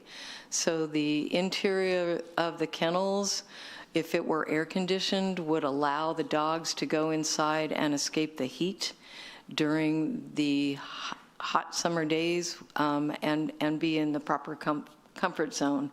At the current time, they just have fans, and the fans are not adequate for cooling on the hot days. A dedicated adoption counseling area, as we said, that's completed. Expanding the meet and greet areas, so making sure we have good places to talk to potential adopters, making sure that those are protected from the elements, that kind of thing. A separate public animal turn-in area, so that is a little bit more challenging to build in with the current layout, but we have a few ideas to recommend on that. Your dedicated dispatch area, having that near the animal control officer workspace, as opposed to right now it's right out in the middle of the front lobby. So the normal place that's housed is someplace not in the public area and close to where the officers and the supervisor are housed. A volunteer coordinator office, which would give possibly even including, lockers for volunteers and a place for volunteer supplies to be kept. And a place where the volunteers know they're important. They go, they check in with the volunteer coordinator, signing in and out, that kind of thing. And then remodeling of the current feral cat room to expand the space for cats, as discussed earlier. So this is just a slide to show the exterior and the interior of a kennel building with just fans for climate control. During hot weather, the heaters definitely work. I was here in February. I went through the kennels. The kennels were warm. It was 30 degrees outside. The animals had bedding. They were warm. Everything was good. So I think we've got, as long as everything works, right? And same thing for the cats. They are in climate conditioned areas at the current time. This is the adoption counseling office. It's currently in the admin area just behind the front desk. So this shows some agility equipment in a visitation area. So a combination of the opportunity for expanding the meet and greet areas and also providing enrichment for the dogs. This is just a photo of the current front lobby. A separate lobby for animal turn-in would be recommended. Okay, so this is the fun part for me anyway. We're into implementation, and being a person who loves operations, this is where I really like to dig my teeth in. The majority of the recommendations are internal operational plans, which are really based around a lot of the policies and procedures. And these are all things that the staff will be doing from an internal viewpoint. We did develop a 5-year phase plan. And as I mentioned earlier, that's just because we know you have a budget, you have challenges, and we can't implement all of everything that requires budget over a 1-year period. So this is the timeline, and we're expecting at least 65, and I'm guessing probably more than that will be completed in the current fiscal year. In fiscal 2026, a minimum of 26 additional, and the 79 remaining of the 170 recommendations over the following 3-year period. So of the aspects that will require budgetary allocations, 28 of the recommendations will include city council requirement for consideration and whether you're going to prioritize those or not. Those would be 22 related to staffing, some new staff, some reclassifications, and 6 facility upgrades. So in closing, Citygate is really pleased to be working with ACS on the implementation. As we said, our contract currently goes through this calendar year. We're seeing a lot of progress right now. We're working very well with leadership as well as the supervisory staff on the policies and procedures. And they're actually getting really excited about getting it implemented. And so we're meeting on a regular basis. A lot of our meetings, from an efficiency viewpoint, we're doing them either through WebEx or through Teams. So not direct visits in person. We commend the city for making the decision to request the assessment. It was obvious to us, the city manager saw that this was a department that was struggling. The decision to make it its own department, to hire a director and to go forward with an assessment is a huge commitment and was needed. So we're happy to see that. I also want to be sure that we know this assessment is a moment in time, and it's history now at this point. So we launched in October of 2023. We were first here in December of 2023. That's quite a while ago. We came again in May of 2024, and I've been back a few times since. I was here in February, as I mentioned, and I was actually here last week, and I'm here now. So we've got a roadmap. We've got a plan, and we're very pleased to be working with the city on this. Thank you, and happy to take questions. Thank you. Thank you so much. We're going to start with Councilwoman Vaughn. Well, I've got a lot to say, but I don't have time to say it. I sat down and read the book last night, got lots of tabs, but I'm just going to hit on some highlights. Thank you for doing the assessment. It's really good. And I will tell you this, that we started back in 2014 concerned about animal control when I was on here before, and we had a lot of advocates that actually, Linda Jabot sitting in the audience, that suggested a bunch of these ideas that you've given us today. So a lot of the procedures and stuff, and we didn't do them. And I think councils have done things, current councils, and so they have tried to make some changes. One thing that, and Mr. Sinoni, thank you for supporting it, absolutely. And we just had a budget workshop, and some of my main things is streets, water, safety, public safety, animal control, just so you know. I'm hoping that we can get some money for that. I do disagree with you about one thing, and you're probably not going to like this, but I'm just going to say it anyway because I can't help myself. You said that y'all had hired an assistant. That's fine. When Mr. Sinoni came here, when any city manager comes here, I own a business, when you have a manager, they get to pick who they have. There's a reason for that. It's a support staff, and we have looked, if you read some of the assessments that you said, it's talking about morale, experience, and I think until you change that, until you let a manager come in there and let them pick their own assistants, I don't think anything is going to change. And I think you have to do that. I'm not saying you have to get rid of the people that you have, but you've got to give them some kind of leeway. You have to. You do that, Mr. Sinoni.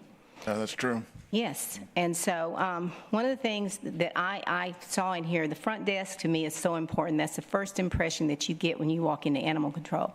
So I hope that person's experienced, trained, and your assessments are great because we definitely need training, no doubt. We've got these existing kennels right now, and they don't have ACs. Well, that's going to cost a lot of money if you go the normal way where we go and go to development services, whatever, and it costs us millions of dollars. You don't have to do that. There are units that you can actually put in there that would cost you, Eric, you and I were talking about it, $1,500, $2,000. I put them in buildings that we have built off-site, and they cool it just fine. The new ones, and then later on when you come back, you can do that. But I'm saying for now, we're getting ready to go through a hot summer. We need to do whatever we can. The incinerator, that was concerning for me, the crematory. So I think there was an assessment done a couple of years ago. Isn't that true on the crematory? Someone texted me that. There may have been. There's been annual. The company that built it is the only one that works on it. So there's an annual, and that's how it is across the country. Yeah. But there's an annual maintenance agreement. So they come in and inspect it every year. So I think the last inspection was May of 2024. Was the last time it was inspected. It's due for another annual inspection, but it's not working. But right now it's out of operation. It's been out of operation since February. Do you know how old it is, Mr. Sinoni? Any idea? What was that? How old it is? Yes, it needs to be replaced. So it's 10 years old. It's a 10-year-old unit. It needs to be replaced. Yeah, what I was told in one of my site visits at the operation was that it was not the right purchase to begin with. It's not the right type of equipment for a municipal shelter. It may work for a different type of animal provider, animal care provider, but we're a bigger municipal shelter. Sure. So it was, number one, not the right unit to begin with. Number two, it's too old and we need to replace it. So it's about $140,000. I've already asked the team to look at procuring a new one. Good. Pronto. Good, because I know you can take them to the dump, but that seems so heartless to me. yeah, I just can't comprehend that. Right. And until we change, one of the big issues for me is the public. Until we change how the public treats animals, it's not going to matter. No matter how much we do and how much money we spend, they've got to quit doing what they're doing. I think you know that. So we've got to do that. I'm trying to hurry because I'm not used to using my time. Okay. The 5 freedoms really bothered me. I hated to think that they're not fully getting those. That's very sad for this as a city, so I'm hoping that we change that as well. You had some really good recommendations, and I applaud you for that. X-ray machine, I hope down the road, we definitely have to have a veterinarian, no doubt. There's lots we need to do. One of the things was grants. Do you know if we're doing any kind of grants, trying to get any grants? Yes, the other department's shaking their head. So we've had some smaller grants that we've taken to council here. What were some of the examples, Katie, if you can tell us real quick? This is Katie Chopper, our director right now. Hi, Director of Animal Care. Yes, Councilwoman. So we are working directly with the grants department. We have one person who works with us directly. We are trying to apply for every grant that we could possibly get. We're looking for one right now for equipment. We were looking for one for transportation. We were looking for one for clinical supplies. Anything out there that we can qualify for, we're trying to get. So one that we did get was the ASPCA grant that we are almost done fulfilling. The air conditioned unit is being put in as we speak, and the kennel partitions are completed. The replacement of the deteriorating ones, that is also completed. Okay, thank you. And one other thing, Mayor, I'm challenging us as a council and the city manager. Everybody, when you're running for office, you can get money from all the people that just love you. Way more than I ever get, but you get it. I challenge us to do a fundraiser for the animal control. We need to do that because we need money. That's another source because the city can't put it all in. Right. I mean, and I'm hoping we can put some in, but they can't put it all in. So I'm just challenging. It's just an idea. All right, I have other stuff, but I don't have any time. And Mayor, can I? A whole minute. I got a minute left? Yes. Okay, well, hey, come on. Keep going. See if I can find it. Pause your time. We'll give you your few seconds back. Can you pause that, Rebecca? Yes, Peter. Can you pause that? Yeah. You were going to say something? I was just going to say, since Councilwoman brought it up first, and I know several will, on the budget, you have heard me before say that we're asking departments for 10% reduction proposals that we can evaluate. We're not saying we're going to cut their budgets. Right. But I've asked the animal care not to give me those. Good. I don't want any proposals because we got to keep this budget at least at what it is today. This is I told some council members this last week, but I've told them I don't need any reductions from this department. We're not going to reduce animal care. Good. To try to balance the budget. Okay, so this department at a minimum will have the same level of funding, but we know we need more. The consultant just recommended almost $1 million more just in operational. Okay. So this, it would be foolish to say we're going to cut your budget and then we need to add more. Right. So I've asked them not to give us any reduction proposals. We're going to keep their budget whole. That's a commitment that I've made to them, and I want to let you know today. Thank you very much. You're welcome. I have 30 seconds. You do. About 40. Okay, thank you. Euthanizing the dogs. I hope that we take that off there as far as dogs should not be euthanized because they've stayed too long. We've got to figure out some way to get them out. You've got lots of support from, and I hope we'll use the advocates that we have because we've got some really good ones for adoption. And I don't think maybe we've done enough of that because they do want to do it and they want to support us. So we should all be concerned about the dog that was burned. This is the kind of mentality that we're seeing in this city, and this has to stop. And it stops if we all speak out and do stuff. And also put a thumb in the DA's back to start prosecuting animal cruelty. Thank you. Yeah. Thank you, Councilwoman. So I'm going to make some comments now. And I honestly don't even know where to start. I believe, first of all, I want to thank the advocates and the people, and I'm going to point out especially Linda Gerbeau, because since I've been, I'm sorry, I know, but I'm pointing you out because you've always been a very good advocate and communicator with the council. And I know that y'all are listening to this going, we said all this. And I'm extremely frustrated, and I'm not going to hold back, Peter. I'm not holding back, because for 9 years plus, because Councilman Vaughn started this, or not started this, but probably before then, but I know in 14. But I know since I've been on council, we have literally short of begging to make this a priority department, I don't know what you would call it. And today is not, I'm going to say this because you all know in our communications the frustration, and all it does is trickle through.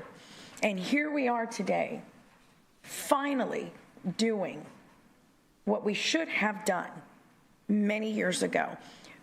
I'm not going to play the blaming game, and I pray to God that no one else up here does, because it's too easy to do. Oh, well, it was the council before. Oh, it was the mayor before. Oh, it was the council before that and the council. Everyone has an opportunity to make a stride. How big you want to do it, that's up to you. And I'm going to take a moment. I'm sorry. I'm going to scratch my 5 minutes because this is too important. In 2014, thank you, Carolyn Vaughn, $78,000 is what was invested in CCAC. Actually, I'll thank you this next year because I know this was you. 2015, $265,130. 2016, that is when I came on council. And I'm not trying to give myself, because one person does nothing. It is an entire council that does it. 2016 is when we came in, nothing happened. 2017, no investment. 2018, $85,156, I'll just round up, $85,000. 2019, zero investment. 2020, we added a live release coordinator. Thank you, Linda. A kennel technician. These were all your recommendations. I remember like it was yesterday. 2020, it was $197,000 investment. 2021, there was nothing. 2022, we added 4 kennel techs, 2 live release coordinators, 1 vet, 2 Ford Escape vehicles at $400,000 investment. $400,000. So when people say y'all are doing nothing, oh yes, we are. But I'll finish that sentence here in a second. 2023, we added another vet assistant, a kennel tech, 3 admin supports, an animal care pilot program, spay neuter, which, by the way, we had never in the history of this city ever invested or allocated funding to spay and neuter. So when we say, why do we have such a horrible spay and neuter problem? Because it wasn't being prioritized. In 2022, I'm sorry, in 3?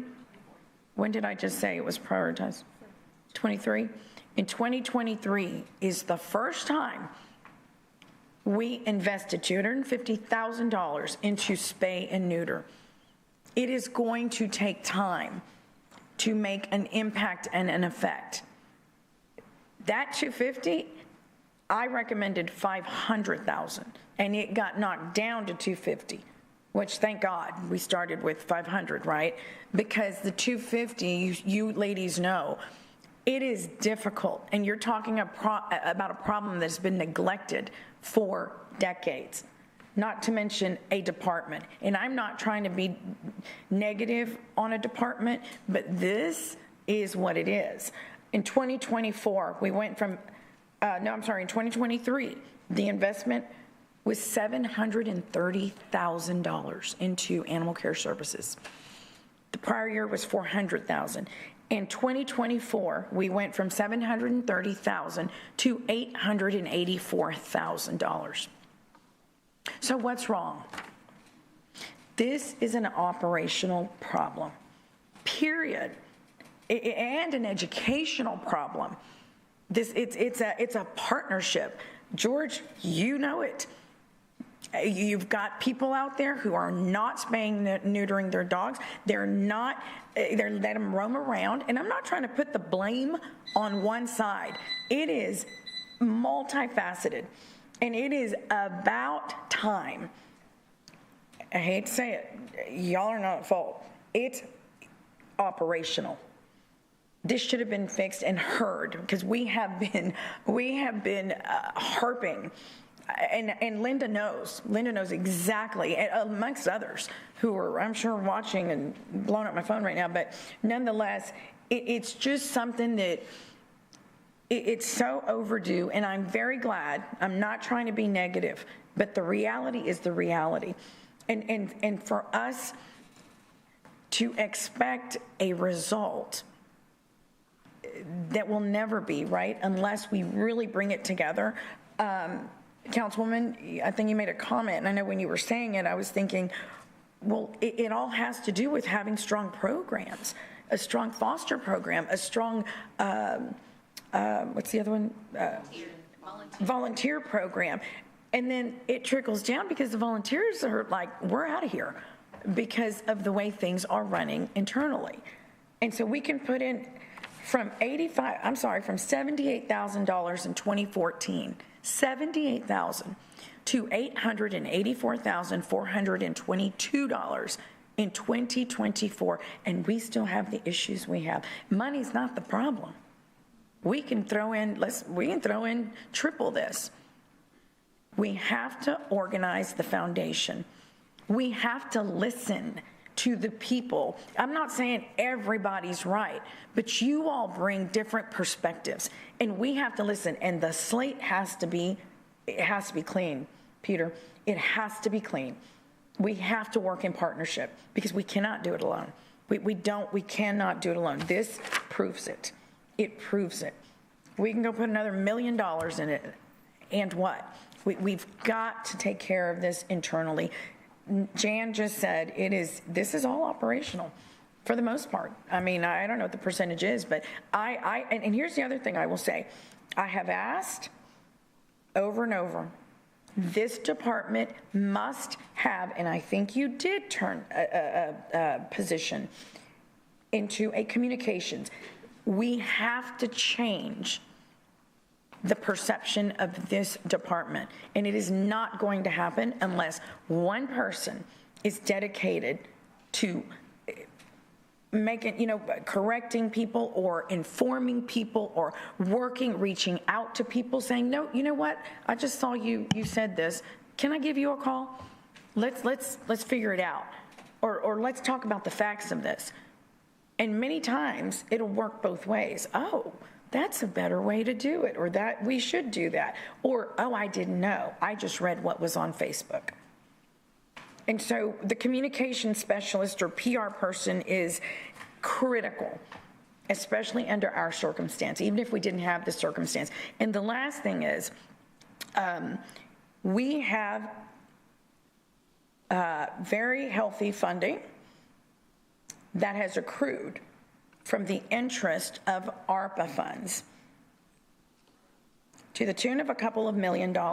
I would like for us to look at those monies, and they need to be prioritized to animal care services first and foremost. And those are one time.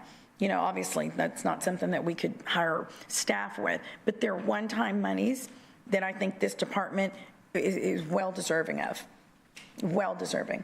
And so I want to thank everyone on this council, but especially going back to 2014, because these numbers increased because there were someone or multiple people who cared about animal care services. And I think today we have an unprecedented council. This is my 5th council, and this is the first council where we have this many people, and we do. I think we have multiple people that really care about making, if not everyone, making animal care services a priority. So those monies, Peter, I'd like for them to focus those monies on animal care. I mean, unless anybody else has thoughts on that, thank you. And Mayor, the plan is to bring something before the budget, because those monies are available right now. Right. So the funds are available. We don't have to wait till October 1st. Right. So we'll be bringing something over these next couple of weeks. We have $3.7 million in identified construction capital needs, not new buildings, just fixing what we have, like plumbing, AC, roofing, parking lot improvements. Right, but I'm talking about, and this council can make that decision, but I'm talking about more for the animals. We need to prioritize. Yeah. I mean, the parking lot matters, but okay, dump that one off, but air conditioning for the animals, air conditioning, plumbing for the animals. And we can talk about that later, but we really need to put some thought into how to use that funding for what is going to directly impact those animals. Right, that's the list I have here. Okay, great. Okay. Great. Councilwoman Paxson. Thank you, Mayor. One last thing I forgot, real quick. So I have spoken to Emily over at the Council of Governments, and I've asked her to start looking for grants. because that's what they do, and that's what they can do, is look for grants for animal care services. So that is in motion, just to Okay, help. good. Yeah, help the thank you for that update. Yep, absolutely. Councilwoman? Thank you, Mayor. I want to start by saying I certainly recognize the amount of thought and time and effort that went into this report, and I'm thankful to everyone who had a hand and participated in providing this information and making this available to us today. I'm very grateful for that. So for my questions and comments, please understand for me the way that I think and translate is in strategy and operations and streamlining. So my first question would be, approximately how many animals do we service in a single point in time on average? I understand it'll fluctuate. So we have about 118 dog kennels and we have about 39 cat kennels. So we have about 140 to maybe 160 at a time. Total? Yes. Thank you for that. So the way for me, and I want to echo with sincerity what the mayor and Councilwoman Vaughn just said. We have to make this connection to the public strong. We have to, what I see is this breakdown. The city's providing services and the public is crying out for access to and improved and reach to these services, but there's a breakdown. And so for me, the emphasis being placed on this communication person is paramount, absolutely. And how that translates forward is truly important that we do that well.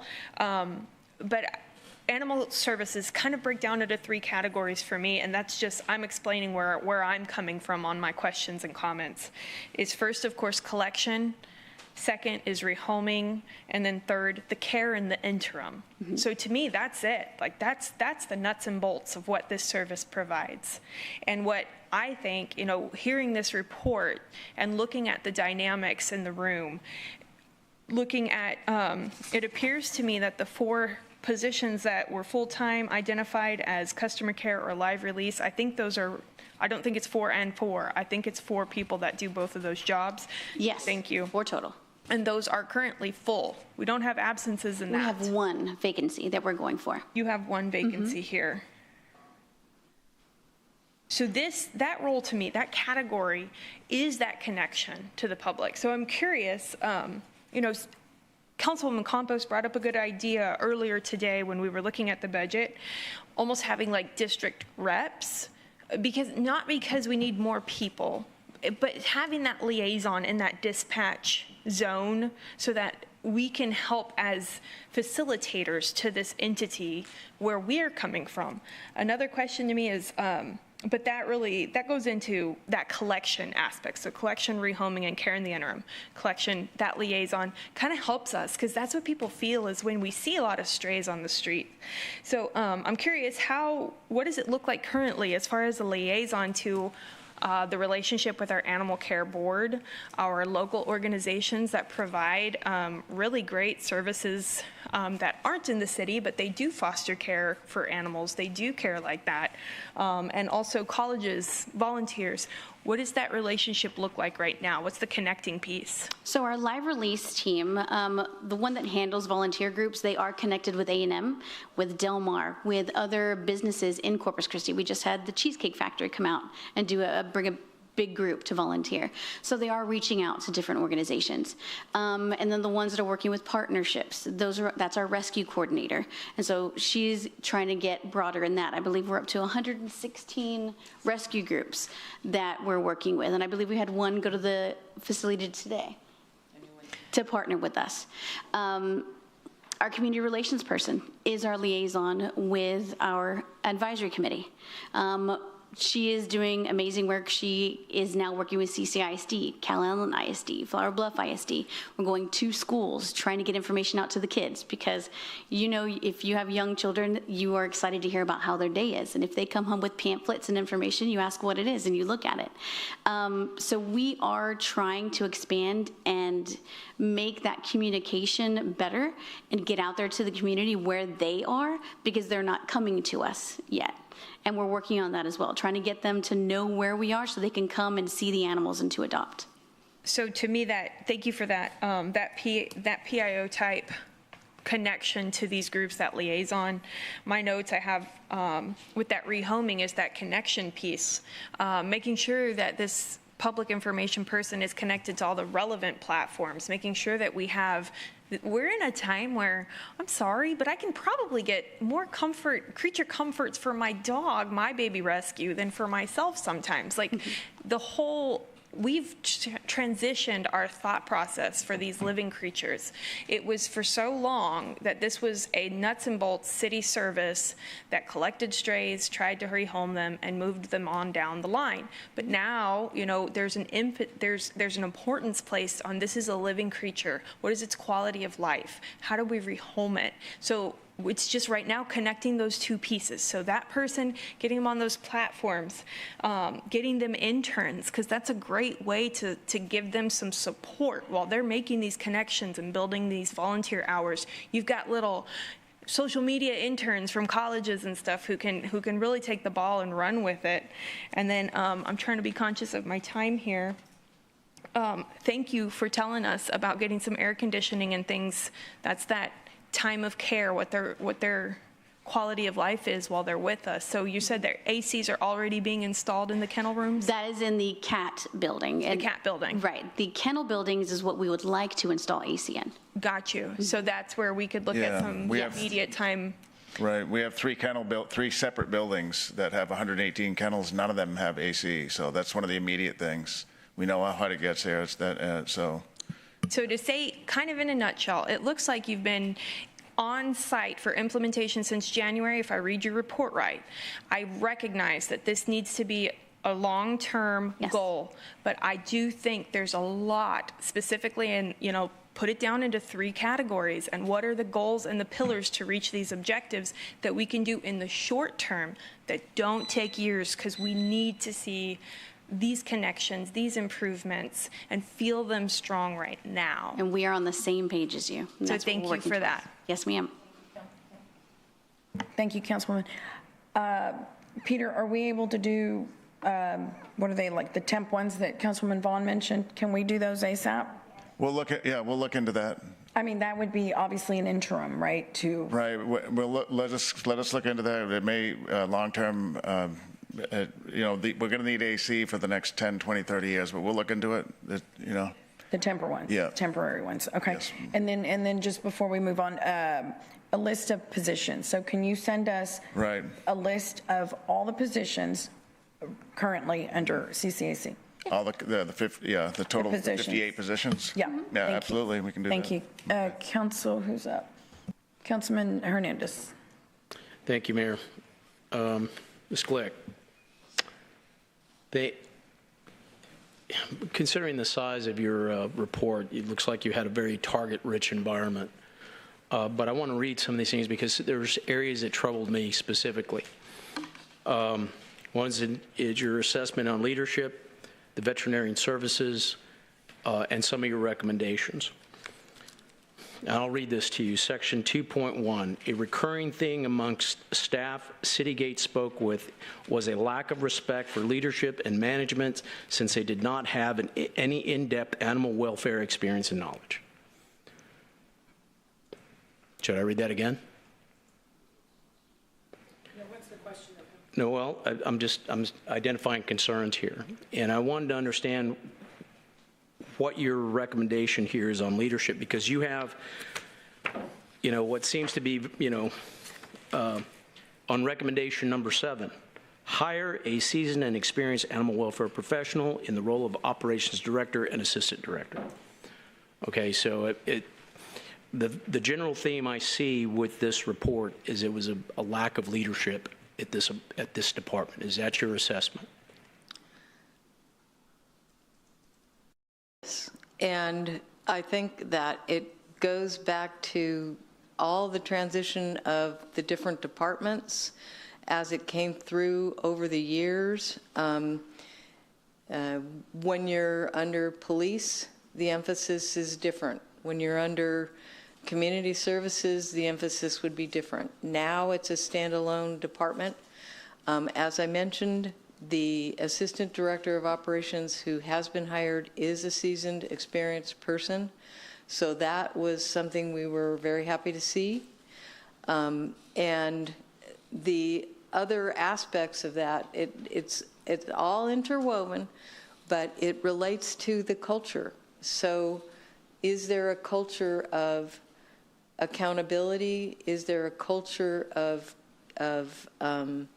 you know, what expectations and how does the team work together? So that was another aspect of the leadership that we were hoping to see.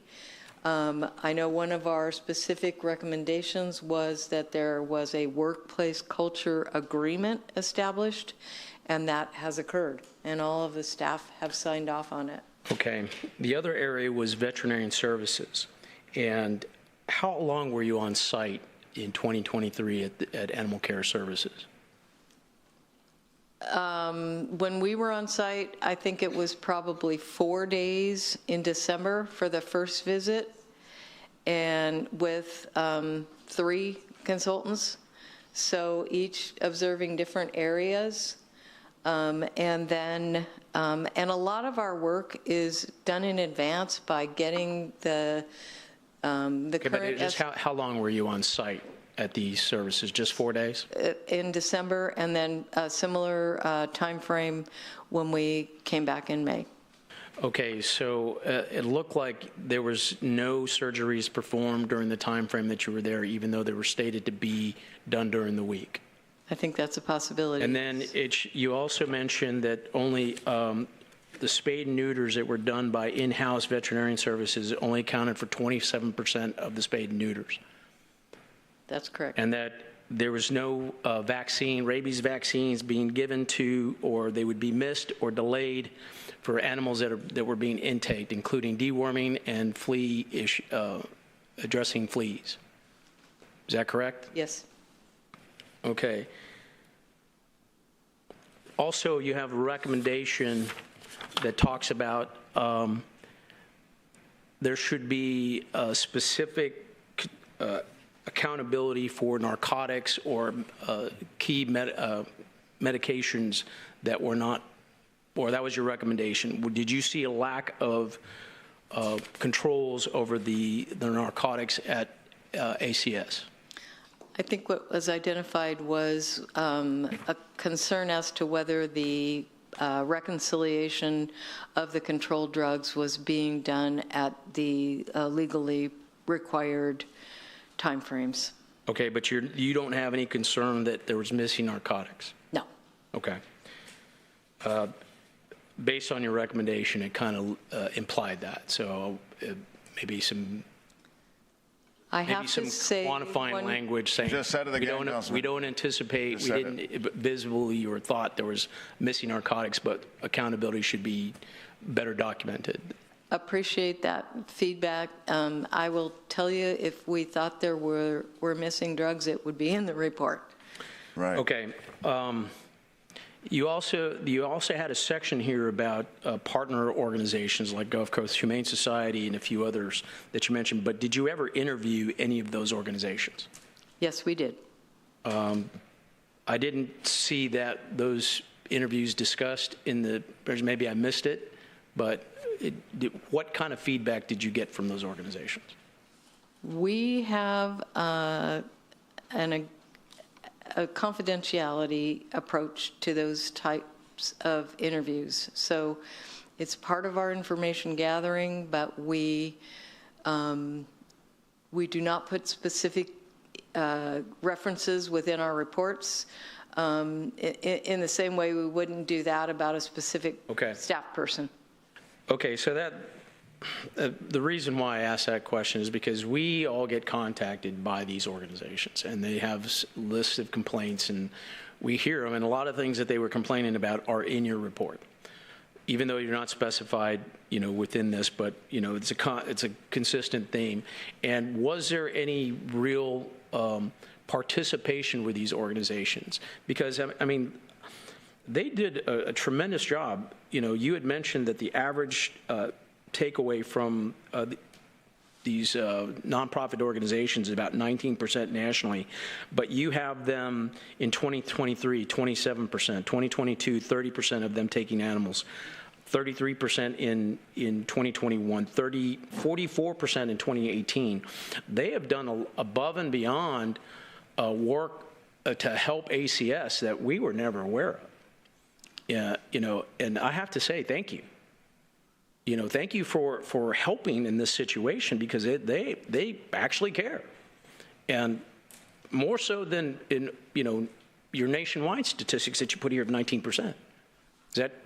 Yes, and the partnerships is the way that we are able within our industry, especially in public shelters where we have open admissions and we are not just picking or selecting the animals that are coming in. We have to take the animals from within the community as they come to us.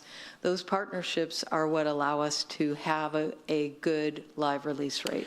So it states here there's an MOU that stipulates how they work together. Has that been updated?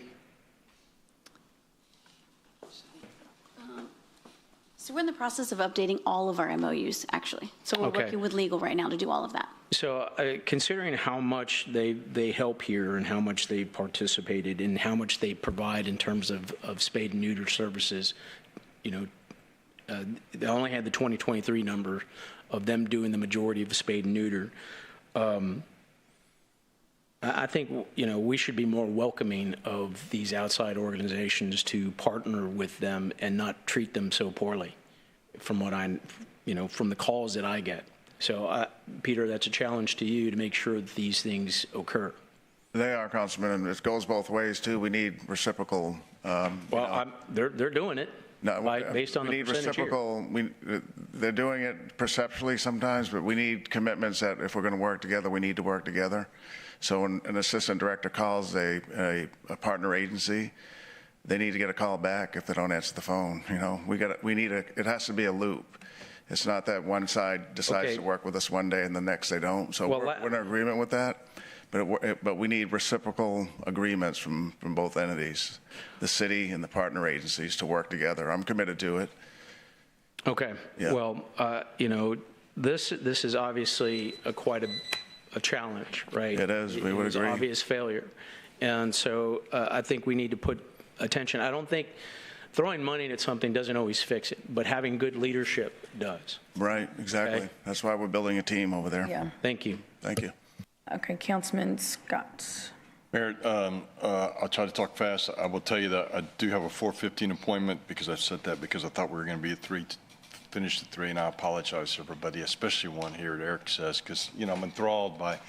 So if I have to step out, I'm sorry. So this reminds me of a movie from the 70s, Cannonball Run, and a race car driver jumps in the race car, and first thing he does is he grabs that rear view mirror and he throws it out the back of the vehicle, and the car owner says, "What are you doing?" And the race car driver says, "Hey, what is behind me is not important."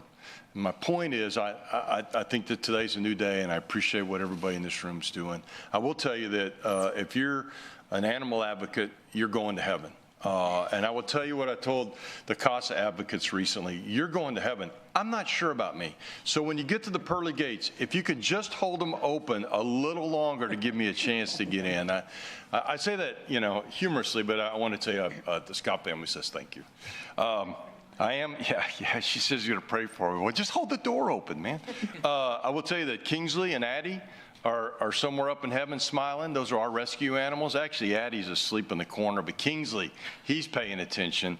And my daughter's rescue dog, who she has, is my granddog, because I have no grandchildren, came over last night. We had a conversation about what's going on today, and he's very excited about the presentation, and he's very excited about his future, rescue animals that he may spend time with. And so I wrote a word here, executions. I don't know, but I'm thinking it might be appropriate for anybody that abuses an animal. I'm not sure that ACLU would appreciate that, but I think the word ought to get out that we're considering executions for anyone that abuses an animal. I think that is amazing to me, and I heard, I guess maybe it was, you're talking about the DA needs to get involved, but I would hope that we're vigorous in our pursuit punishments for anyone that abuses animals. Yeah, I know the conversation around the crematory, is that how you say it? Cremation. My sense is that once a human or an animal is passed, they're back in the ocean of souls.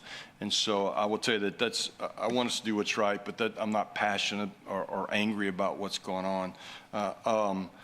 I appreciate the conversation about raising money. Let me know how I can help. I will tell you, in all fairness, San Jacinto title is on the wall of heroes at one of the rescue facilities, the Wall of Fame. It's a Wall of Fame. So we do feel like that we're giving back now. That's really, I appreciate you guys here. Let me know how I can help. Thank you for the tour. I like the idea of spending the money that it's interest money. Yeah, the stimulus, yes, fabulous And stimulus. Councilman, I'd like to request air conditioning from the title company. Yeah. On the record, let's start with plaque. Yeah. Oh, we get a plaque? Yeah, because Mr. Bottom loves plaques. So. Anyhow, time's up. Thank you so much. Appreciate it. Thank you, folks in the room. Please help us work together. I do think it goes both ways. As my wife likes to remind me, the communication is important. Thank you, Mayor. Thank you, Councilman. Councilman Cantu. Thank you, Mayor. First of all, I want to thank everybody who came to listen to this deal with Citygate. I want to thank Citygate for coming out here and doing this. I got a lot of questions, but 5 minutes is not going to cover it. So one of my questions is, when, as of right now, as we speak, do you believe in the leadership of that department, ma'am? Do you believe in them? The leadership itself. I believe the leadership is trying to make positive changes. Okay. And when you did your studies and stuff, how many days total did you go to the facility? Like, to get all this information in this book, how many days did you go? On the first visit, 4 days. Jan, I'm sorry, can you speak into the microphone? On the first visit, 4 days. On the second visit, I believe it was probably 3 days. And then in February, I was there for, I think, another 4 days. By then, we're into implementation. Okay, so about 10 days or so? Okay. So the numbers that you guys have for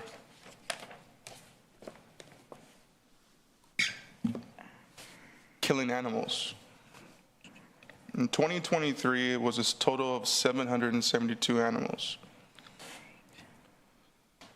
The length of stay, AKA kill for space, was 21. I have a really hard time believing that number's correct, because there's people that work in that facility that says that majority of the animals are getting killed for space. And y'all put 510 for medical. Who decides to categorize the animal? It was for space or it was for medical? That would be the designated staff that are reviewing those animals and moving forward with those decisions. Do you think maybe sometimes they might just say it's medical, so they don't have that much attention from the public that they're killing animals for space? I'll phrase it in the way that I look at it, which is, we definitely felt that that area of operations needs to be looked at.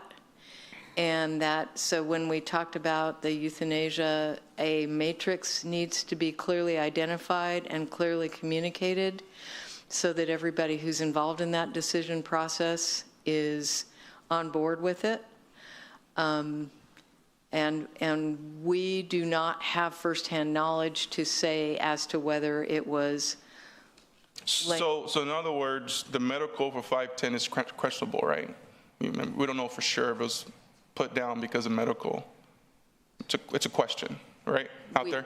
That's correct. Okay. And when you were there, were the cremation machine down by chance? It was not. It was not, okay. I understand Corpus Christi can be a no-kill 100%. I understand we have aggressive dogs. I understand we have sick dogs that are in pain. I understand that. But to kill animals for space, we got to do better for Corpus Christi. I mean, it's sad. Think about it. You're walking to their kennel. Their tail's moving crazy. They're getting some attention. They trust you. You get them out of the kennel. You take them for the last walk. You put them inside a cold room, a cold table, and you kill them for space. It's BS. I don't like that. That's terrible. And then we dump them in the dump. We take their body to the dump. I just don't understand it. And there's partners out there that would have helped with the cremation. I got a handful of phone calls, and no one's reached out to them for help. It bothers me, and it's sickening. And that's my opinion. People say animals are animals. I don't think they're just animals. They're part of our life, our family. They make us happy. They love us unconditional. They just want to be safe. They're there thinking they're safe. And then for them to get killed and get thrown in the dump, it bothers me. Back to the AC deal, I'm with Carolyn. Peter, we need to not spend so much money on these ACs right now. We need to get some type of their units, splitters, they call them, I think, the AC splitters, mini splits. They work great. They even colder than the regular ACs. We got to spend this money wisely. We need to spend this money on kennels. We need to spend this money on getting people to adopt. Stop buying dogs off the streets and adopt. Like, we got to do that. We just have to. These animals are waiting for us. And we're their last hope. So this means a lot to me. And Peter, I think. We have the vet position up right now, right? Yes, Council. And how much is that salary? Oh, do you guys, we're going to put it as the maximum we can. 170? 170. Yeah, the max is 170. So we have to recognize we're going to have to pay the max probably for the. We got to pay the max on that. We got to pay the max on the director. We got to pay the max to get good service. Right. We got to, and we need, as a council, we need to work on this and make this department better. The public relies on us to make this department better, and animals. I think every other family has an animal, in their family. So I just really want to fix this issue, and I hope and pray that we all can get along in this council and get this done once and for all, and bring hope to these animals and forever homes. That's all I'm asking. Thank you. Good. Yes, Thank you, Councilman. And I want to remind everybody, this is, Jan, you're the messenger. You were hired to say, figure out a roadmap and give it to us. So, Councilman, we and our staff is who implements. She came in to say, and I think it's great. We've heard it, all of it, if not the great majority. But now it's on us. And I guess my great concern is when you have everything wrong that is in this book, it's got to be a whole new foundation, because programs don't matter. None of that matters if we don't have a strong foundation, which starts with processes, procedures, strong leadership, accountability. All of these things that any other of your 28 departments, you expect that from them. And so nothing makes me happier than to have the support of a council that is saying we're making this a priority. Councilwoman Vaughn and I met with Judge Chapa because we had concerns about what is happening when a citation is issued, because it doesn't seem like a whole lot.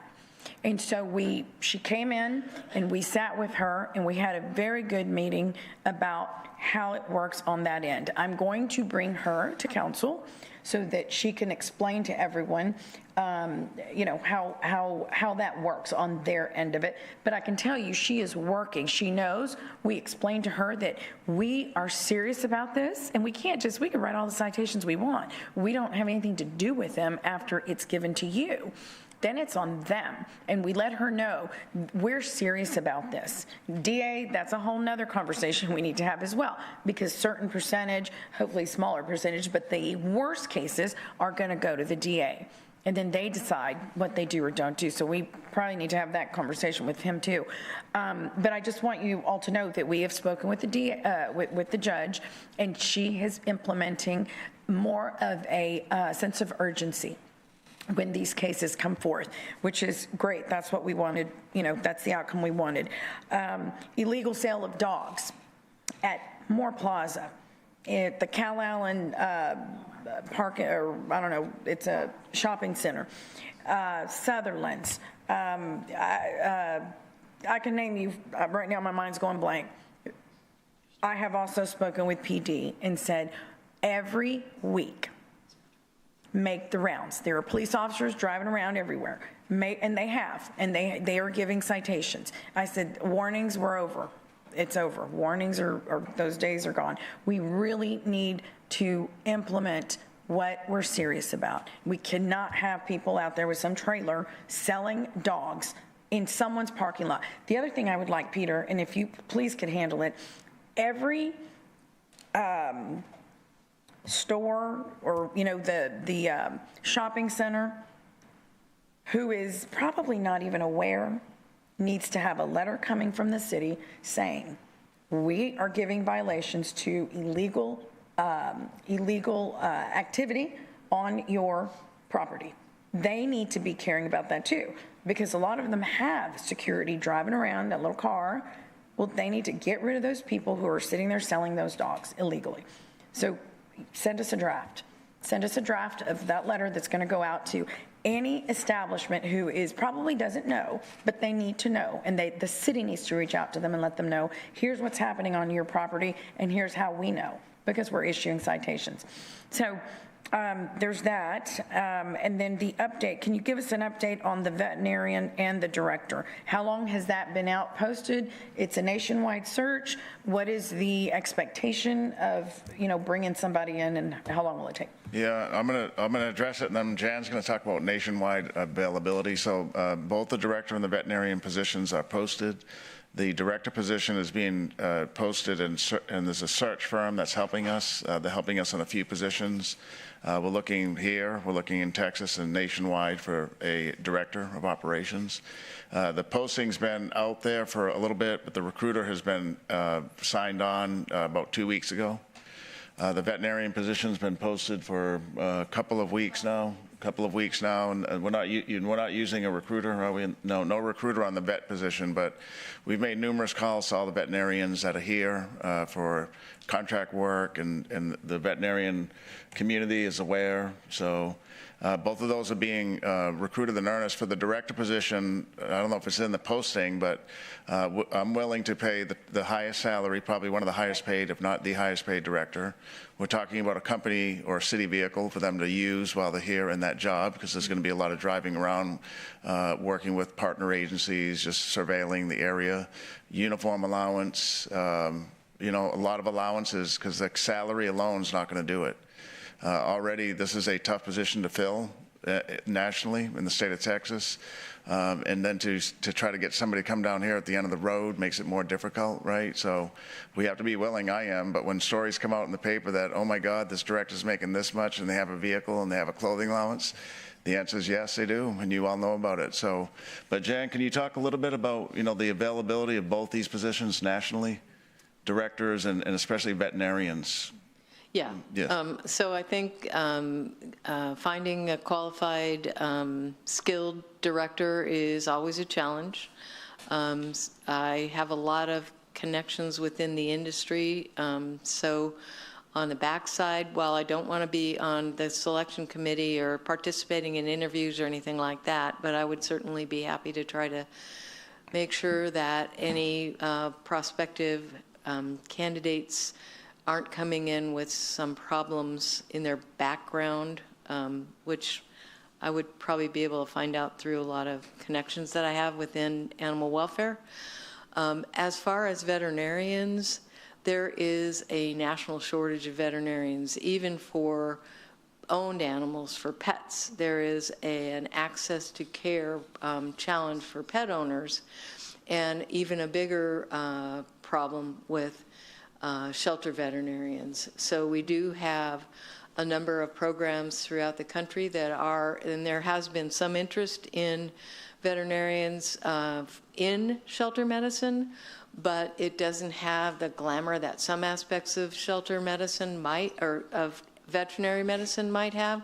So it's not always easy to hire, and there's a shortage. So that is going to be an ongoing challenge. I know that your position, actually director, closes on May 26th. I don't know the closing date for the veterinarian. But I, in my past life, hired a veterinarian for shelter medicine right out of vet school and found that that person was fantastic. And the reason being, they were young, they were inspired, and they actually approached me. This was when I was in Boulder, Colorado, and said, I'm going to graduate vet school this summer, and I'm interested in working in a shelter. So it's not out of the realm of possibilities. Hopefully we're advertising in all those sites where those programs are occurring for shelter veterinarians. And I think the salary and living, cost of living within your community, it should be doable to hire somebody. So hopefully that will happen quickly. Okay, thank you. Councilwoman Campos. Thank you, Jan, and thank you, Mayor. A lot has been said already, and I look at it as the big picture. And as much as we don't want to go back in time or back in history as to how we arrived here, we do at least need to touch on it. And I will say thank you to our city manager for at least making animal care services or for an independent department. But after that, something went off the rails because we have not had the leadership that we have needed. And it's been acknowledged by Jan and by others and by our activists, and thank goodness that they stepped up. They did more than their share.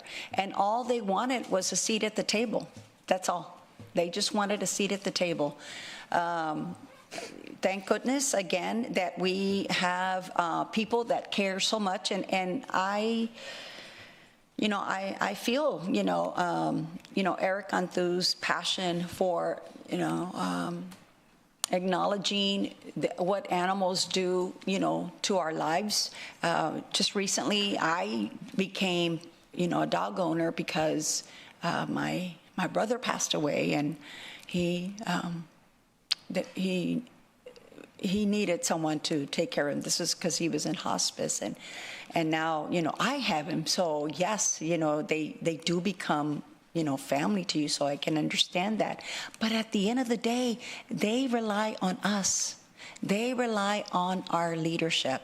So money is not always the issue. I'm looking at the base on a limited survey of other animal services operations in other Texas cities. CCACS at a 16.66 per capita is about 7.6% above the average for fiscal year 23-24 per capita animal services operations costs of 15.02. So the bottom line is we're not that off. So why are we not doing a better job. So we do really need to reflect. We do really need to look. And the only thing that I personally can see is leadership. We have to be able to retain. And that's the other thing that's missing now. And I'm sure it was difficult for you, Jan, for you not to be able to go to that department and get history, because there was hardly anyone there that could provide history for that department, because it was almost non-existent, I would imagine, because the turnover has been horrendous. So again, I know it was probably very difficult for you, to get to this, but you persevered and you did it, right? So we thank you for that.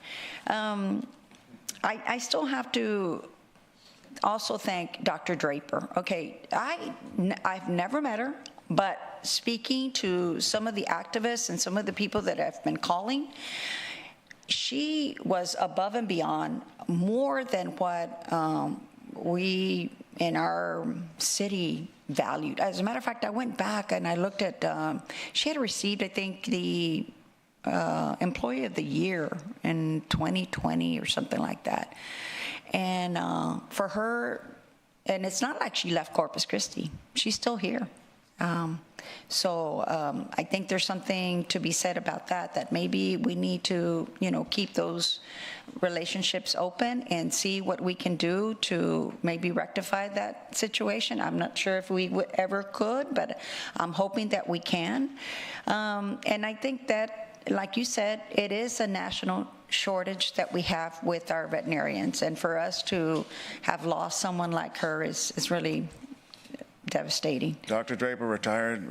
No, she didn't. She's. We have her retirement letter. No, well, she's working with Cheryl, so no, she's not retired. She retired from the city, right? But by the way, she retired for the city for reasons, and what I had asked was there an exit interview? And to my knowledge, there wasn't. What I was told was there was no exit interview. So maybe you might find out as to why she, decided to retire. Actually, she said, just so you know, too, she's still working for us in a contract way. Mm-hmm. Yeah, so she's on our payroll still as a contract employee. Well, good. Okay. Yeah, just so you know. Okay, great. Okay. Okay, well, good. The other is, and thank goodness that we also, like you acknowledged, Jan, we have an experienced assistant. What is it?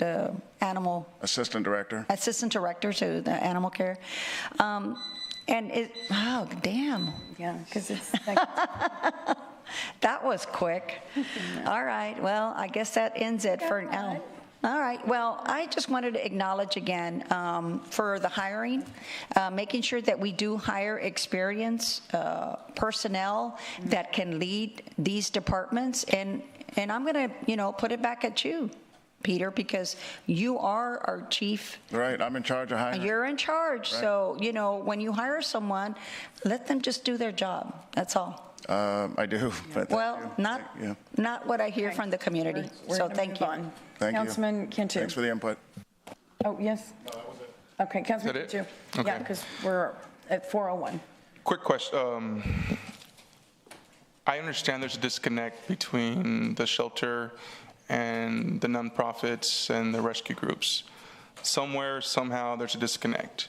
And we need to fix that relationships with all of them, because they're the backbone also for this community to help and save these animals. So something's going on with that.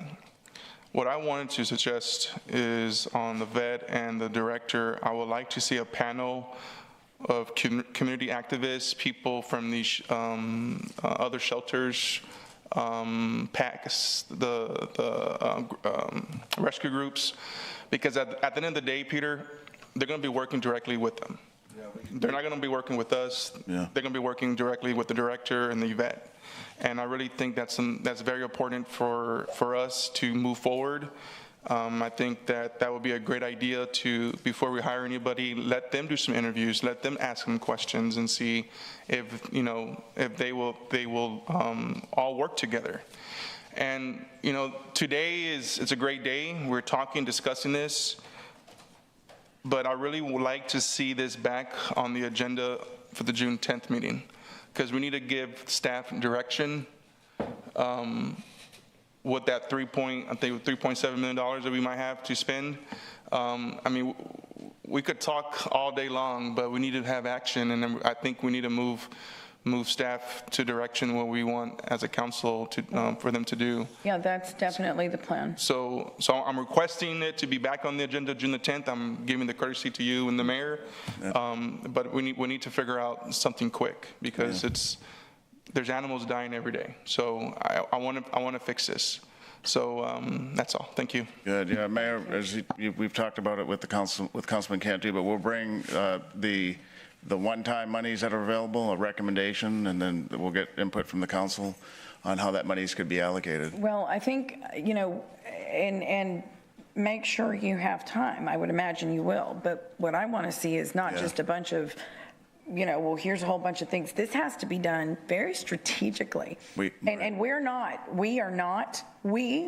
on this dais are not animal professionals. Right. We care about animals. We make policy for the animal, you know, department or CCAC, but we need whomever, your team, Jan, to say, out of 170 recommendations, and based on the cost of those, you're not going to put a, you know, let's put $1 million one at the top, and you know what you're doing, but unfortunately, Peter, there has been a loss of trust. So I understand this might be frustrating for you, but it's more frustrating for us. I was going to just explain the 170. So of the 170, many of them don't have any financial impact. Right. And so the impact that Jan showed, 24 have an impact of $1 million, but those are all recurring. So what we're going to bring back in the 10th is one time. It has to be one-time things like improvements to the air conditioning. Vehicles. So we have all that. It's in the 200-page Okay, well then if it's that easy, all then we have just to do is bring it back. I have the list here. They already took it from the report to say, if you had $3 million, this is what we recommend in priority order. Okay. So it's done. We just have to bring that. But just as a reminder, the 170 recommendations, most of them are things like writing standard operating procedures that have never existed. Right. Well, to that point is how that is going to be implemented. And I know we're missing a huge piece of this puzzle, which is the director. The director is who is going to set a completely new culture. So really, and the council should know, nothing is going to happen right away. You can write down all the things you want. And this is nothing personal, but there's very little trust. Right now, there is. That's the bottom line. Fine in the trust, but things are happening right now. Well, I mean, that's great, but Peter, if again, there's nobody in communications yelling that out, saying, guess what? We are doing these things. I mean, is there? There is, Really? Where is she doing this? Then we're going to sit here a little longer. Where is she doing this? Where? Who is talking about all the wonderful things we're doing? I know we have the community liaison, but I'm talking about what's being implemented right now, because no one knew about this assessment until today, for the most part. Because it wasn't fully completed and we started implementation. It's not about why, though. It's no one knew about it. So who is the communications person all over Facebook talking about we're implementing these things, and maybe all over, I don't know, wherever, you know. So our community relations person is. So she's on all of the social media sites. Now she's working directly with communications to get more information out. So it is a step process, and now that this is out, we have started, you guys are updated, more will be coming out. Okay, so send us a list of all those Facebook pages that she's on. Okay. Because I get them on the regular, and there is nobody from the city responding, correcting, educating, and that's what I want to see. That is what we're missing. And so then that leads to mistrust. So back to my point. All these things we're doing, the SOPs are wonderful, but I don't know that we should expect, you know, change. So, Councilman, I don't want you to be disappointed in 2 or 3 or 4 weeks and say, well, where? I know, but what I'm saying is we don't have a director yet. So the leader, right? We don't have a director. We need to get this done before the director comes before she's like, what is this? Well, no, that's exactly who we're signing up for her to do. So this new director is going to have a package that is going to be one that we've never put out, because that's what it's going to take. It's very difficult. We just heard there's a shortage. It's very difficult to bring on or to find a veterinarian. So once we do find them, it is no different than what you did. You came in here, you had to change the entire culture of 4,000, well, at the time it was 3,000 people. That is not easy to do. So that's the expectation, is with changing the culture. We agree. Okay. Yeah. All right. Councilwoman Paxson, Vaughn, and then we're closing it out. Yeah. Thank you, Mayor. Just a quick thing. Peter, I think this would make the most sense for me. I'm just bridging the thoughts in this effort. Mayor's correct. A lot of these cultures within the organization have to be set and carried through by the new director. It starts from the top. It always starts from the top. However, I think what Councilmember Cantu is saying is also valid, in that there's a lot we can do in the immediate term before waiting. You know, when you're writing SOPs, a lot of those, yes, they're very specific to each facility, but they're also taking greatly into consideration best practices, basics. So I think making the skeleton of those and allowing like he said, we need to attract a professional that comes in. There's something that they want to come into, sure, but they are going to have the challenge of tailoring it, yes. So if I may, I would love to see 30-day updates, because like you said, out of this 170 recommendation, the majority don't have a dollar amount tied to them. Right. And so I think if we were getting regular 30 days, have an update to council. Yeah. That also, I think, would help with what the mayor's saying, to help us communicate publicly in a very established platform that change are being made. Good. Yeah. And perhaps it sounds like the PIO is now working with the city's PIO to kind of to craft those messages. That's great. Right. I also think, and I don't know how we would connect that, but I think the culture has to go outside ACS as well. Absolutely. Schools. Yeah. We're going to schools now. Right. Yeah. We have to change that mentality, whether it's keep our beaches clean, don't litter, we take care of our pets. The culture has to change like that. Yeah. And then my last thought, not to belabor anything, when we have these free services available, microchipping, spaying, neutering, anything like that, do we have anything currently in place where we maybe partner with RTA to help facilitate increased access to this? I'm not sure if we don't use RTA today, but that's part of the work that we have to do, is doing better outreach to let the community know how they can access free or other services for their pets. Yeah. Can we look into that perhaps? We are looking into it. Yeah. To add that on there just for access? Yeah. Okay, absolutely. thank you. Yeah, access to the services, and then first, what are the services and how do I get there?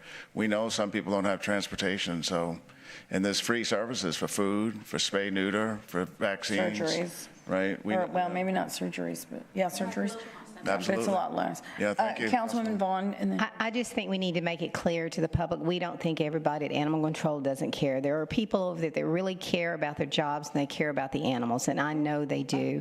And I think what you're so concerned about is the killing of the animals, dumping at the dump, because we can't do everything in a month, and I think you know that, but that is what you're concerned about. Me too, and I don't think that's going to happen. I think they're going to stop that, and they're not taking them to the dump. And we're just going to have to be patient. This did not get like this overnight. It's not going to get fixed, and I think the new director should have full reign. Yeah. Right. Thank you. Thank you, Councilwoman. Yes. So we're going to wrap this up. Thank you all very much. At the end of the day, it is a new day because we have a roadmap and we have a plan, and we've identified some funding, and that's the big thing. So thank you all. We've got, what, 4 standing? 4 standing, and you have to leave. So, Jen, thank you very much. Everybody, thank you for being here and the presentation. Thank you. Ladies, thank you. Linda, everybody. Yes. Oh, okay. So, yeah, so this meeting is now adjourned.